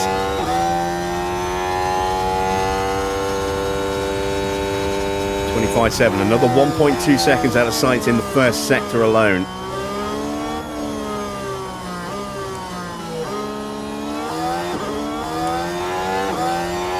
We're now on terms to jump Sainz. We're almost on terms to jump Lawson. We're out of battery. Yuki's into the pits. Now he has that 5-second penalty. This is going to hurt him, but he's boxing before the cars behind him. So he will have an undercut opportunity here. We're going to ease our pace down to protect the tyres a little bit. Norris is in. We were ahead of Norris anyway, so we should stay ahead of him. Oh, it's a yellow flag. Don't be a safety car. Don't be a safety car. Or a mistake for Hamilton. Not a good stop for Norris. Let's have a look at that. Schumacher locking up And at it was Village. Mick Schumacher involved. Oh, all right so far.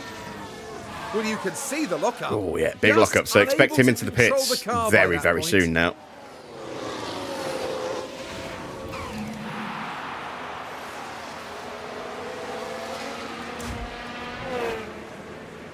Hamilton's right on the back of Tsunoda. That's how much that pit stop has hurt Tsunoda. Next car in front is And he Tsunoda. has some damage. Gap to him 1.4. It's not wing damage. I don't know if it's underfloor or wear on his car, but he has some kind of damage. And we are just out of range of him. Let's see if we can get on terms while he heats his tyres up. Try to increase pushing status.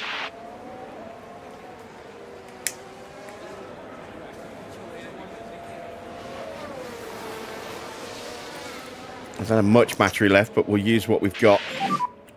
And more energy available.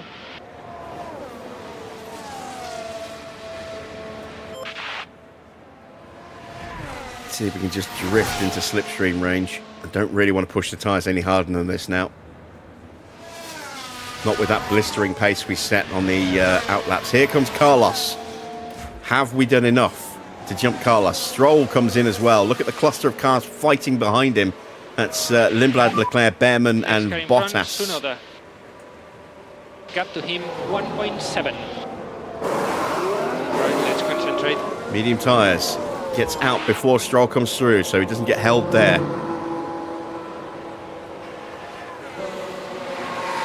Soft tyres going on for Stroll. It's a bad stop. That's all I needed to see. We have jumped Sainz. There is Carlos.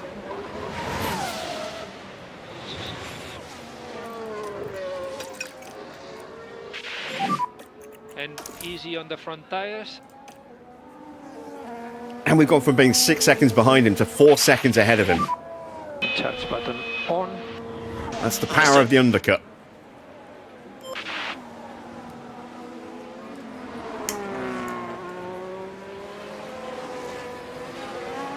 So who else can we jump? We're absolutely jumping Leclerc. He's going to be at the back of the grid again with his pit stop penalty. We are on terms to get ahead of Schumacher.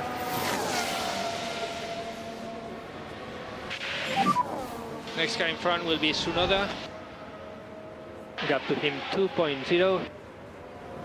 And potentially keep Gasly. going. And here comes Gasly and Colapinto.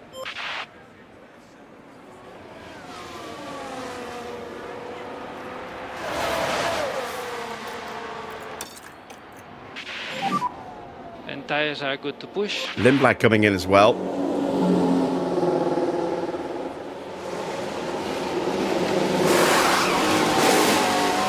Set of mediums, good stop. Not the best stop, but a set of soft tyres. Hamilton gets through ahead of Gasly. Fantastic, fantastic. Right, now we need to turn that back on. And charge button on. Yep.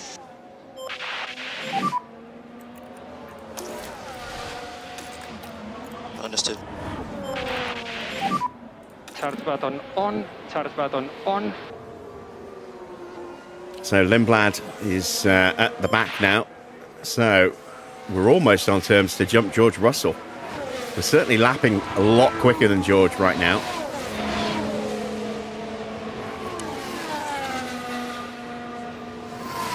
Oscar's in from the lead.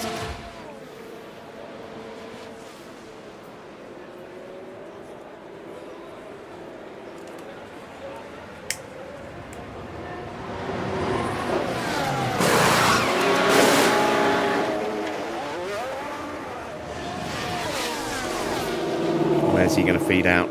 We're not going to catch him. He's too far ahead.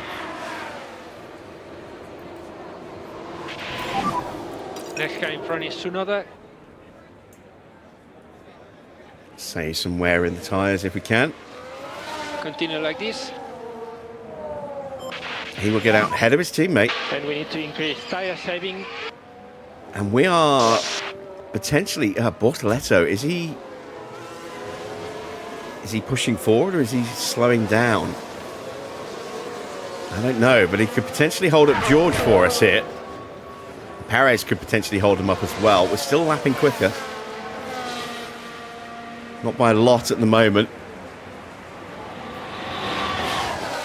But if things stay this way, then we will come out. If we take Antonelli out of the equation.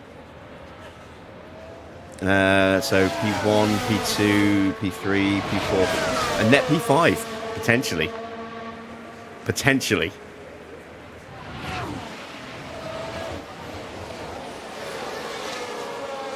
Bortoletto goes around Perez. Does Perez hit the pits? No, he doesn't. He stays out.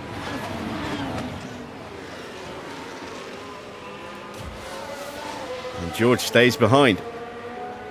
Who did I take out? I didn't take... Well, technically, I suppose I did. We had contact with O'Ward. Was it Albon? I think it was O'Ward. That put us into a loss of control. And as we rejoined the track, we had a massive shunt with Albon, I think. We only saw one replay, and it wasn't from our point of view, it's from O'Ward. So, yeah, not great. It was a big shunt, a big hit. We're going to have a lot of damage on Verstappen's car.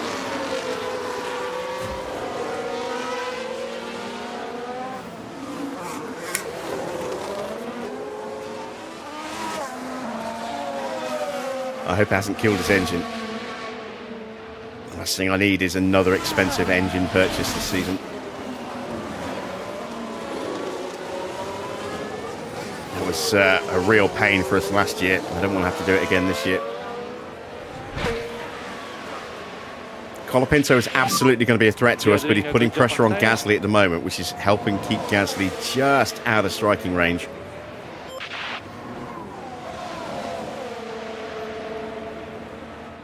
And is allowing us to save some tyre wear by running with a lower pace. In comes Antonelli. Piastri will jump him. We're down to the last 15 laps to go. I think Bortoletto's going to try and go the distance now. I don't know. Well, if he doesn't stop in the next couple of laps, he's going to be going. I think he's going to go the distance. Oh, Gasly's right on us.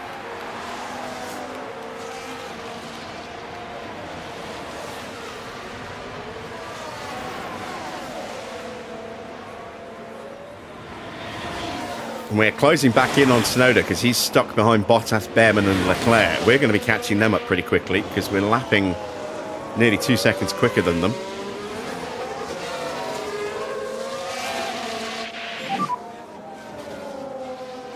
There they are. We are 0.7 ahead of Gasly now.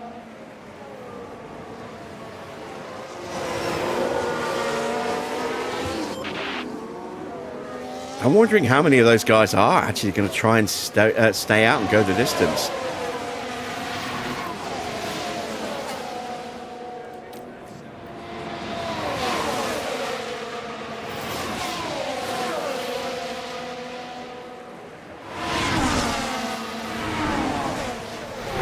Perez gets back in front of Bortoletto.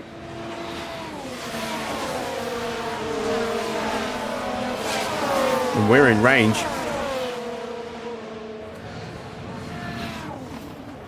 Tsunoda cannot find a way through.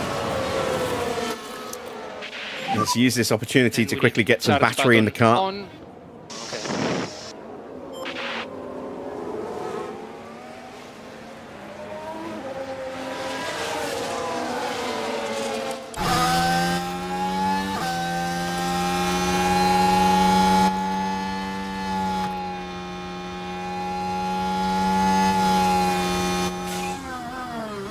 Stroll with a new fastest lap of 1:27.6. Yeah, that's 6 cents quicker than our fastest lap.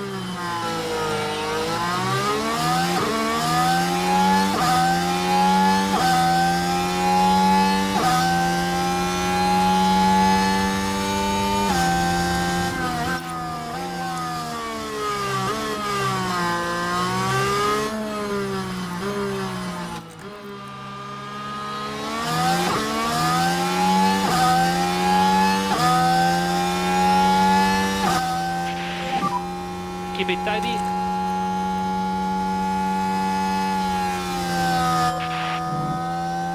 And there we go. He's found a way past Ollie Bearman.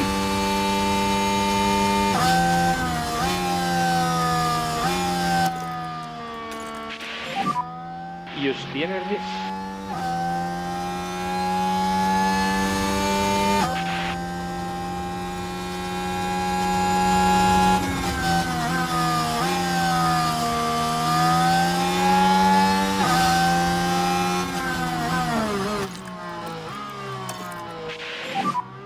So we need to push.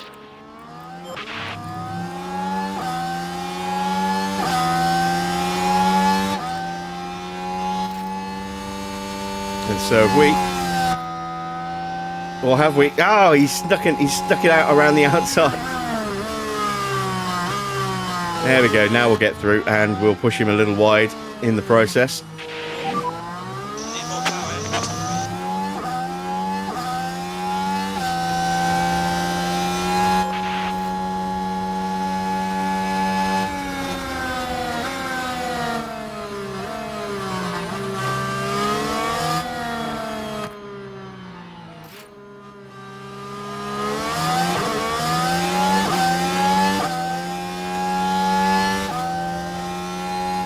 I was hoping Leclerc would cover the inside. He didn't.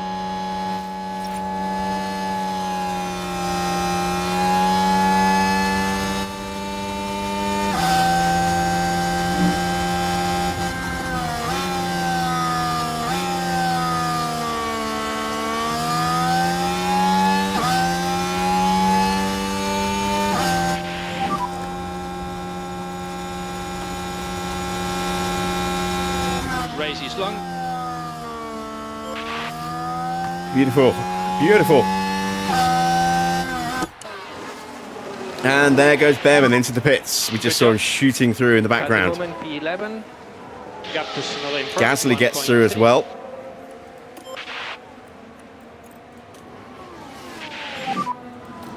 And just a reminder on your eyes.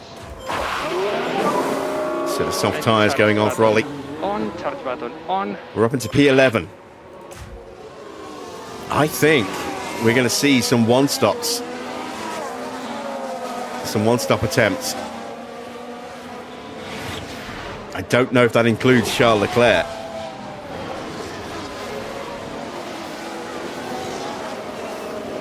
But, I mean, we're ahead of him now, and if he doesn't stop, then his pace is going to be terrible. If he does stop, he's got a 5-second penalty in the pits. And it's going to drop him a long way behind. And again, if he stays out, he's got 5 seconds to add on to his race time. So Leclerc's a non-factor now. Norris could be an issue.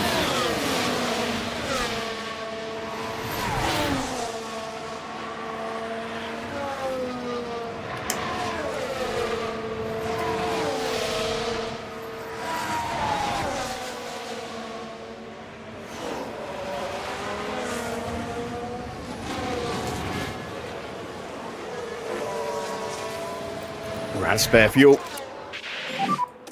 And some lift off, if you can. And there we go. Leclerc is into the pits. There is still time for others to box. Let's see if they do.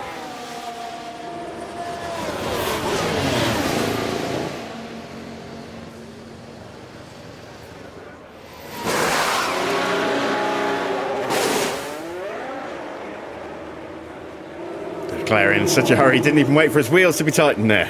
It always gives you that really slow-mo pit crew when you are serving a penalty like that.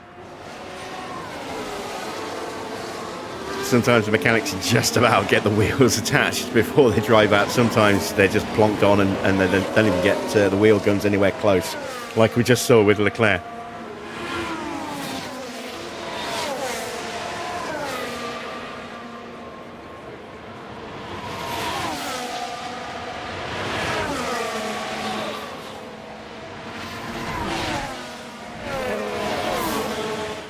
Problems for Valtteri.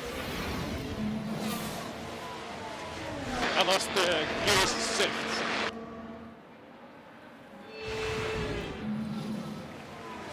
Where is Valtteri? He is ahead of us. Schumacher drops down to 10th. We were talking, oh, he's punctured. Oh, so others are at risk of puncturing. Oh my God, Jesus.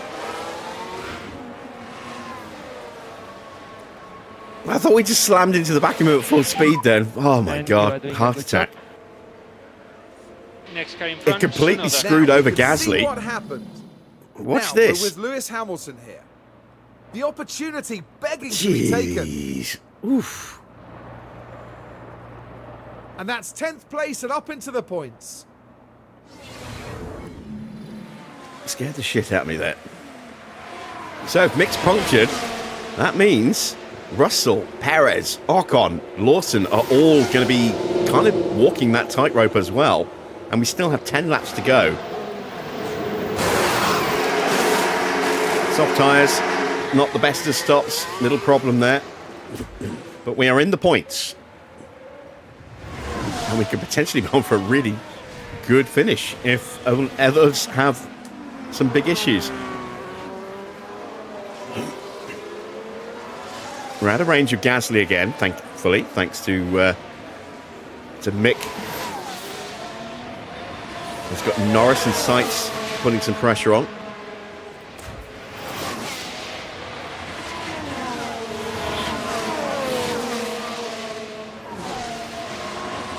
Tsunoda's caught up to the cars in front. Lawson now is 5 seconds, nearly, well, 4.5 seconds slower than Tsunoda on that last lap. But he's got Valtteri in front to give him the DRS, and that's it's not quite enough. Tsunoda finds his way through. But we're going to start closing these guys down very quickly. The gap's 3 seconds. It's going to be a lot less than that in a few corners.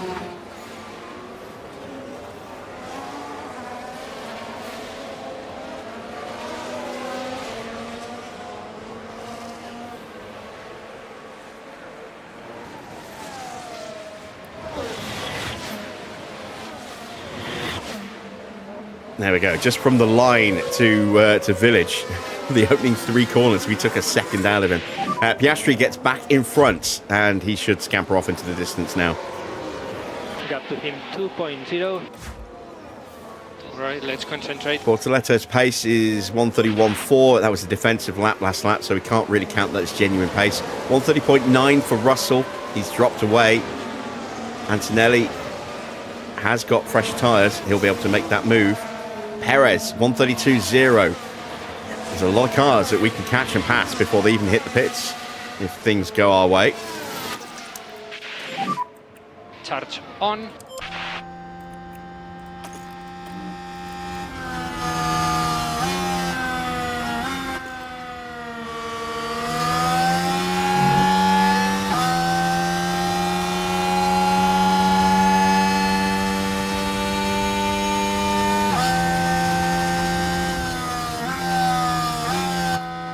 There we go, P9.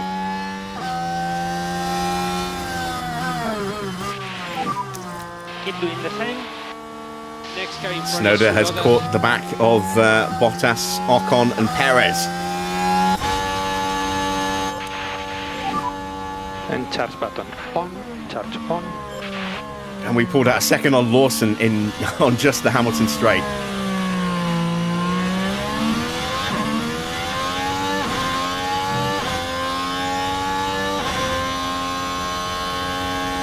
There's Hamilton just swinging into the distance. New fastest lap for Charles Leclerc. No surprise there with brand new soft tyres. A 1:27.1. Lawson's punctured. We got past him just in time. Now, is he going to hold everybody up here? holds up Norris a little bit and potentially Sainz as well. Gasly actually got away clean this time. There is Hamilton.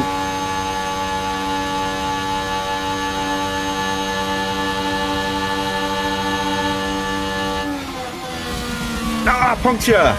Puncture for Perez. And look how much carnage he's causing to the cars in front. We get through nicely.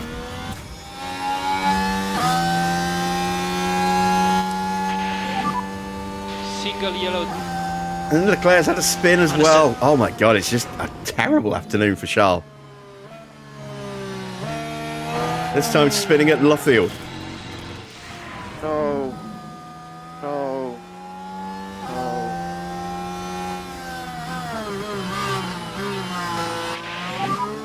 Gap to Gasly behind 1.8. We do have the red flag to thank for all of these shenanigans that are going on here, but can you imagine if they tried the one stop and Max was still in the race? We could have been on for a huge haul of points. Next car in front is Tsunoda.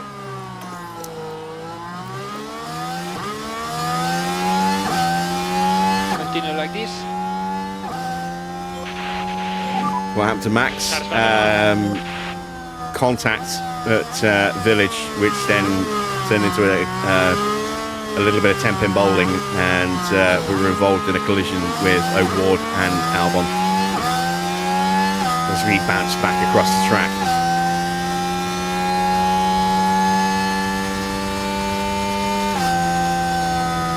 Ocon is really struggling, look.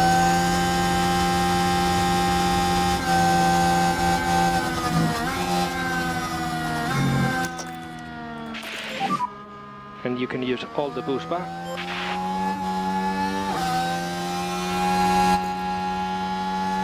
Yes, we boxed him in. We boxed him in. Next car. We couldn't quite get past Ocon. No, there's Yuki. Go away, Yuki.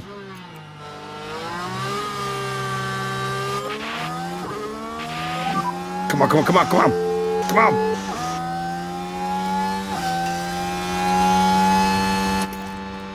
And Norris behind. There we go. Right, Ocon next.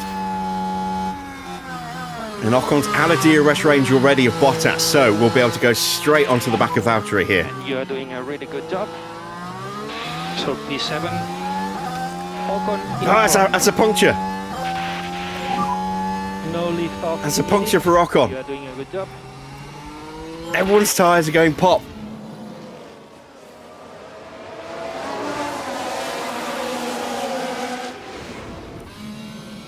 And once again, Norris is delayed slightly there. We're into P6. Valtteri up next. George's pace is struggling. We're going to catch George, I think. Gap to him 0.9. Don't think we're going to catch Bortoletto. I think his pace is still strong enough. And start button on.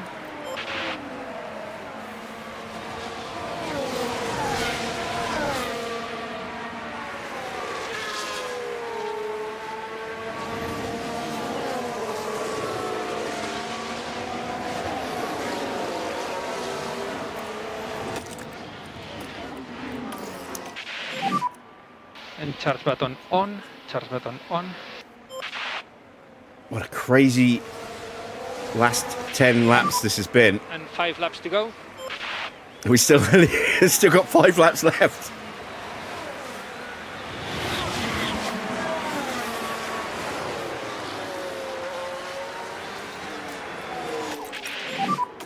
Next guy in front, Bottas. And that's a puncture for George.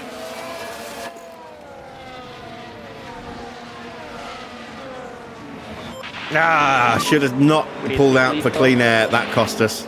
I thought I could get past. And with a bit of clever manoeuvring, that's my bad. That's just cost us 2 seconds. So at the moment you are P5.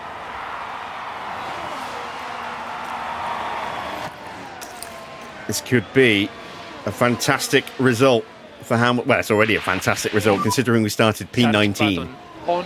Ocon finally makes it back out of the pits on a brand new set of softs.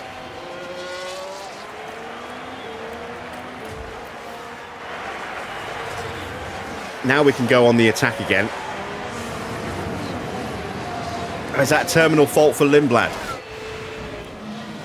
Oh, that's not good. Oh, yeah, They'll that's need an to engine going retire the bang. car. We're seeing it all today at Silverstone.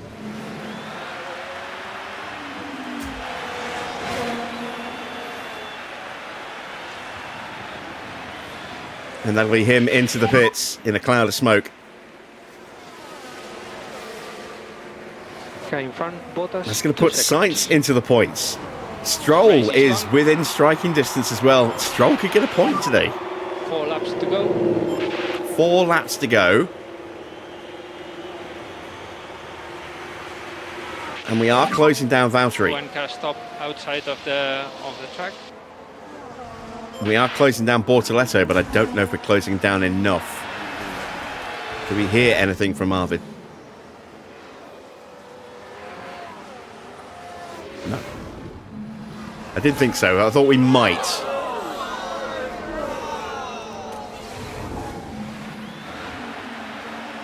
Russell makes it to the pits.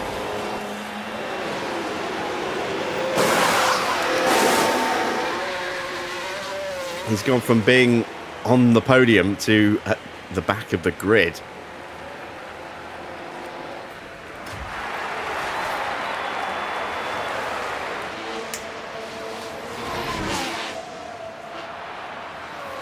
It's another yellow flag, and that is Perez.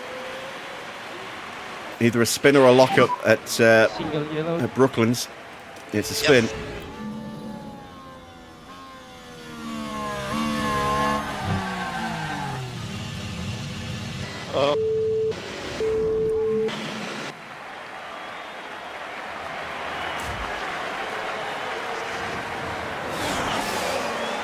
Let's see, what is Bortoletto's pace across the line?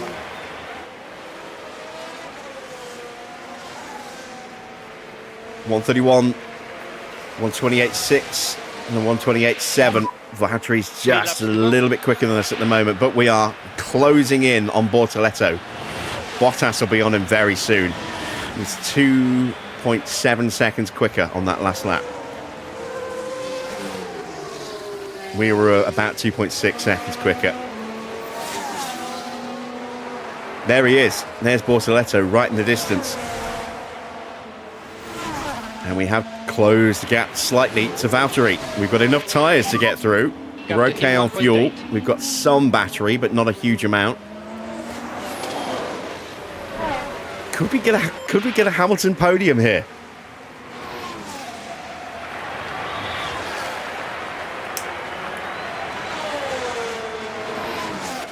New fastest lap for Ocon, a 126.0. That is quick.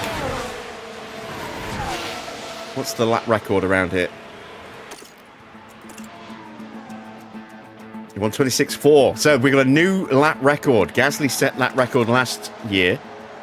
This year, Ocon.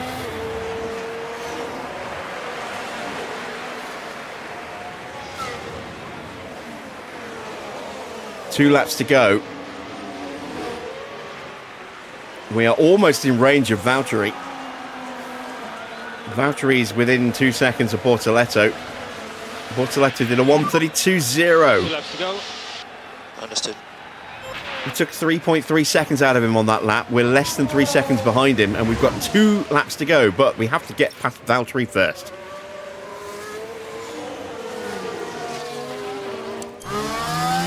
That's a puncture. Bortoletto is punctured. So now it's a straight fight with Valtteri for the podium. This would be an amazing result after what happened with Max. Good job. At the moment you are P4.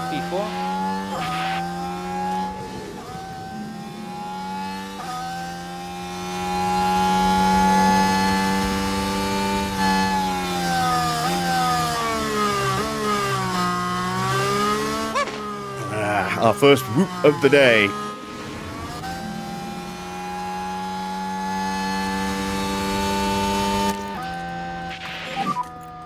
So deployed. Yep.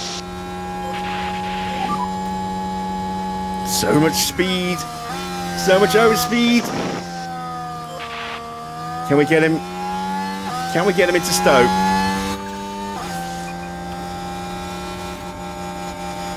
Make the move, make the move. He covers us. Can we go around the outside?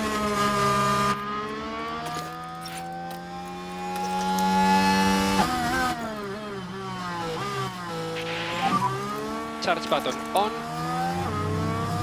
Do we hold the position or does he come back through? And we need to increase lift and coast. And last lap. We held the position. All right, all out defense, Lewis. Try to stay in front.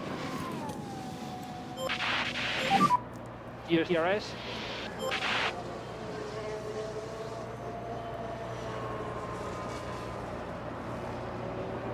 There's life in the old dog yet.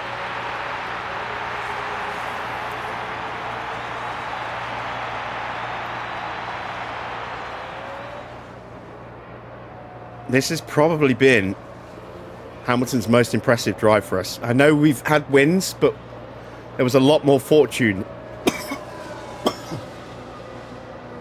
in those potentially.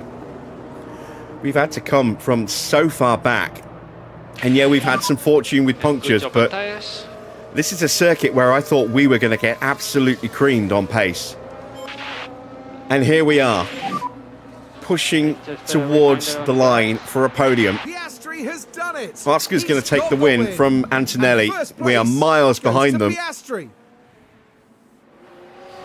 but that's okay. They can be really proud of what they've achieved today.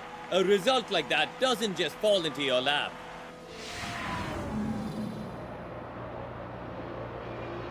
It's okay that we're that far behind because Lewis Hamilton is about to step back onto the podium at Silverstone.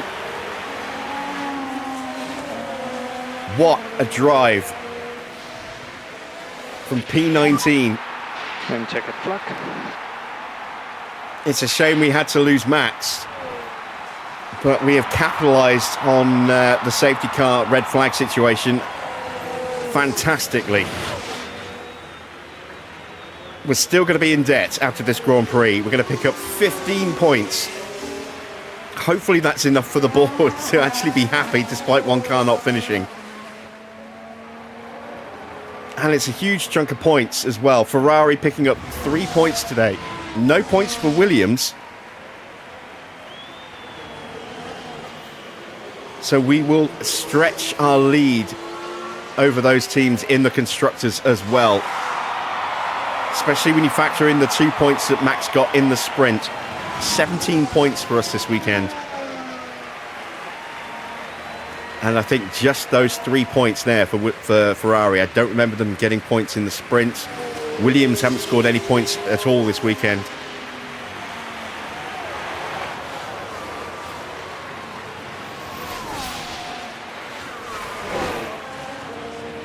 And we're just waiting for Bortoletto to cross the line.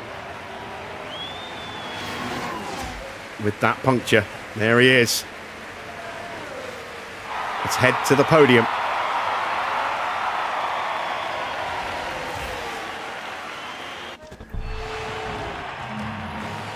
Max will be very unhappy after that race, I'm sure.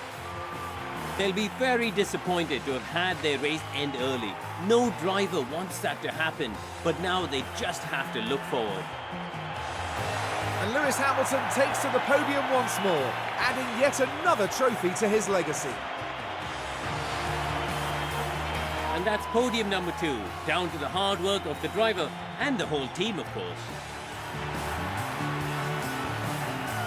Well, we might be in Britain, but our podium finishers won't be celebrating with a cup of tea tonight. They'll be staying true to Formula One tradition.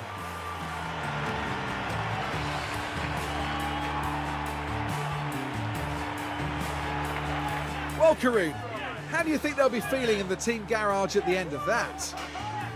They'll certainly be pleased to have made the podium.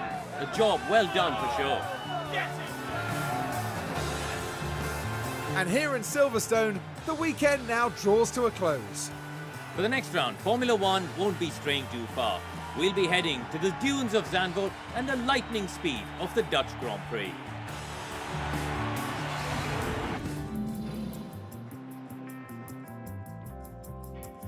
Whew. What a finish. Confirmation then of the final result. Oscar takes the win ahead of Antonelli. That's Oscar's 6th win of the season.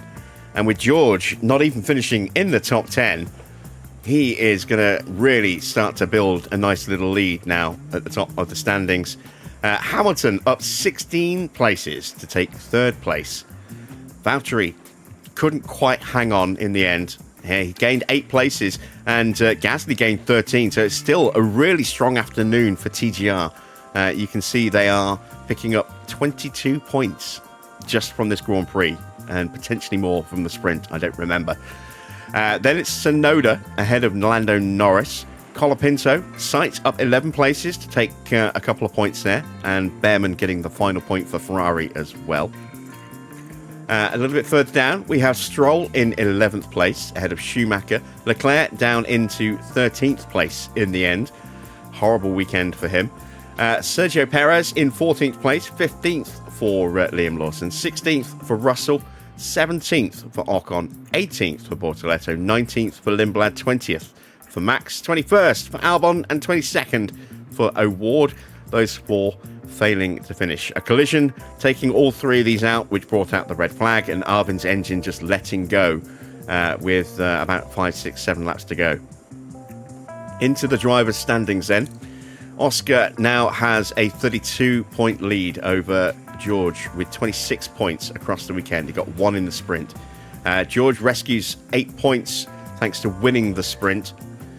So not a complete loss this weekend. Antonelli moves up ahead of Norris into 3rd place. 24 points this weekend for him over 6 for Norris. He now leads his teammate by 8 points. No points at all for Charles Leclerc. He is starting to be cut adrift on 107 points. Yuki Tsunoda stretches out his lead over Ocon by 4. He now has a 5-point lead over his teammate. Hamilton up to 8th, well, still in 8th place, but up to 65 points after that podium. And Max, with those 2 points in the sprint, moves ahead of Ollie Bearman and is now in 9th place on 43 points, tying with Bearman, but has that podium, which is why he is above the young Briton. Then it's Gasly with 42 points. 34 points for Albon. Nothing scored this weekend for him. Bottas is up 4 places. He's now on 31 points, as is Colapinto. 30 points for Sainz and Lindblad. 28 points for Lawson. No points scored at all for Williams this weekend. Then Bortoletto in 18th place with 18 points, ahead of Perez, Stroll, Schumacher, O'Ward, and Hadjar at the bottom of the table. That 1 point before we said goodbye to him this season. So in the constructors' standings, it's 302 points for RedBull. Despite the win for Oscar Piastri, because Charles Leclerc did not chip in any points, he has meant that has meant that Mercedes have actually closed the gap by 4. They are now just 12 points behind Red Bull. McLaren in 3rd on 181, Aston on 157 in 4th. We're up to 109 points now. Haas are now the team that's chasing us down in 6th place. They are tied with Ferrari, but they're up to 73 points, as are Ferrari. 62 points still for Williams. They drop down into 8th place now. Maserati up to 9th. They're tied with Nissan on 33 points apiece. Then it's Audi at the bottom with just 14 points. Not been a good year for Audi this year. Wonder why that is. Stroll. Stroll. Moving into the fastest pit stops. We only had 1 stop. And there it is. And we did get a point. But Red Bull scoring strongly today. 1st and 4th. Aston in 2nd. McLaren 3rd. Ferrari getting 5th. Toyota, TGR getting 6th and 8th. Williams getting some points in 7th in between them.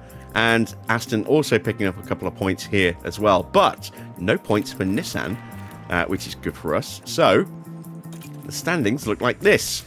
Nissan have dropped down into third place, as have Mercedes. Neither of those two teams scoring any points. So despite Red Bull scoring a whopping 37 points this weekend and jumping up 2 places, our lead has only shrunk by 2 points at the top. So we lead by 42 points. That's not bad. That's not bad at all.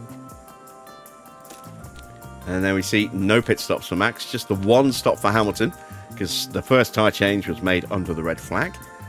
And of course, no finish, which means no money on Max's side of the garage. Just 1.3 mil will be added to our bank balance, which is very, very small. And we are now officially going to start the month in debt.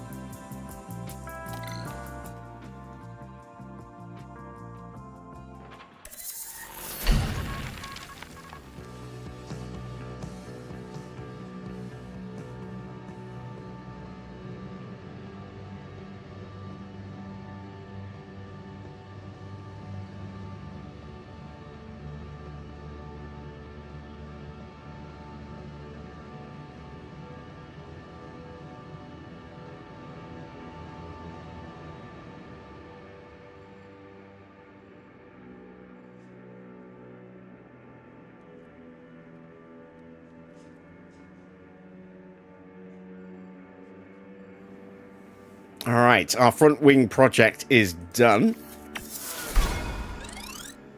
And we've got some money from the sponsors. Oh, thank God.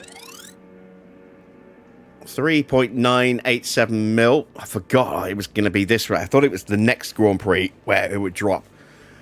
So this is where we might have to mod some money in, because it might not let us actually set our engagements for the following month, given that it's dropped on a race weekend.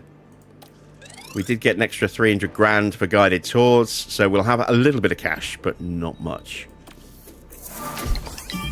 Harrison's actually gone up in rating with that drive. He's up to a 91. Fantastic. He has been driving through his, out of his skin this season. We've got 3.7 mil in the bank. That is better than I was expecting to see. We've got something purple in the inbox here. Not sure what that is. Before we do anything else, we are going to check in with the board. See what they thought of that result. Please be good. Please be good. Yeah! Delighted with Silverstone. Delighted with the podium. That's good. That's very good. Finances, disappointed. You can see we're starting September with a lot of debt, but we managed to cover off most of it, which is good. Well, all of it, actually.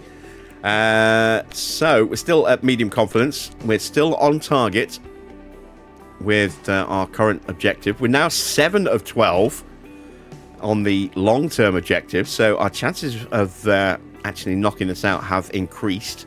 We still have races where we're probably a good bet for points, like Vegas, like Monza.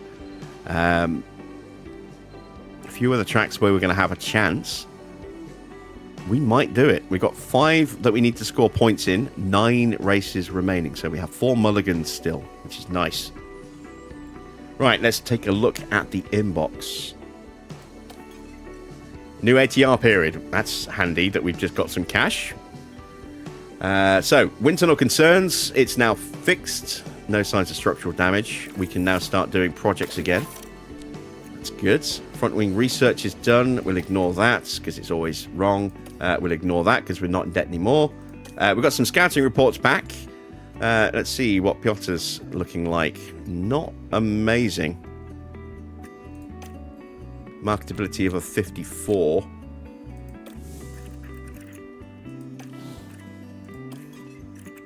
What about Pietro?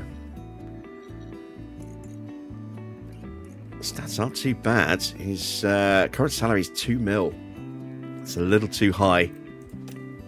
Marketability is good though, 67. What is his current training rate? Development rate still very high. Not bad. He's 23 years old and he's still very high. He might be somebody that's worth taking a punt on. Right.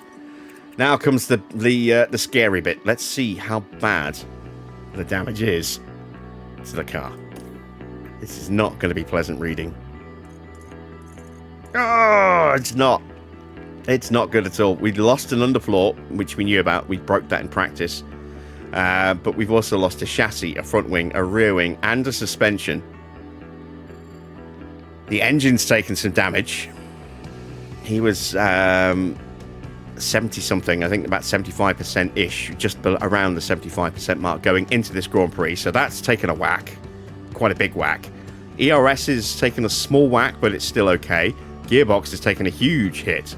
That was, in the 80 range. So I think that's about 88% on the gearbox. So that gearbox is toast, but that's okay because we do still have 2 more gearboxes available. I really thought we would have completely ruined that engine, but it is still usable, which is not going to be great for the next few races until we switch over.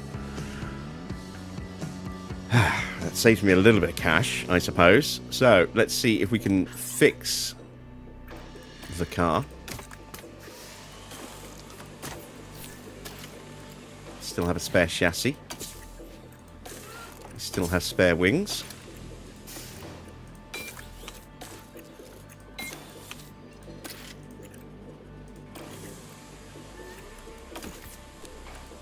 And we still have a spare suspension. Okay, so that could have gone a lot worse. I mean, it's still pretty bad.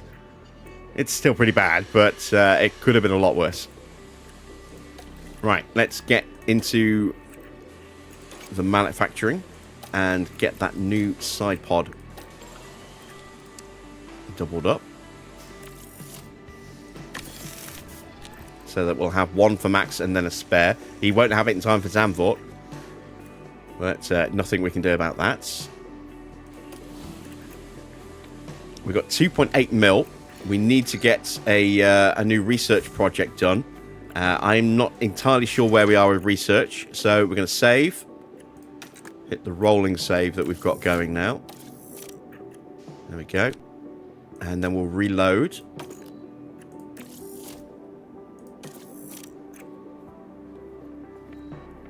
And this will now bring that data from that wing project into our data set. So, chassis. Yeah, we still need to do more on the chassis. Well, we're not going to be able to cover off the losses on the chassis, but it's not being majorly affected. Well, I mean, the cooling is, but that's not the main area we want to focus on. We want to focus in on the suspension, the wings, and the side pods. So that's not great, but we'll keep plugging away where we can with smaller projects. The front wing, we put a big project into that.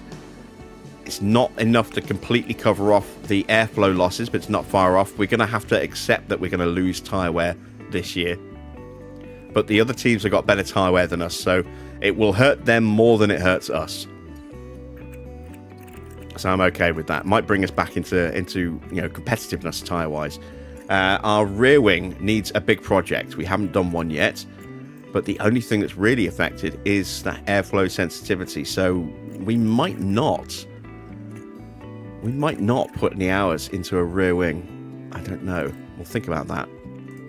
Side pods. We need to do a big side pod project. We're going to get hit really hard on engine cooling and on airflow. So a big project will cover off the airflow losses and mitigate the losses on the engine cooling. Underfloor, it's only really airflow. We've been doing small projects and we've covered off half of the loss there. Suspension's had a big project on it. So again, we've halved the loss there. We've almost covered off the airflow loss and we've gained on the other parts, or the other areas. And that is it. So, let's see. Let's do the side pod then for our new research project in this period, because we haven't done anything at all on that yet.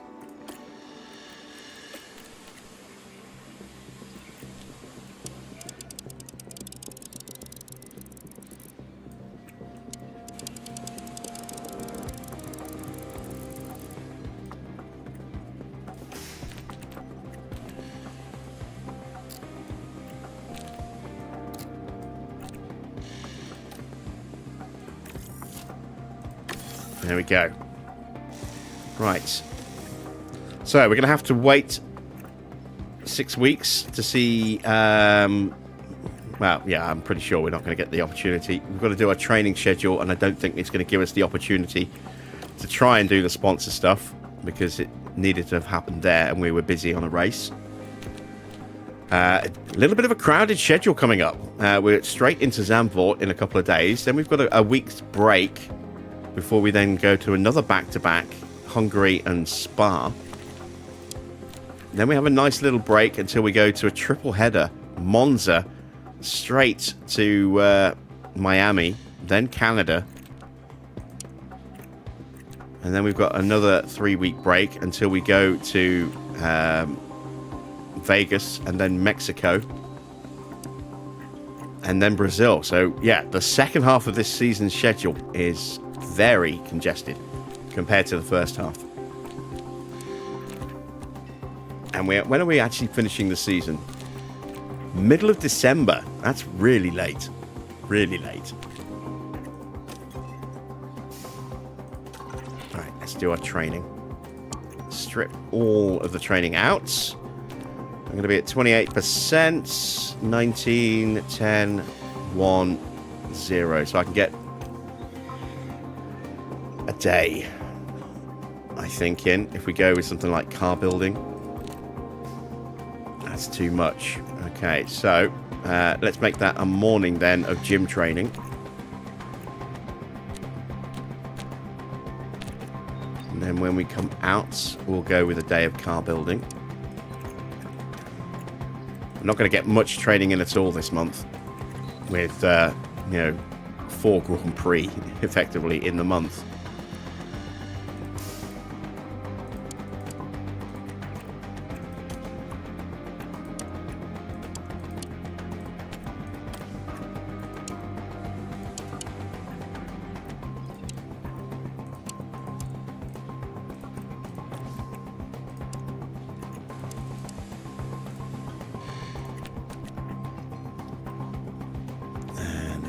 I don't think I can squeeze a day of training in unless I sacrifice a little bit of gym training, which I might well do.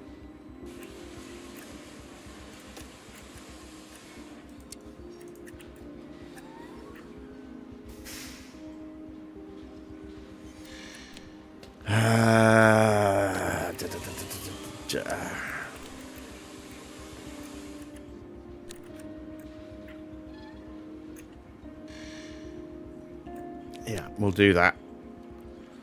And then, can I get any training in here? Half a day. So we'll put a morning of gym training in. There we go. So we'll end the month like that. That's probably a bit more realistic because it's not showing the fatigue. We will carry a fair bit of fatigue into the start of the next month, which is not ideal. But we will get our chance of mistake down to about 4.5%. Our staff are nearly capping out on that. So we're going to be reducing the amount of actual attribute training we'll be doing going forward. Car building improves a bit more. Estimated pit stop still around 1.9 seconds. That's pretty good. Let's confirm those changes. I still have 1.8 mil. And I'm very tempted to get another wing project started.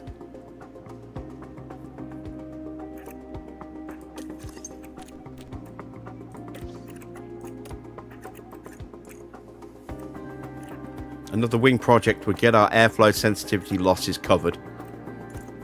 Improve our tyre wear a little bit better. And give us a little bit more downforce as well. What about the rear wing? Potentially not putting any hours into the rear wing at all. So, should probably do another rear wing project.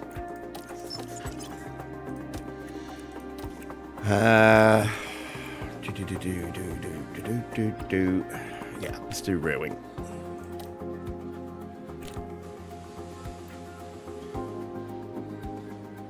And again, that's the main area that we're trying to work on. So let's just drop all of these right down. Like that. You could do with some tips on pit stop training. Well, first and foremost, you need a good sporting director. The most important stats the sporting director has are, in my opinion, until he gets right up to the very top level, processes. This is your ability to sort out your workflow. So the better this rating here, the less fatigue your pit crew will gain from race weekends, which, when you've got a low rating, means that you have less of an opportunity to try and get any training in at all. If you've got back-to-back Grand Prix, you might not be able to do that at all. You've got a high rating, you can get a little bit of training in after a Grand Prix if you've got back-to-back, and it means you can squeeze more effective training in if you've got like a 2-week break between races. So that is a really important stat to get trained up nice and quickly. I also like to go with this one as well, training. The higher the rating, the faster they will develop through their training sessions, and the less performance they lose between seasons as well. So that means they get good quickly, and then they don't drop off as much over the winter break. And then aptitude is what caps your staff's, your pit crew's skill limit. So ours is capped at 94 at the moment, because that's the aptitude level for Will Courtenay. So that's an important one, but not the most crucial. Leadership is also a good stat, but again, not crucial. The higher the rating, the greater chance to minimize the delay if you make a mistake on a pit stop. But if you're training them well, you're hopefully eliminating those errors anyway. So yeah, that's for me why training and processes are the two most important stats to focus on. So you want your innovation to be the one where you concentrate your sporting director's focus training. And then the most important thing as far as the actual training for the pit crew itself is keeping an eye on the fatigue. Never, if you can at all avoid it, never carry fatigue into the start of the next month, because that will impact how much training you can get started right from day one. If you're going into the month and you've got no fatigue, or very little fatigue, if you're in this bar here, there's a good chance that that will be reset down to 0 for the start of the next month. So that allows you to really get the ball rolling with some really good training.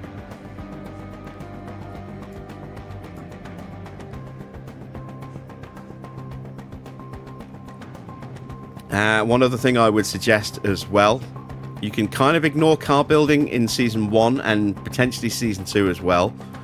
You want to focus on doing skill training to try and improve your stats, and you'll more than likely have an imbalance in these stats. So at the start of a season, you want to start looking at focusing some of these drills into specific areas so that the stats start to balance out. When you've got them all balanced like we have here, it's much easier, because you can then just throw in a single session. It doesn't have to be a full day, but a single session on balanced, and all the stats will get some attention, and they're all going up at the same time, which is, really useful. And then with your gym training again, that's what's going to make the improvements on your pit stop time. There is a temptation to just throw everything into that, but that is the most time intensive, or the most fatigue intensive training of the lot. That's going to give you a lot of fatigue a day, or at least per session. And if you've got a double day, then yeah, you're looking at a lot of fatigue building up quickly. Your car building and your skill training takes or creates less fatigue than gym training does. So finding the right balance is a good thing to do. I would suggest as well, if you really want to get more of an insight, go to any of the first videos, or the first video of the season in any of my playlists. You'll see that I do pretty much the same thing. I always look to try and balance those stats out where I can in the skills, and then I try and focus in the gym training while the fatigue is low, and then taper that off and bring in some skill training as the fatigue levels naturally start to increase a little bit. And just watch those periods in those videos where I'm doing my training, and you'll figure out a good way to do it. You'll see as well with the opening videos of the season, because there's like 2 months. You start January 1st, so you have to do your pit crew training for January. You then have to do your pit crew training for February, and then into March as well. Potentially, depending on when the season actually starts, whether it's late Feb or early March, you might get to see 3 single training sessions in one video before we go to a Grand Prix.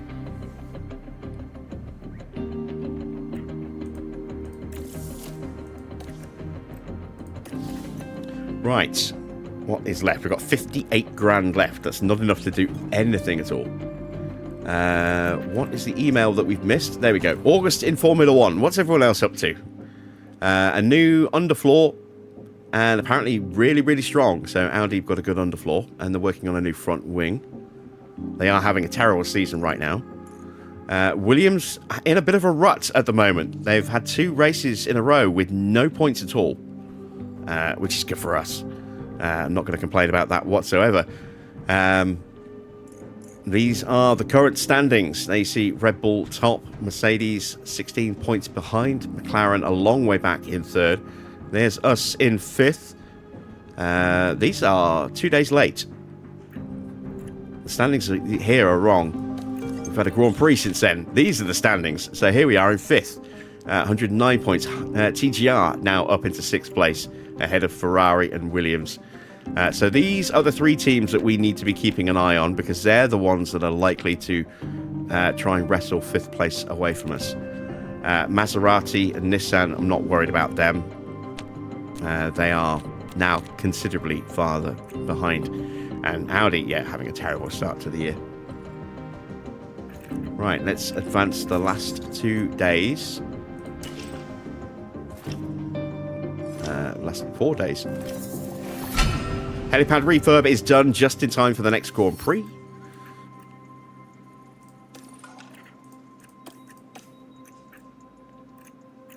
What's the forecast for Max going to his home Grand Prix? Oh, wet weather and light rain. So we could get intermittent conditions. We could get dry and wet, or wet, dry, wet, dry, wet, dry, all wet, all dry, and apart from a tiny little period at some point.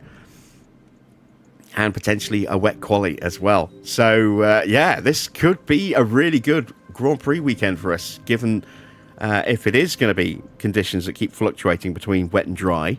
That's going to play very much to the strengths of Hamilton and Verstappen, as they are both wet weather, intermediate, interchangeable condition specialists. So, yeah. We'll keep our fingers crossed on that. That's going to be our race on Monday. When we come back, we will have seen the livery for all of the teams for the 2026 season. Sunday will be Cadillac's reveal at half-time on the Super Bowl. And then Monday, we've got McLaren and Aston to reveal their liveries for the 2026 season. So we'll be able to have a chat about all of that when we come back on Monday. We'll be back at the usual time, 8 p.m. Until then, that's it from me. I hope you've enjoyed today's Grand Prix. If you have, a thumbs up will be much appreciated. If you're not yet subscribed, then you're missing out. Why not hit that subscribe button as well? It's free. It's not going to cost you anything. And be sure to hit the bell for notifications on live streams and videos. There will be another another logo tutorial dropping over the weekend. Planning to try and get an ATR or ETS, probably ETS stream in on Sunday at some point. And then, yeah, we'll be back on the track on Monday at the usual time of 8 p.m. So until then, thanks for watching. I am Jim Bob, and I'll be back with more F1 Manager very soon.